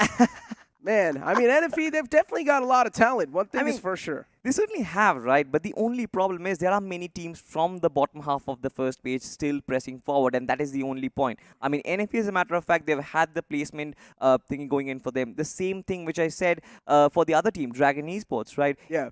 Placement points, right? The 10 or the 12 placement point which you get from a single game is not enough right now, because teams are absolutely bloodthirsty, and there are teams who will constantly get those 20-point, 30-point games every single time. And not just that, playing for placements inside these Los Leonas circle, it's a little bit too tough. And if you remember, there was a time where Los Leonas circles were so rare, and now we're just seeing it commonly. Yeah. This is like, what, 4th circle of Los Leonas we've seen so far?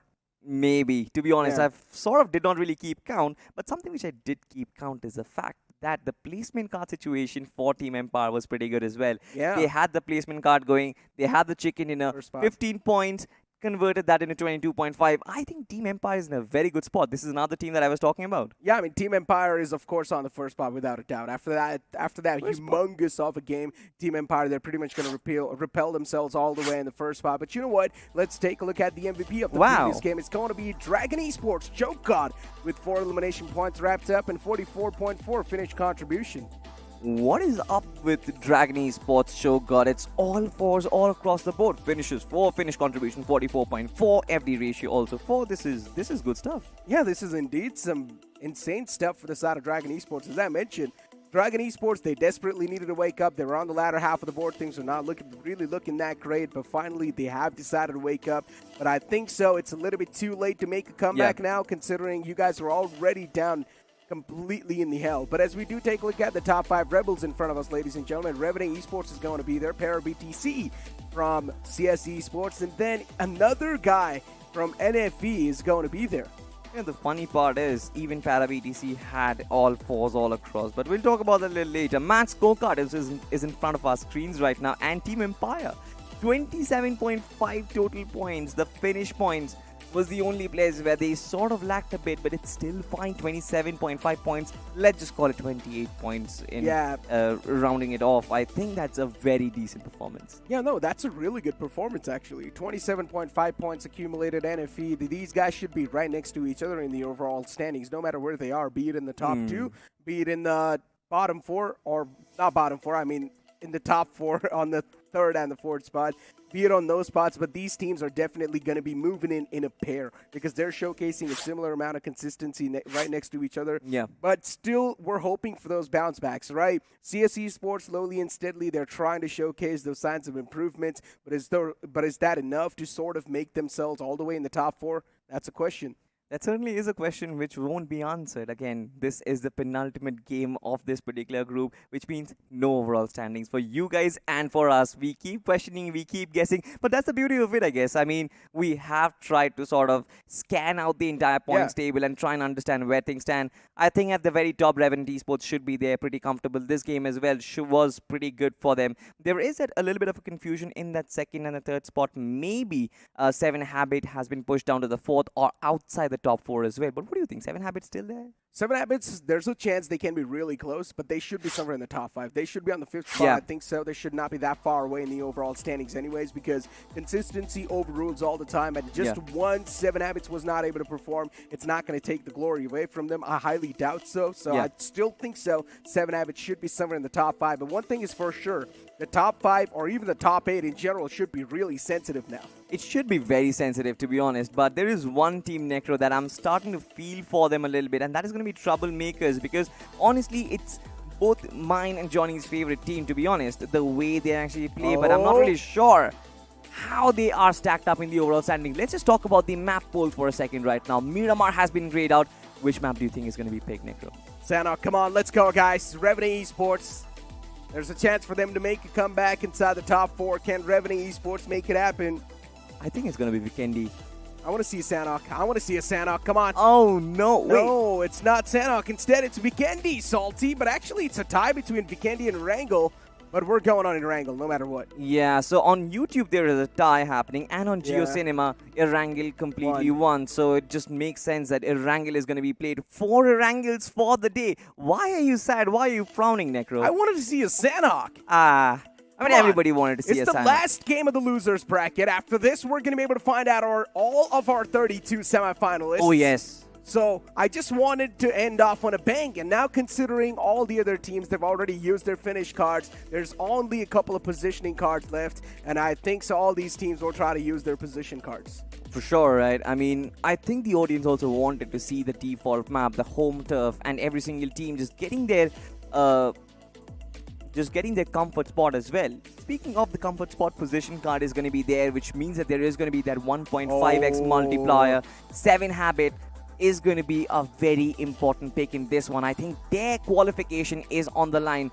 Burnix's official Dragon Esports, not really all that much. 7 Habits, they've cracked the code for the Matrix. They know how to survive inside the late game scenarios, and I think so they must have this game in their hands, considering they've also got the position card to back them up, and considering it's also the Erangel map. 7 Habits, they have specialized in Erangels. They know how to survive to the late game situations. So all the odds are now stacked with the players of 7 Habits, but then the teams that are currently inside the top 4, even they need to step things up massively. Everybody needs to step things up massively because this is do or die at this point, right? Semi-finals is on the line. You know, as a matter of fact, that 4 teams are going to qualify. The rest 12 teams are going to be eliminated. And to be honest, if you think from a team's perspective, right, they have had this huge journey so far. I mean, we've been casting this particular tournament for like a month right now. Imagine the players who have been playing every single round, coming in from the in-game qualifiers or the grind itself. Now it's the losers bracket. From here on, semi-finals is just one step away. Why do you think any team will not have pressure on their shoulders? Everyone will have pressure. Of course they're going to have the pressure, but still the teams on the latter half of the board who have completely lost their hopes,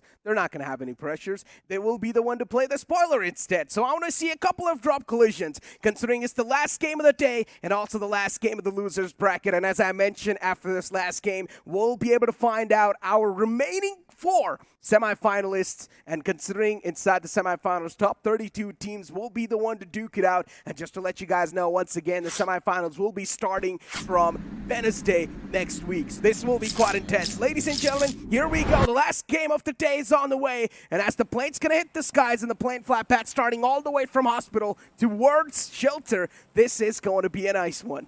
This is going to be a very nice one. We have a very horizontal flight path, Necro, this time around. We are going according to the latitudes. Hospital is where we are going right now. And of course, ending things at prison. Let's divide the map into 2 halves. I mean, nothing really special over there. It's just that the military base region will be a little isolated. Now, how can things get spiced up with a military base circle? That's actually a good thinking. But once again, we've also seen a decent amount of military-based circles in the past. Oh, yeah. I mean, that has been a very big reality as well. Yeah. This is what I'm saying, right? The rare circles are now popping up quite often. Yes. Los Leones in Miramar, military base inside this map. These rare circles are definitely out there. But I'm loving it, right? At the end of the day, you just get a lot of spice. We've seen a lot of northern circles as well. Once again, something which was very rare. We've seen a couple of northern circles, nearby shooting range, nearby Stauber. So... to figure out where does the circle really form. We do have a cluster toward the Pochinki region, so I'll have to find out. Maybe there is some drop collision going on. Look at Burnix officials going all the way towards Zarki. What? In the isolated spot, they just want to be the extroverts, or the introverts, I mean. They do not want anything else to do with all the other teams inside the lobby. In Grind 1 Esports, they found themselves inside a little bit of kerfuffle against the players of GWL. And GWL, they're here to spoil the chances of Grind 1 Esports. And this man's caught out in the open. Shots taken from GWL. And they managed to kick things off on a fantastic note. Nick's going to be the one to put the end to that guy's life. And then pulls out the OZ, gets another knockout in the far fray. GWL, they're doing a fantastic job. Especially Nick, what a perfect knockout that was. It definitely was perfect, especially without any sort of scopes equipped. With the Uzi as well at that range, it was extremely difficult. But now Team GWL, just on a roll, trying to close in the distance. Yeah. Grind 1 Esports, they kind of felt like they were going to outsmart the opposition, Tony especially, trying to be outside the fences, waiting for his opposition to have his guard down, but instantly getting picked off. And now look at this invasion from GWL is there. Yeah. One thing is for sure, the players of Grind 1 Esports, they have been slapped quite hard. And now the only thing they can try to do is place themselves a little bit in the defensive stance and try and defend this entire compound. It's going to be a tough one, though, considering it's still the early phase of the game. But this man makes a massive mistake. And this is where Kalva chimes inside the action quite nicely. Grind 1 Esports equalizing things once again. Now we're back on the even grounds. And Grind 1 Esports, a 3v3 scenario, this is definitely doable. It certainly is doable. And for Grind 1 Esports, I don't really think they have a lot to lose. But for GWL, there certainly is an opportunity.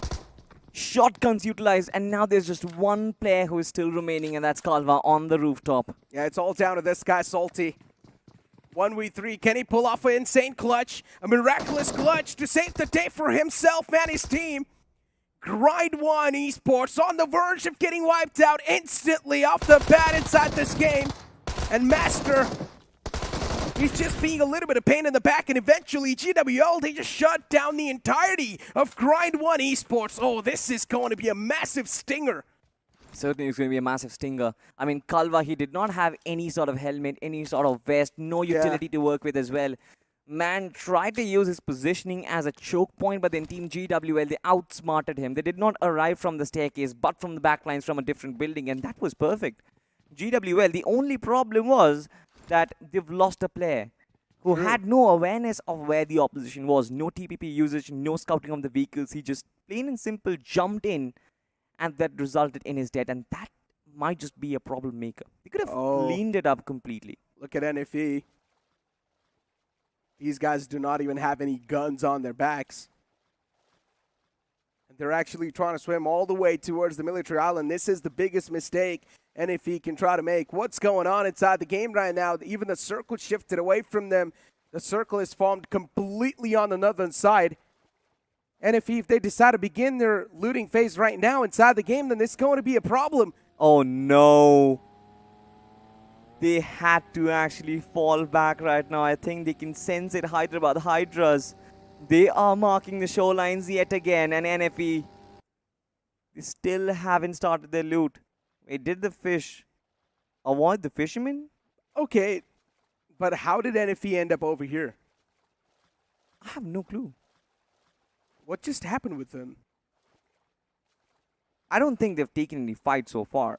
Of course they certainly not. are not equipped, right? They might have just glided their way into the waterways, but for so long doesn't really make any sense. Yeah. Hopefully we have some sort of a replay to kind of make it up, but look at this, Revenant Esports. In the midst of battle against Metal Wings, and they certainly have chopped off all the Metal Wings from them. Ooh, we saw the VSS action too. Do not really see that often, and eventually Revenant Esports, they just did some light work against the players of Metal Wings. One thing is for sure, we saw a lot of drop collisions. And I love to see all of these. Silly Esports against the players of 7 Habits, and even these two guys now want to chime inside the action.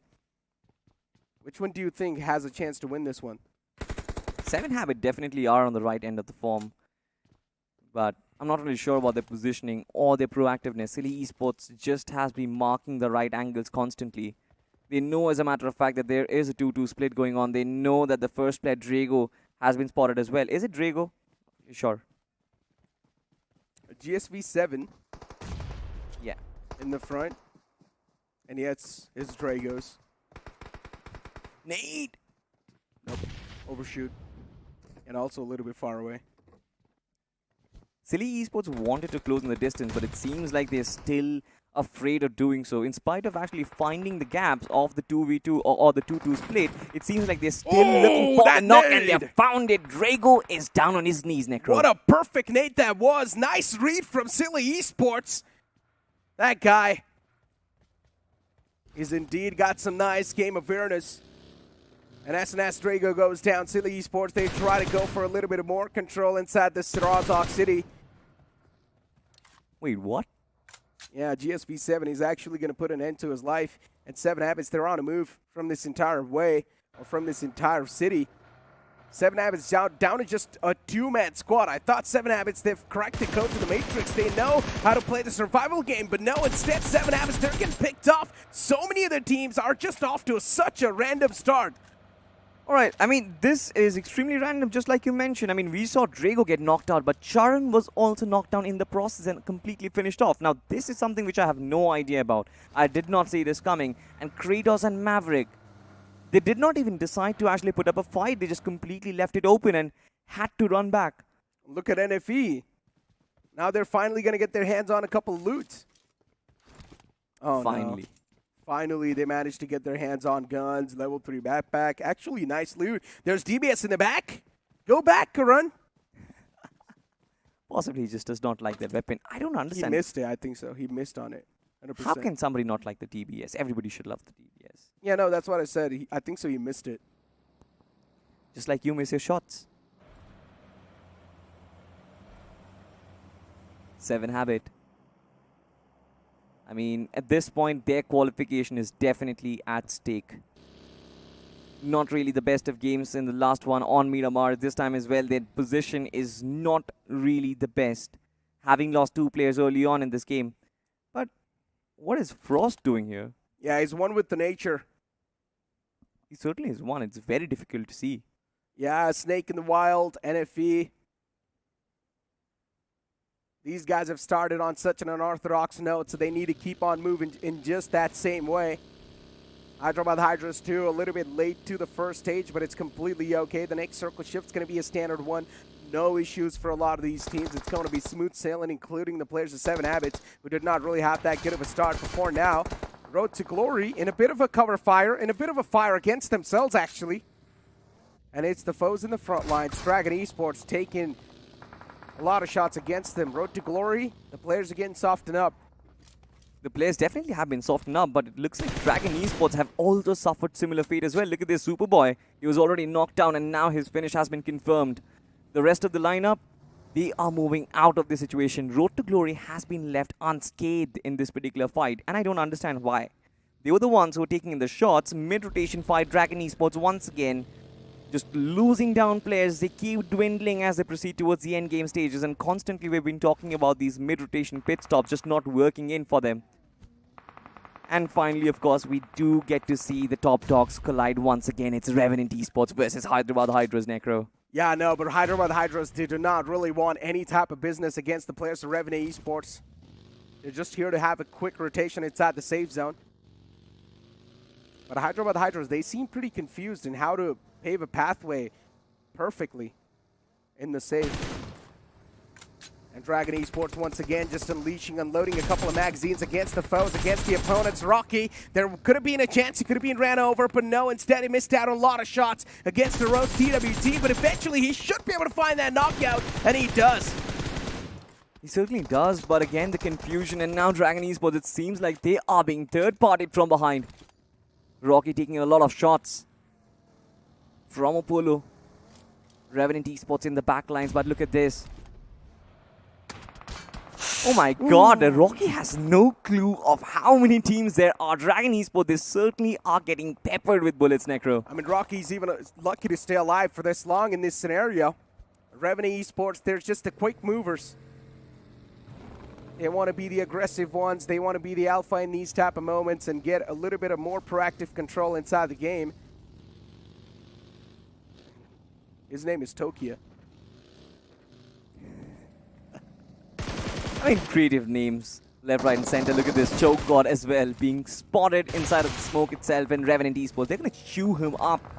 Revenant Esports are going all guns blazing, and they're not leaving any territory unharmed. Look at this. Even Road to Glory, as a matter of fact. They had Dragon Esports under their control. Now they want a piece of the pie from Road to Glory as well. This team is looking unstoppable. Indeed, Road to Glory. They're on a road to path. I mean, road to the safe zone right now. One thing is for sure, they're far away from that glory. And they're just on their way to the safe zone, and yeah, not looking so safe, especially when you're out in the blue and also getting shot at by another team like Revenant Esports. And yeah, the man's going to be completely confirmed from the game. Revenant Esports, they at least take down another man from Road to Glory. Dragon Esports is just down to this one last guy. I mean, this fight was just extremely awkward, right? Dragon Esports and Road to Glory in the first place did not really make a lot of sense. There were vehicle collisions happening. There were mid-rotation fights in the middle of nowhere, no cover whatsoever, and they were outside the circle. Oh my god! And look at this circle shift. This is something which I like. 7E being at the dead center. What a hardship it has been. One thing is for sure, the circle's been the massive MVP, but with that, even Dragon Esports, they take an exit from the fray, from the lobby. And as soon as the circle shifts up north, it's a massive wave of vehicles just trying to move inside the circle. Including TE, including the players of Burnix, even Troublemakers. They want to be inside the circle over there. CS Esports too, soon enough. We might just see that ram in coming into play. Oh, it's going to be an all hell breaking loose soon enough. Look at this. CS Esports still trying to make their way inside. From the map feed as well, you can see that there are only 2 teams who are quite far off. In fact, 3 teams, let's call it. You've got NFE, you've got Revenant Esports, and you've got the remaining lads of Road to Glory. Now, for NFE, this is extremely important. This game might just seal the deal for their qualification. A late rotation at this stage, I'm not really sure if that's the best idea, but look at this. As soon as the circle shifts, Severny has been packed. So many teams are handicapped. So many teams are completely wiped out of the game. They're still early inside the game, too. Oh, yeah. Personally, did not expect that at all. Especially Grind 1 Esports, CS Esports, 7 Habits. These are the team I thought would be able to stay alive to the late game quite healthy. They can't preserve their man numbers, but no, instead, that's not the case. And every single team now is going to try to book up towards Severny. CS Esports, they've already found their fair share of compounds, so they're going to be happy. But TE in a decent spot too. The only team I think who is going to be comfortable in this situation is Burnix Official. They have the right end of Severny, to be honest, because every time a team is going to charge in, the first evident foe is going to be Team Empire. They're the first one. These compounds extend far towards the roadside, right? And majority of the teams will slam in. Team Empire will have to feel the burnt of the aggression. Yeah, but their Empire's filled with a lot of foes right now. Not yet. Look at Severny. Oh, that's a Cold War. There's going to be an absolute warfare, especially when X7 Wolves, TMZ, and Team No Ones arrive at Severny, because there is no other compound, Necro. This place is deserted and it's flat. It indeed is. Revenue Esports 2 starting to move in from the right side. Hyderabad Hydras as well, a little bit on the edges of that safe zone. They have spread themselves out, wanting to be the Guardian Angels. So there's a chance that Revenue Esports might just collide against them soon enough. And yeah, Hyderabad Hydras, even they're starting to move down south. This can be an interesting one indeed. But Revenue Esports, they found themselves a home, at least for now. Not exactly a home, though, but they found a foe inside the home, and they're here to take him out. And already, without even a problem, they take him out of the game. Dude, somebody needs to stop Polo at this point, because this man is just going absolutely berserk. And look at that once again, a hard shift just comes back on top of Revenant Esports. What a prediction coming in from them. They wanted to play the edge of the blue zone, but now they are on the closed end of the circle. I don't even think so that was a prediction. They just saw one guy inside the building. They stopped to take him out, and then the circle just shifts a little bit closer to them. NFE too. They're going to be the late breachers, actually. NFE. The late ones inside the party. Revenue Esports, they definitely have got the info against him. And now Revenue Esports, they're quite desperate to take this fight against them too. Already they've found a couple of knockouts against the players of NFE. NFE, they need to make it out from this spot, but they're all the way out in the open. Nothing can be done. Too many bullets to dodge. Max being loaded from MJ. But still, that sweet connection isn't found just yet. MJ just being a real-life machine gun at this point, and not just one. You've got Sensei in it as well, you've got Apollo as well, and now there's an artillery strike. NFE Esports, this is just pure bad luck striking onto them. Oh, but even Troublemakers chiming inside the fight. A third party comes into play. Troublemakers, they want to be the one to scoop up a little bit more off the points for themselves. They want a little bit of piece of the pie, and Troublemakers from the hilltop. Indeed, they've got the high ground advantage to play, but Revenue Esports, they're like, no, we're going to deny the points that you could have had for yourself. Instead, we want those to us, but no, Revenue Esports, it's just too many smokes denying their vision. The balls on Revenant Esports to actually use their vehicles inside of the smoke itself to scout out a couple of players and figure out where their positioning is, maybe run a couple of players over. That was phenomenal. But look at this, Troublemakers. Once again, they were involved in the third-party fight. They only got one finish point, but they are prioritizing the position. They know, as a matter of fact, that NFE are not on the right end of the circle, and they will be able to gatekeep. They indeed are not. Troublemakers in the outskirts, on the edges of that zone. Burnix Officials too, now breaching in from the left. Revenue Esports, they're looking for to put a full stop to the fairy tale of 7 habits. But over here, Burnix Officials, they're quite desperate to find a good spot inside the circle. And X7's going to be the one to decide to breach up against. But X7, they were ready for a grand welcome. And SNS, they try to make that grand welcome happen. But still, somehow, Burnix Officials, at least that one guy's found himself in a little bit of a piece of a cover. But eventually, he finds another knockout from the players of X7 Wolves. This is a bit of a problem now.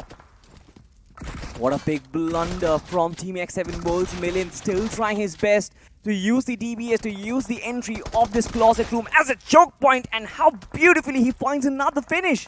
X7, a big blunder from these guys. A fight they could have won flawlessly. Now, a lot of flaws have already been found.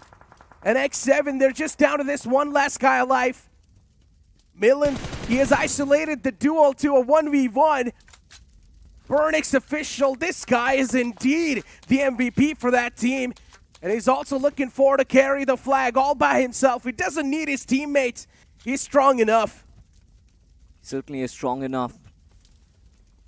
Strong enough to be the Thor, strong enough to be the Hulk.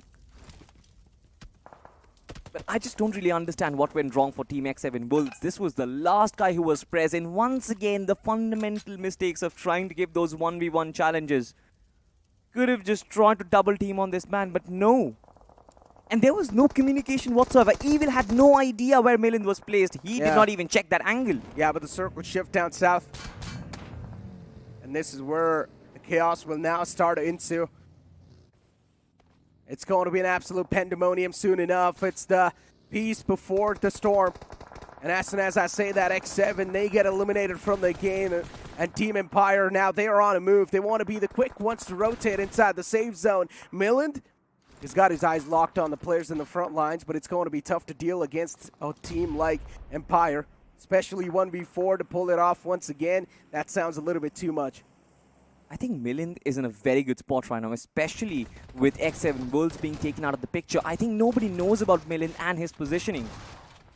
The fact that two teams came in, once again, the replay just goes to show that there is no awareness whatsoever. X7 Bulls just chimed into the party. Oh, but finally this fight escalates. Team Empire up against the players of Silly, and eventually Silly Esports, within a flash, they get eliminated from the game. Team Empires, even the third parties over there, they've got too much trouble to deal with. Milind from the back lines, even he was applying a bit of pressure. Revenue Esports, MJ knocked out. It's not going to be adding up any type of pressure anyways against the players of Revenue. Because Revenue Esports, in this scenario, in this situation, they're the free birds. They've got a good position to play with, but as soon as I say that, a Ramin comes in from the back, and Hyderabad Hydras now, they're back in the fray, back in the party. They certainly are back, and they will try and scout out where the remaining players of Revenant Esports are. They might even spot the likes of Team Troublemakers as well, and this is where Hyderabad Hydras will truly shine, because Revenant Esports, they had the finish points going, but Hyderabad Hydras now have the domination, have the man advantage, and they certainly have the firepower.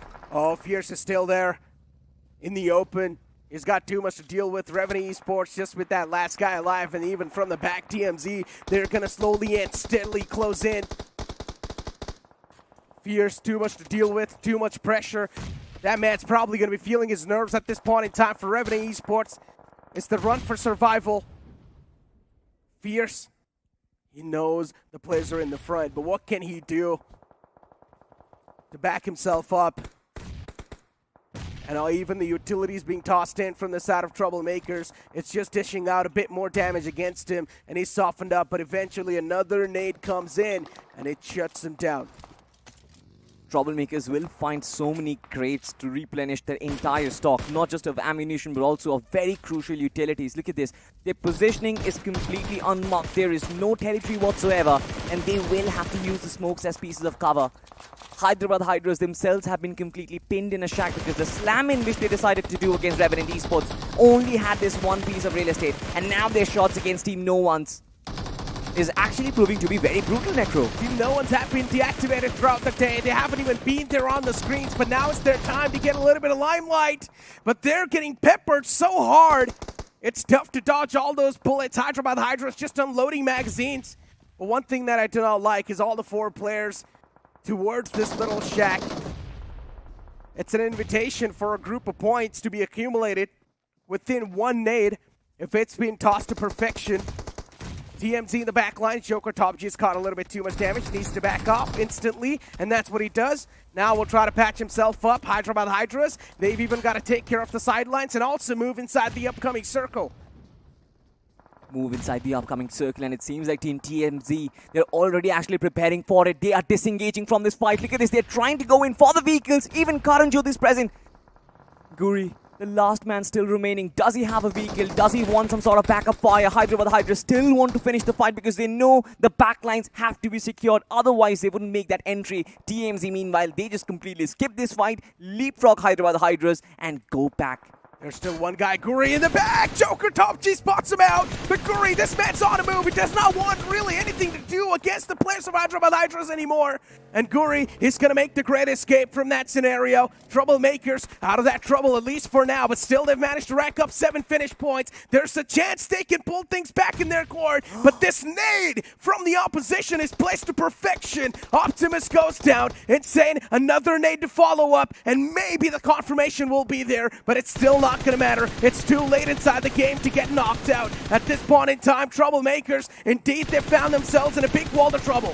They certainly are, and Team Empire, they are personifying Alexander the Great, trying to spread his empire all over the world, at least all over the final circle. Team Empire, they have charged along the way in the 3 games that they have played so far, and now they are almost in the brink of qualification. Hyderabad Hydras, for them, the stakes are extremely high, but I don't think that they have done enough. But we'll still find out. Karanjot spots up both the players through the blades of grass, and what a beautiful shot it was. What a perfect knockout that was. Good find from Karanjot. 2 knockouts instantly. Troublemaker still in the game, barely making it. They're barely breathing.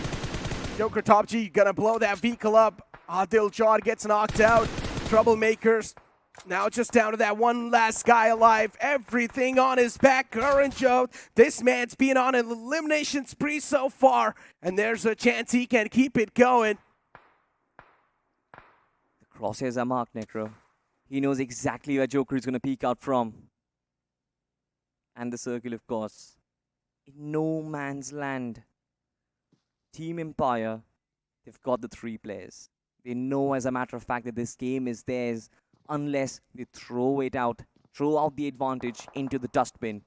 Joker and Karanjot, they know their positions. They're playing in for that second spot. But Team Empire, they are trying to go in for the semi-finals, and it seems like it is it. The job has been done. Joker Top G, he did manage to survive for the second spot, but now the entirety of the Empire is going to push up on him. Team Empire, they've done it!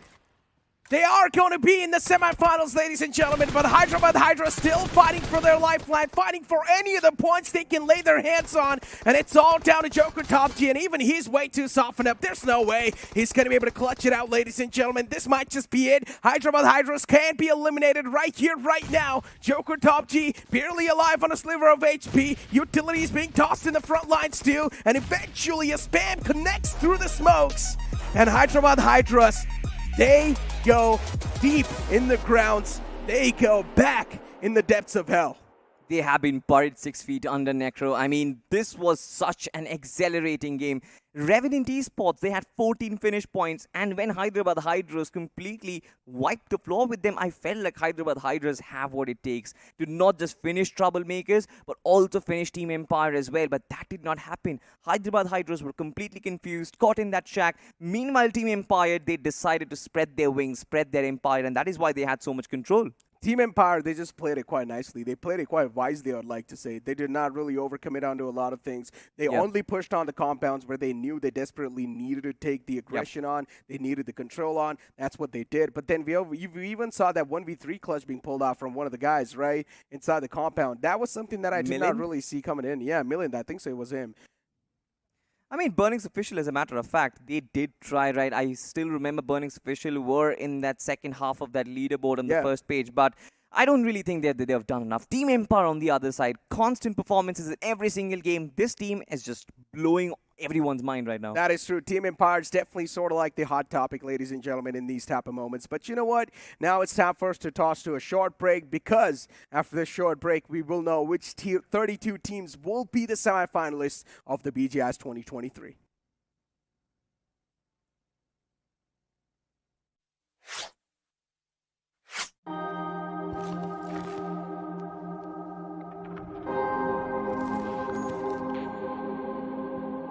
आपने कहानियां कई भाषाओं में सुनी होगी, पर कभी किसी भाषा की कहानी सुनी है? तो squad, let me introduce you to मी।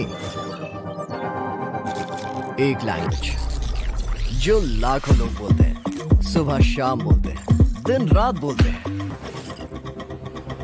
यहाँ फिर भी नो एंट्री का बोर्ड लगा है। स्ट्रेस नहीं रे बाबा, स्ट्रेस नहीं।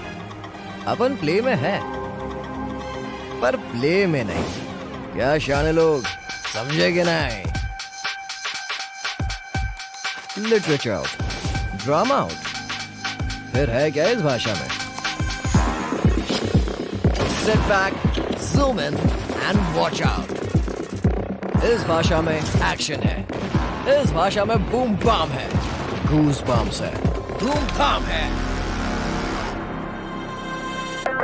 वो क्या मांगोगे न्यू वर्जन मिलेगा, ग्रामर को पट से हेडशॉट मिलेगा, मेटाफोर हमेशा आउट ऑफ साइट मिलेगा, फन मांगोगे सीधा बैन मिलेगा। स्ट्रेंजर्स को फ्रेंड्स और फ्रेंड्स को भाई बनाने वाली भाषा मैं ही हूँ, जो हर टाइप के, हर जगह के, हर एटीट्यूड के लोगों में शांति तो लाती है, पर सबसे ज्यादा युद्ध भूमि बोले तो बैटल ग्राउंड्स पे बोली जाती है। क्या समझे? वेला वेला चिकन लेला। इंडिया में चाहे कितनी ही जुबान, इंडिया के दिलों पे राज करती है आपकी बनाई हुई बोली, BGMI की बोली, इंडिया की बोली। सर सीन सेट है, एक सॉफ्ट रिहर्सल कर लें क्या? Yes, let's go.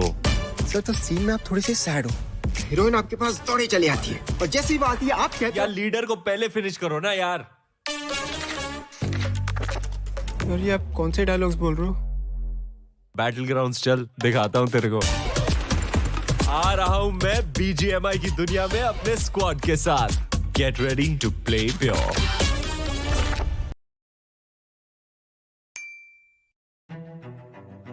Road to Valor Empires में बहुत सारे फैक्शंस है, जैसे जापानीज फैक्शन है, रोमन फैक्शन है, पर्शियन फैक्शन है, नॉर्मन फैक्शन है। इंडिया फैक्शन नहीं था। Then I thought, okay, now this is the really great opportunity to design some Indian characters. हमने डिसाइड किया कि we'll go for it. जो भी कोरियन डिज़ाइंस बन के आए थे तो बहुत ही अच्छा था, लेकिन इंडियनाइज नहीं था, वो बहुत ज़्यादा कोरियन स्टाइल था। उसको इंडिया ऑथेंटिक बनाने के लिए हमको बहुत ज़्यादा रिसर्च करना पड़ा।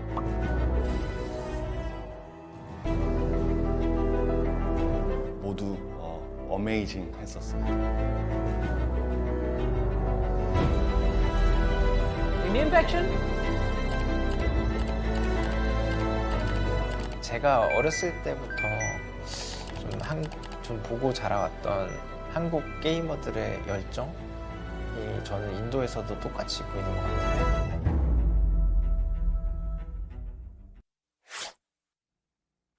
Welcome back, ladies and gentlemen, after that short break. And yes, the final game was quite entertaining of the lower brackets. But as I mentioned, after that game, we'll be able to find out our 32 semifinalists for the BGIS 2023. Before now, let's just focus on the final game, right? Speaking of that game, quite a lot of unfortunate things happened. Quite a lot of untold things happened, unplanned things. I do not even know what to say, but one thing is for sure, to give a full summary of all of that previous game was unorthodox. I mean, I think all the words that you used, all the adjectives that you used, they are perfect. What was the unplanned? First? Unplanned, right? Unplanned. Yeah. The circle itself, it was completely unplanned. Nobody understood why that circle shift towards that northern side. A Severny finish. We were talking about a military base finish. We get something completely opposite. Untold things. NFE just completely swimming, trying to go towards the military base, coming back. Untold, like nobody knows why. That game was just so unorthodox. It's something that you just never expect. Yeah. But then that final game comes into play and you're like, wait, even the pro players can make mistakes like these. Oh, for sure. You're talking about X7 Wolves? Yeah. That one single guy from Burnix officials, Milland, just shutting them down one after the other. He managed to take down 3 players individually. He technically just manhandled them. But speak about manhandling things, GWL as well, inside this entire scenario, they were able to manhandle the players of Grand 1 officials. Yeah, Grand 1 officials did not really put up any sort of fight. Apart from this one, Kalva did have the opportunity. This was like a one place where Team GWL really did slack off, but after this particular fight, they were nowhere to be found, Necro. Yeah. Grand 1 Esports, unfortunately for them, they could have stood a chance, I think so, to make it inside the top 4 if they would have had a good performance. But unfortunately, that was stolen away by them. But then we have Revenue Esports 2 just doing a fantastic job inside the side of Milta. I generally did not think Metal Wings would go for that drop collision because it's not the first time these guys are playing in Wrangle 4, right? This drop collision has never happened. But Metal Wings, out and over, they just decided to collide against him. I mean, Metal Wings did try to pull off some shenanigans. You were talking about certain teams trying to spoil others' games. And it is, again, a very similar thing. It's been happening since forever. And Metal Wings possibly thought that maybe taking the fight to Revenant Esports and maybe winning that drop clash would have given them some sort of a morale boost, but that did not happen. Even in this one, right? 7 Habit did get taken down by the lads. I don't really remember which the team was, but Kratos did manage to survive till the top 6, which is still amazing. 7 Habits. I mean, these guys, they've just cracked the code. They just know how to play that survival card. And I think so in the previous game, they also used the position card, right? Yeah. So that was the last game. They used whatever they had left over. So 7 Habits, they should have a decent amount of points. But once again, are those points enough to keep them in the top 4? That's a bigger question. That certainly is a very big question. And then there's a lot of others. I mean, look at this particular fight against Dragon Esports, Road to Glory and Revenant Esports. We saw that little bit of a skirmish where Revenant Esports just feasted on those finish points. Even in this one, right, CS Esports, they were playing so good. But all of a sudden, they just get chewed upon by Team GWL. Some unexplained situations did manage to happen. As I mentioned, that entire game was just so unpredictable. No one knew what's going to happen. So many third parties happened over there. So many teams just popped in out and over. We did not even expect them to be there. Hyderabad Hydras as well, just going for those third party scenarios. They were so aggressive in the final few moments. Revenant Esports as well, they just stopped in that compound, and luckily enough for them, the circle shifted quite close. Yeah, I mean, it was very lucky for them up until the point where Hyderabad Hydras decided to just completely slam in. And this was the moment, right, where X7 Wolves just made a massive blunder. Nobody had any information of where the players were. Yeah. There could have been a chance X7 Wolf could have played that entire scenario flawlessly. Yeah. They could have taken down the entirety of Burnix officials without even having any type of flaws in their play, without even taking any type of damage against themselves, but still they screwed up massively. And then Burnix officials, they just got another lifeline in that scenario, considering the man Million, he managed to get 3 elimination points wrapped up all by himself. That's still a decent add-on to the team. And then in the final few moments, Hyderabad Hydras, I like the micro movement that they try to pull off in these games. I mean, Team Troublemakers were actually very wise in that situation to leave that particular fight and prioritize the circle. You'll see that right when the fight actually was about to happen, Team Troublemakers decided to take their vehicles and go in for that massive rotation. But the only problem was the circle is completely out in the open. It's a massive bowl, Necro. And look at this. There is no place to run, no place to hide. Of course, Team Troublemakers, they were being picked off. Hyderabad Hydras, they tried to fight back, but I mean, there was only one king at the very end. It was Team Empires. Of course, but you got to give props to Troublemakers. These guys have definitely stepped things up massively. In the game of Miramar as well, Troublemakers was doing quite nice. Now, even inside this game, Troublemakers was there. One thing is for sure, Johnny's going to have a big smile on his face when he finds out Troublemakers was playing nice inside this game too. I mean, the smile sort of depends on whether they qualify or not, because it's the same case for me, right? I have definitely been loving the fact that this team is so consistent. Every single game that they play, they will have those podium finishes, or at least a top 5 finish. But this one was without really a lot of finishes on the board, and I'm kind of like a little skeptical if they've made it. If they've made it, definitely I'm going to have a very big smile. One thing is for sure, everyone's just waiting for the overall standings, but it's still quite a decent time far away, right? Considering we still need to find out the MVP of that previous game. Yeah. Who was it? Who do you think is going to be the MVP though? I think it has to be Apollo, right? From Revenant Esports. The man had 7 or 8 finishes all by himself. Somebody has to stop this lad, because if he continues this run up from Revenant Esports, who of course should have easily qualified to the semifinals, are going to have a very easy run to the in the semifinals. Yeah, without a doubt. I mean, Revenant Esports, these guys have been feeling themselves, especially the playstyle change that they try to showcase inside the lobby after that game of Sanok that we witnessed in the past in the round 3.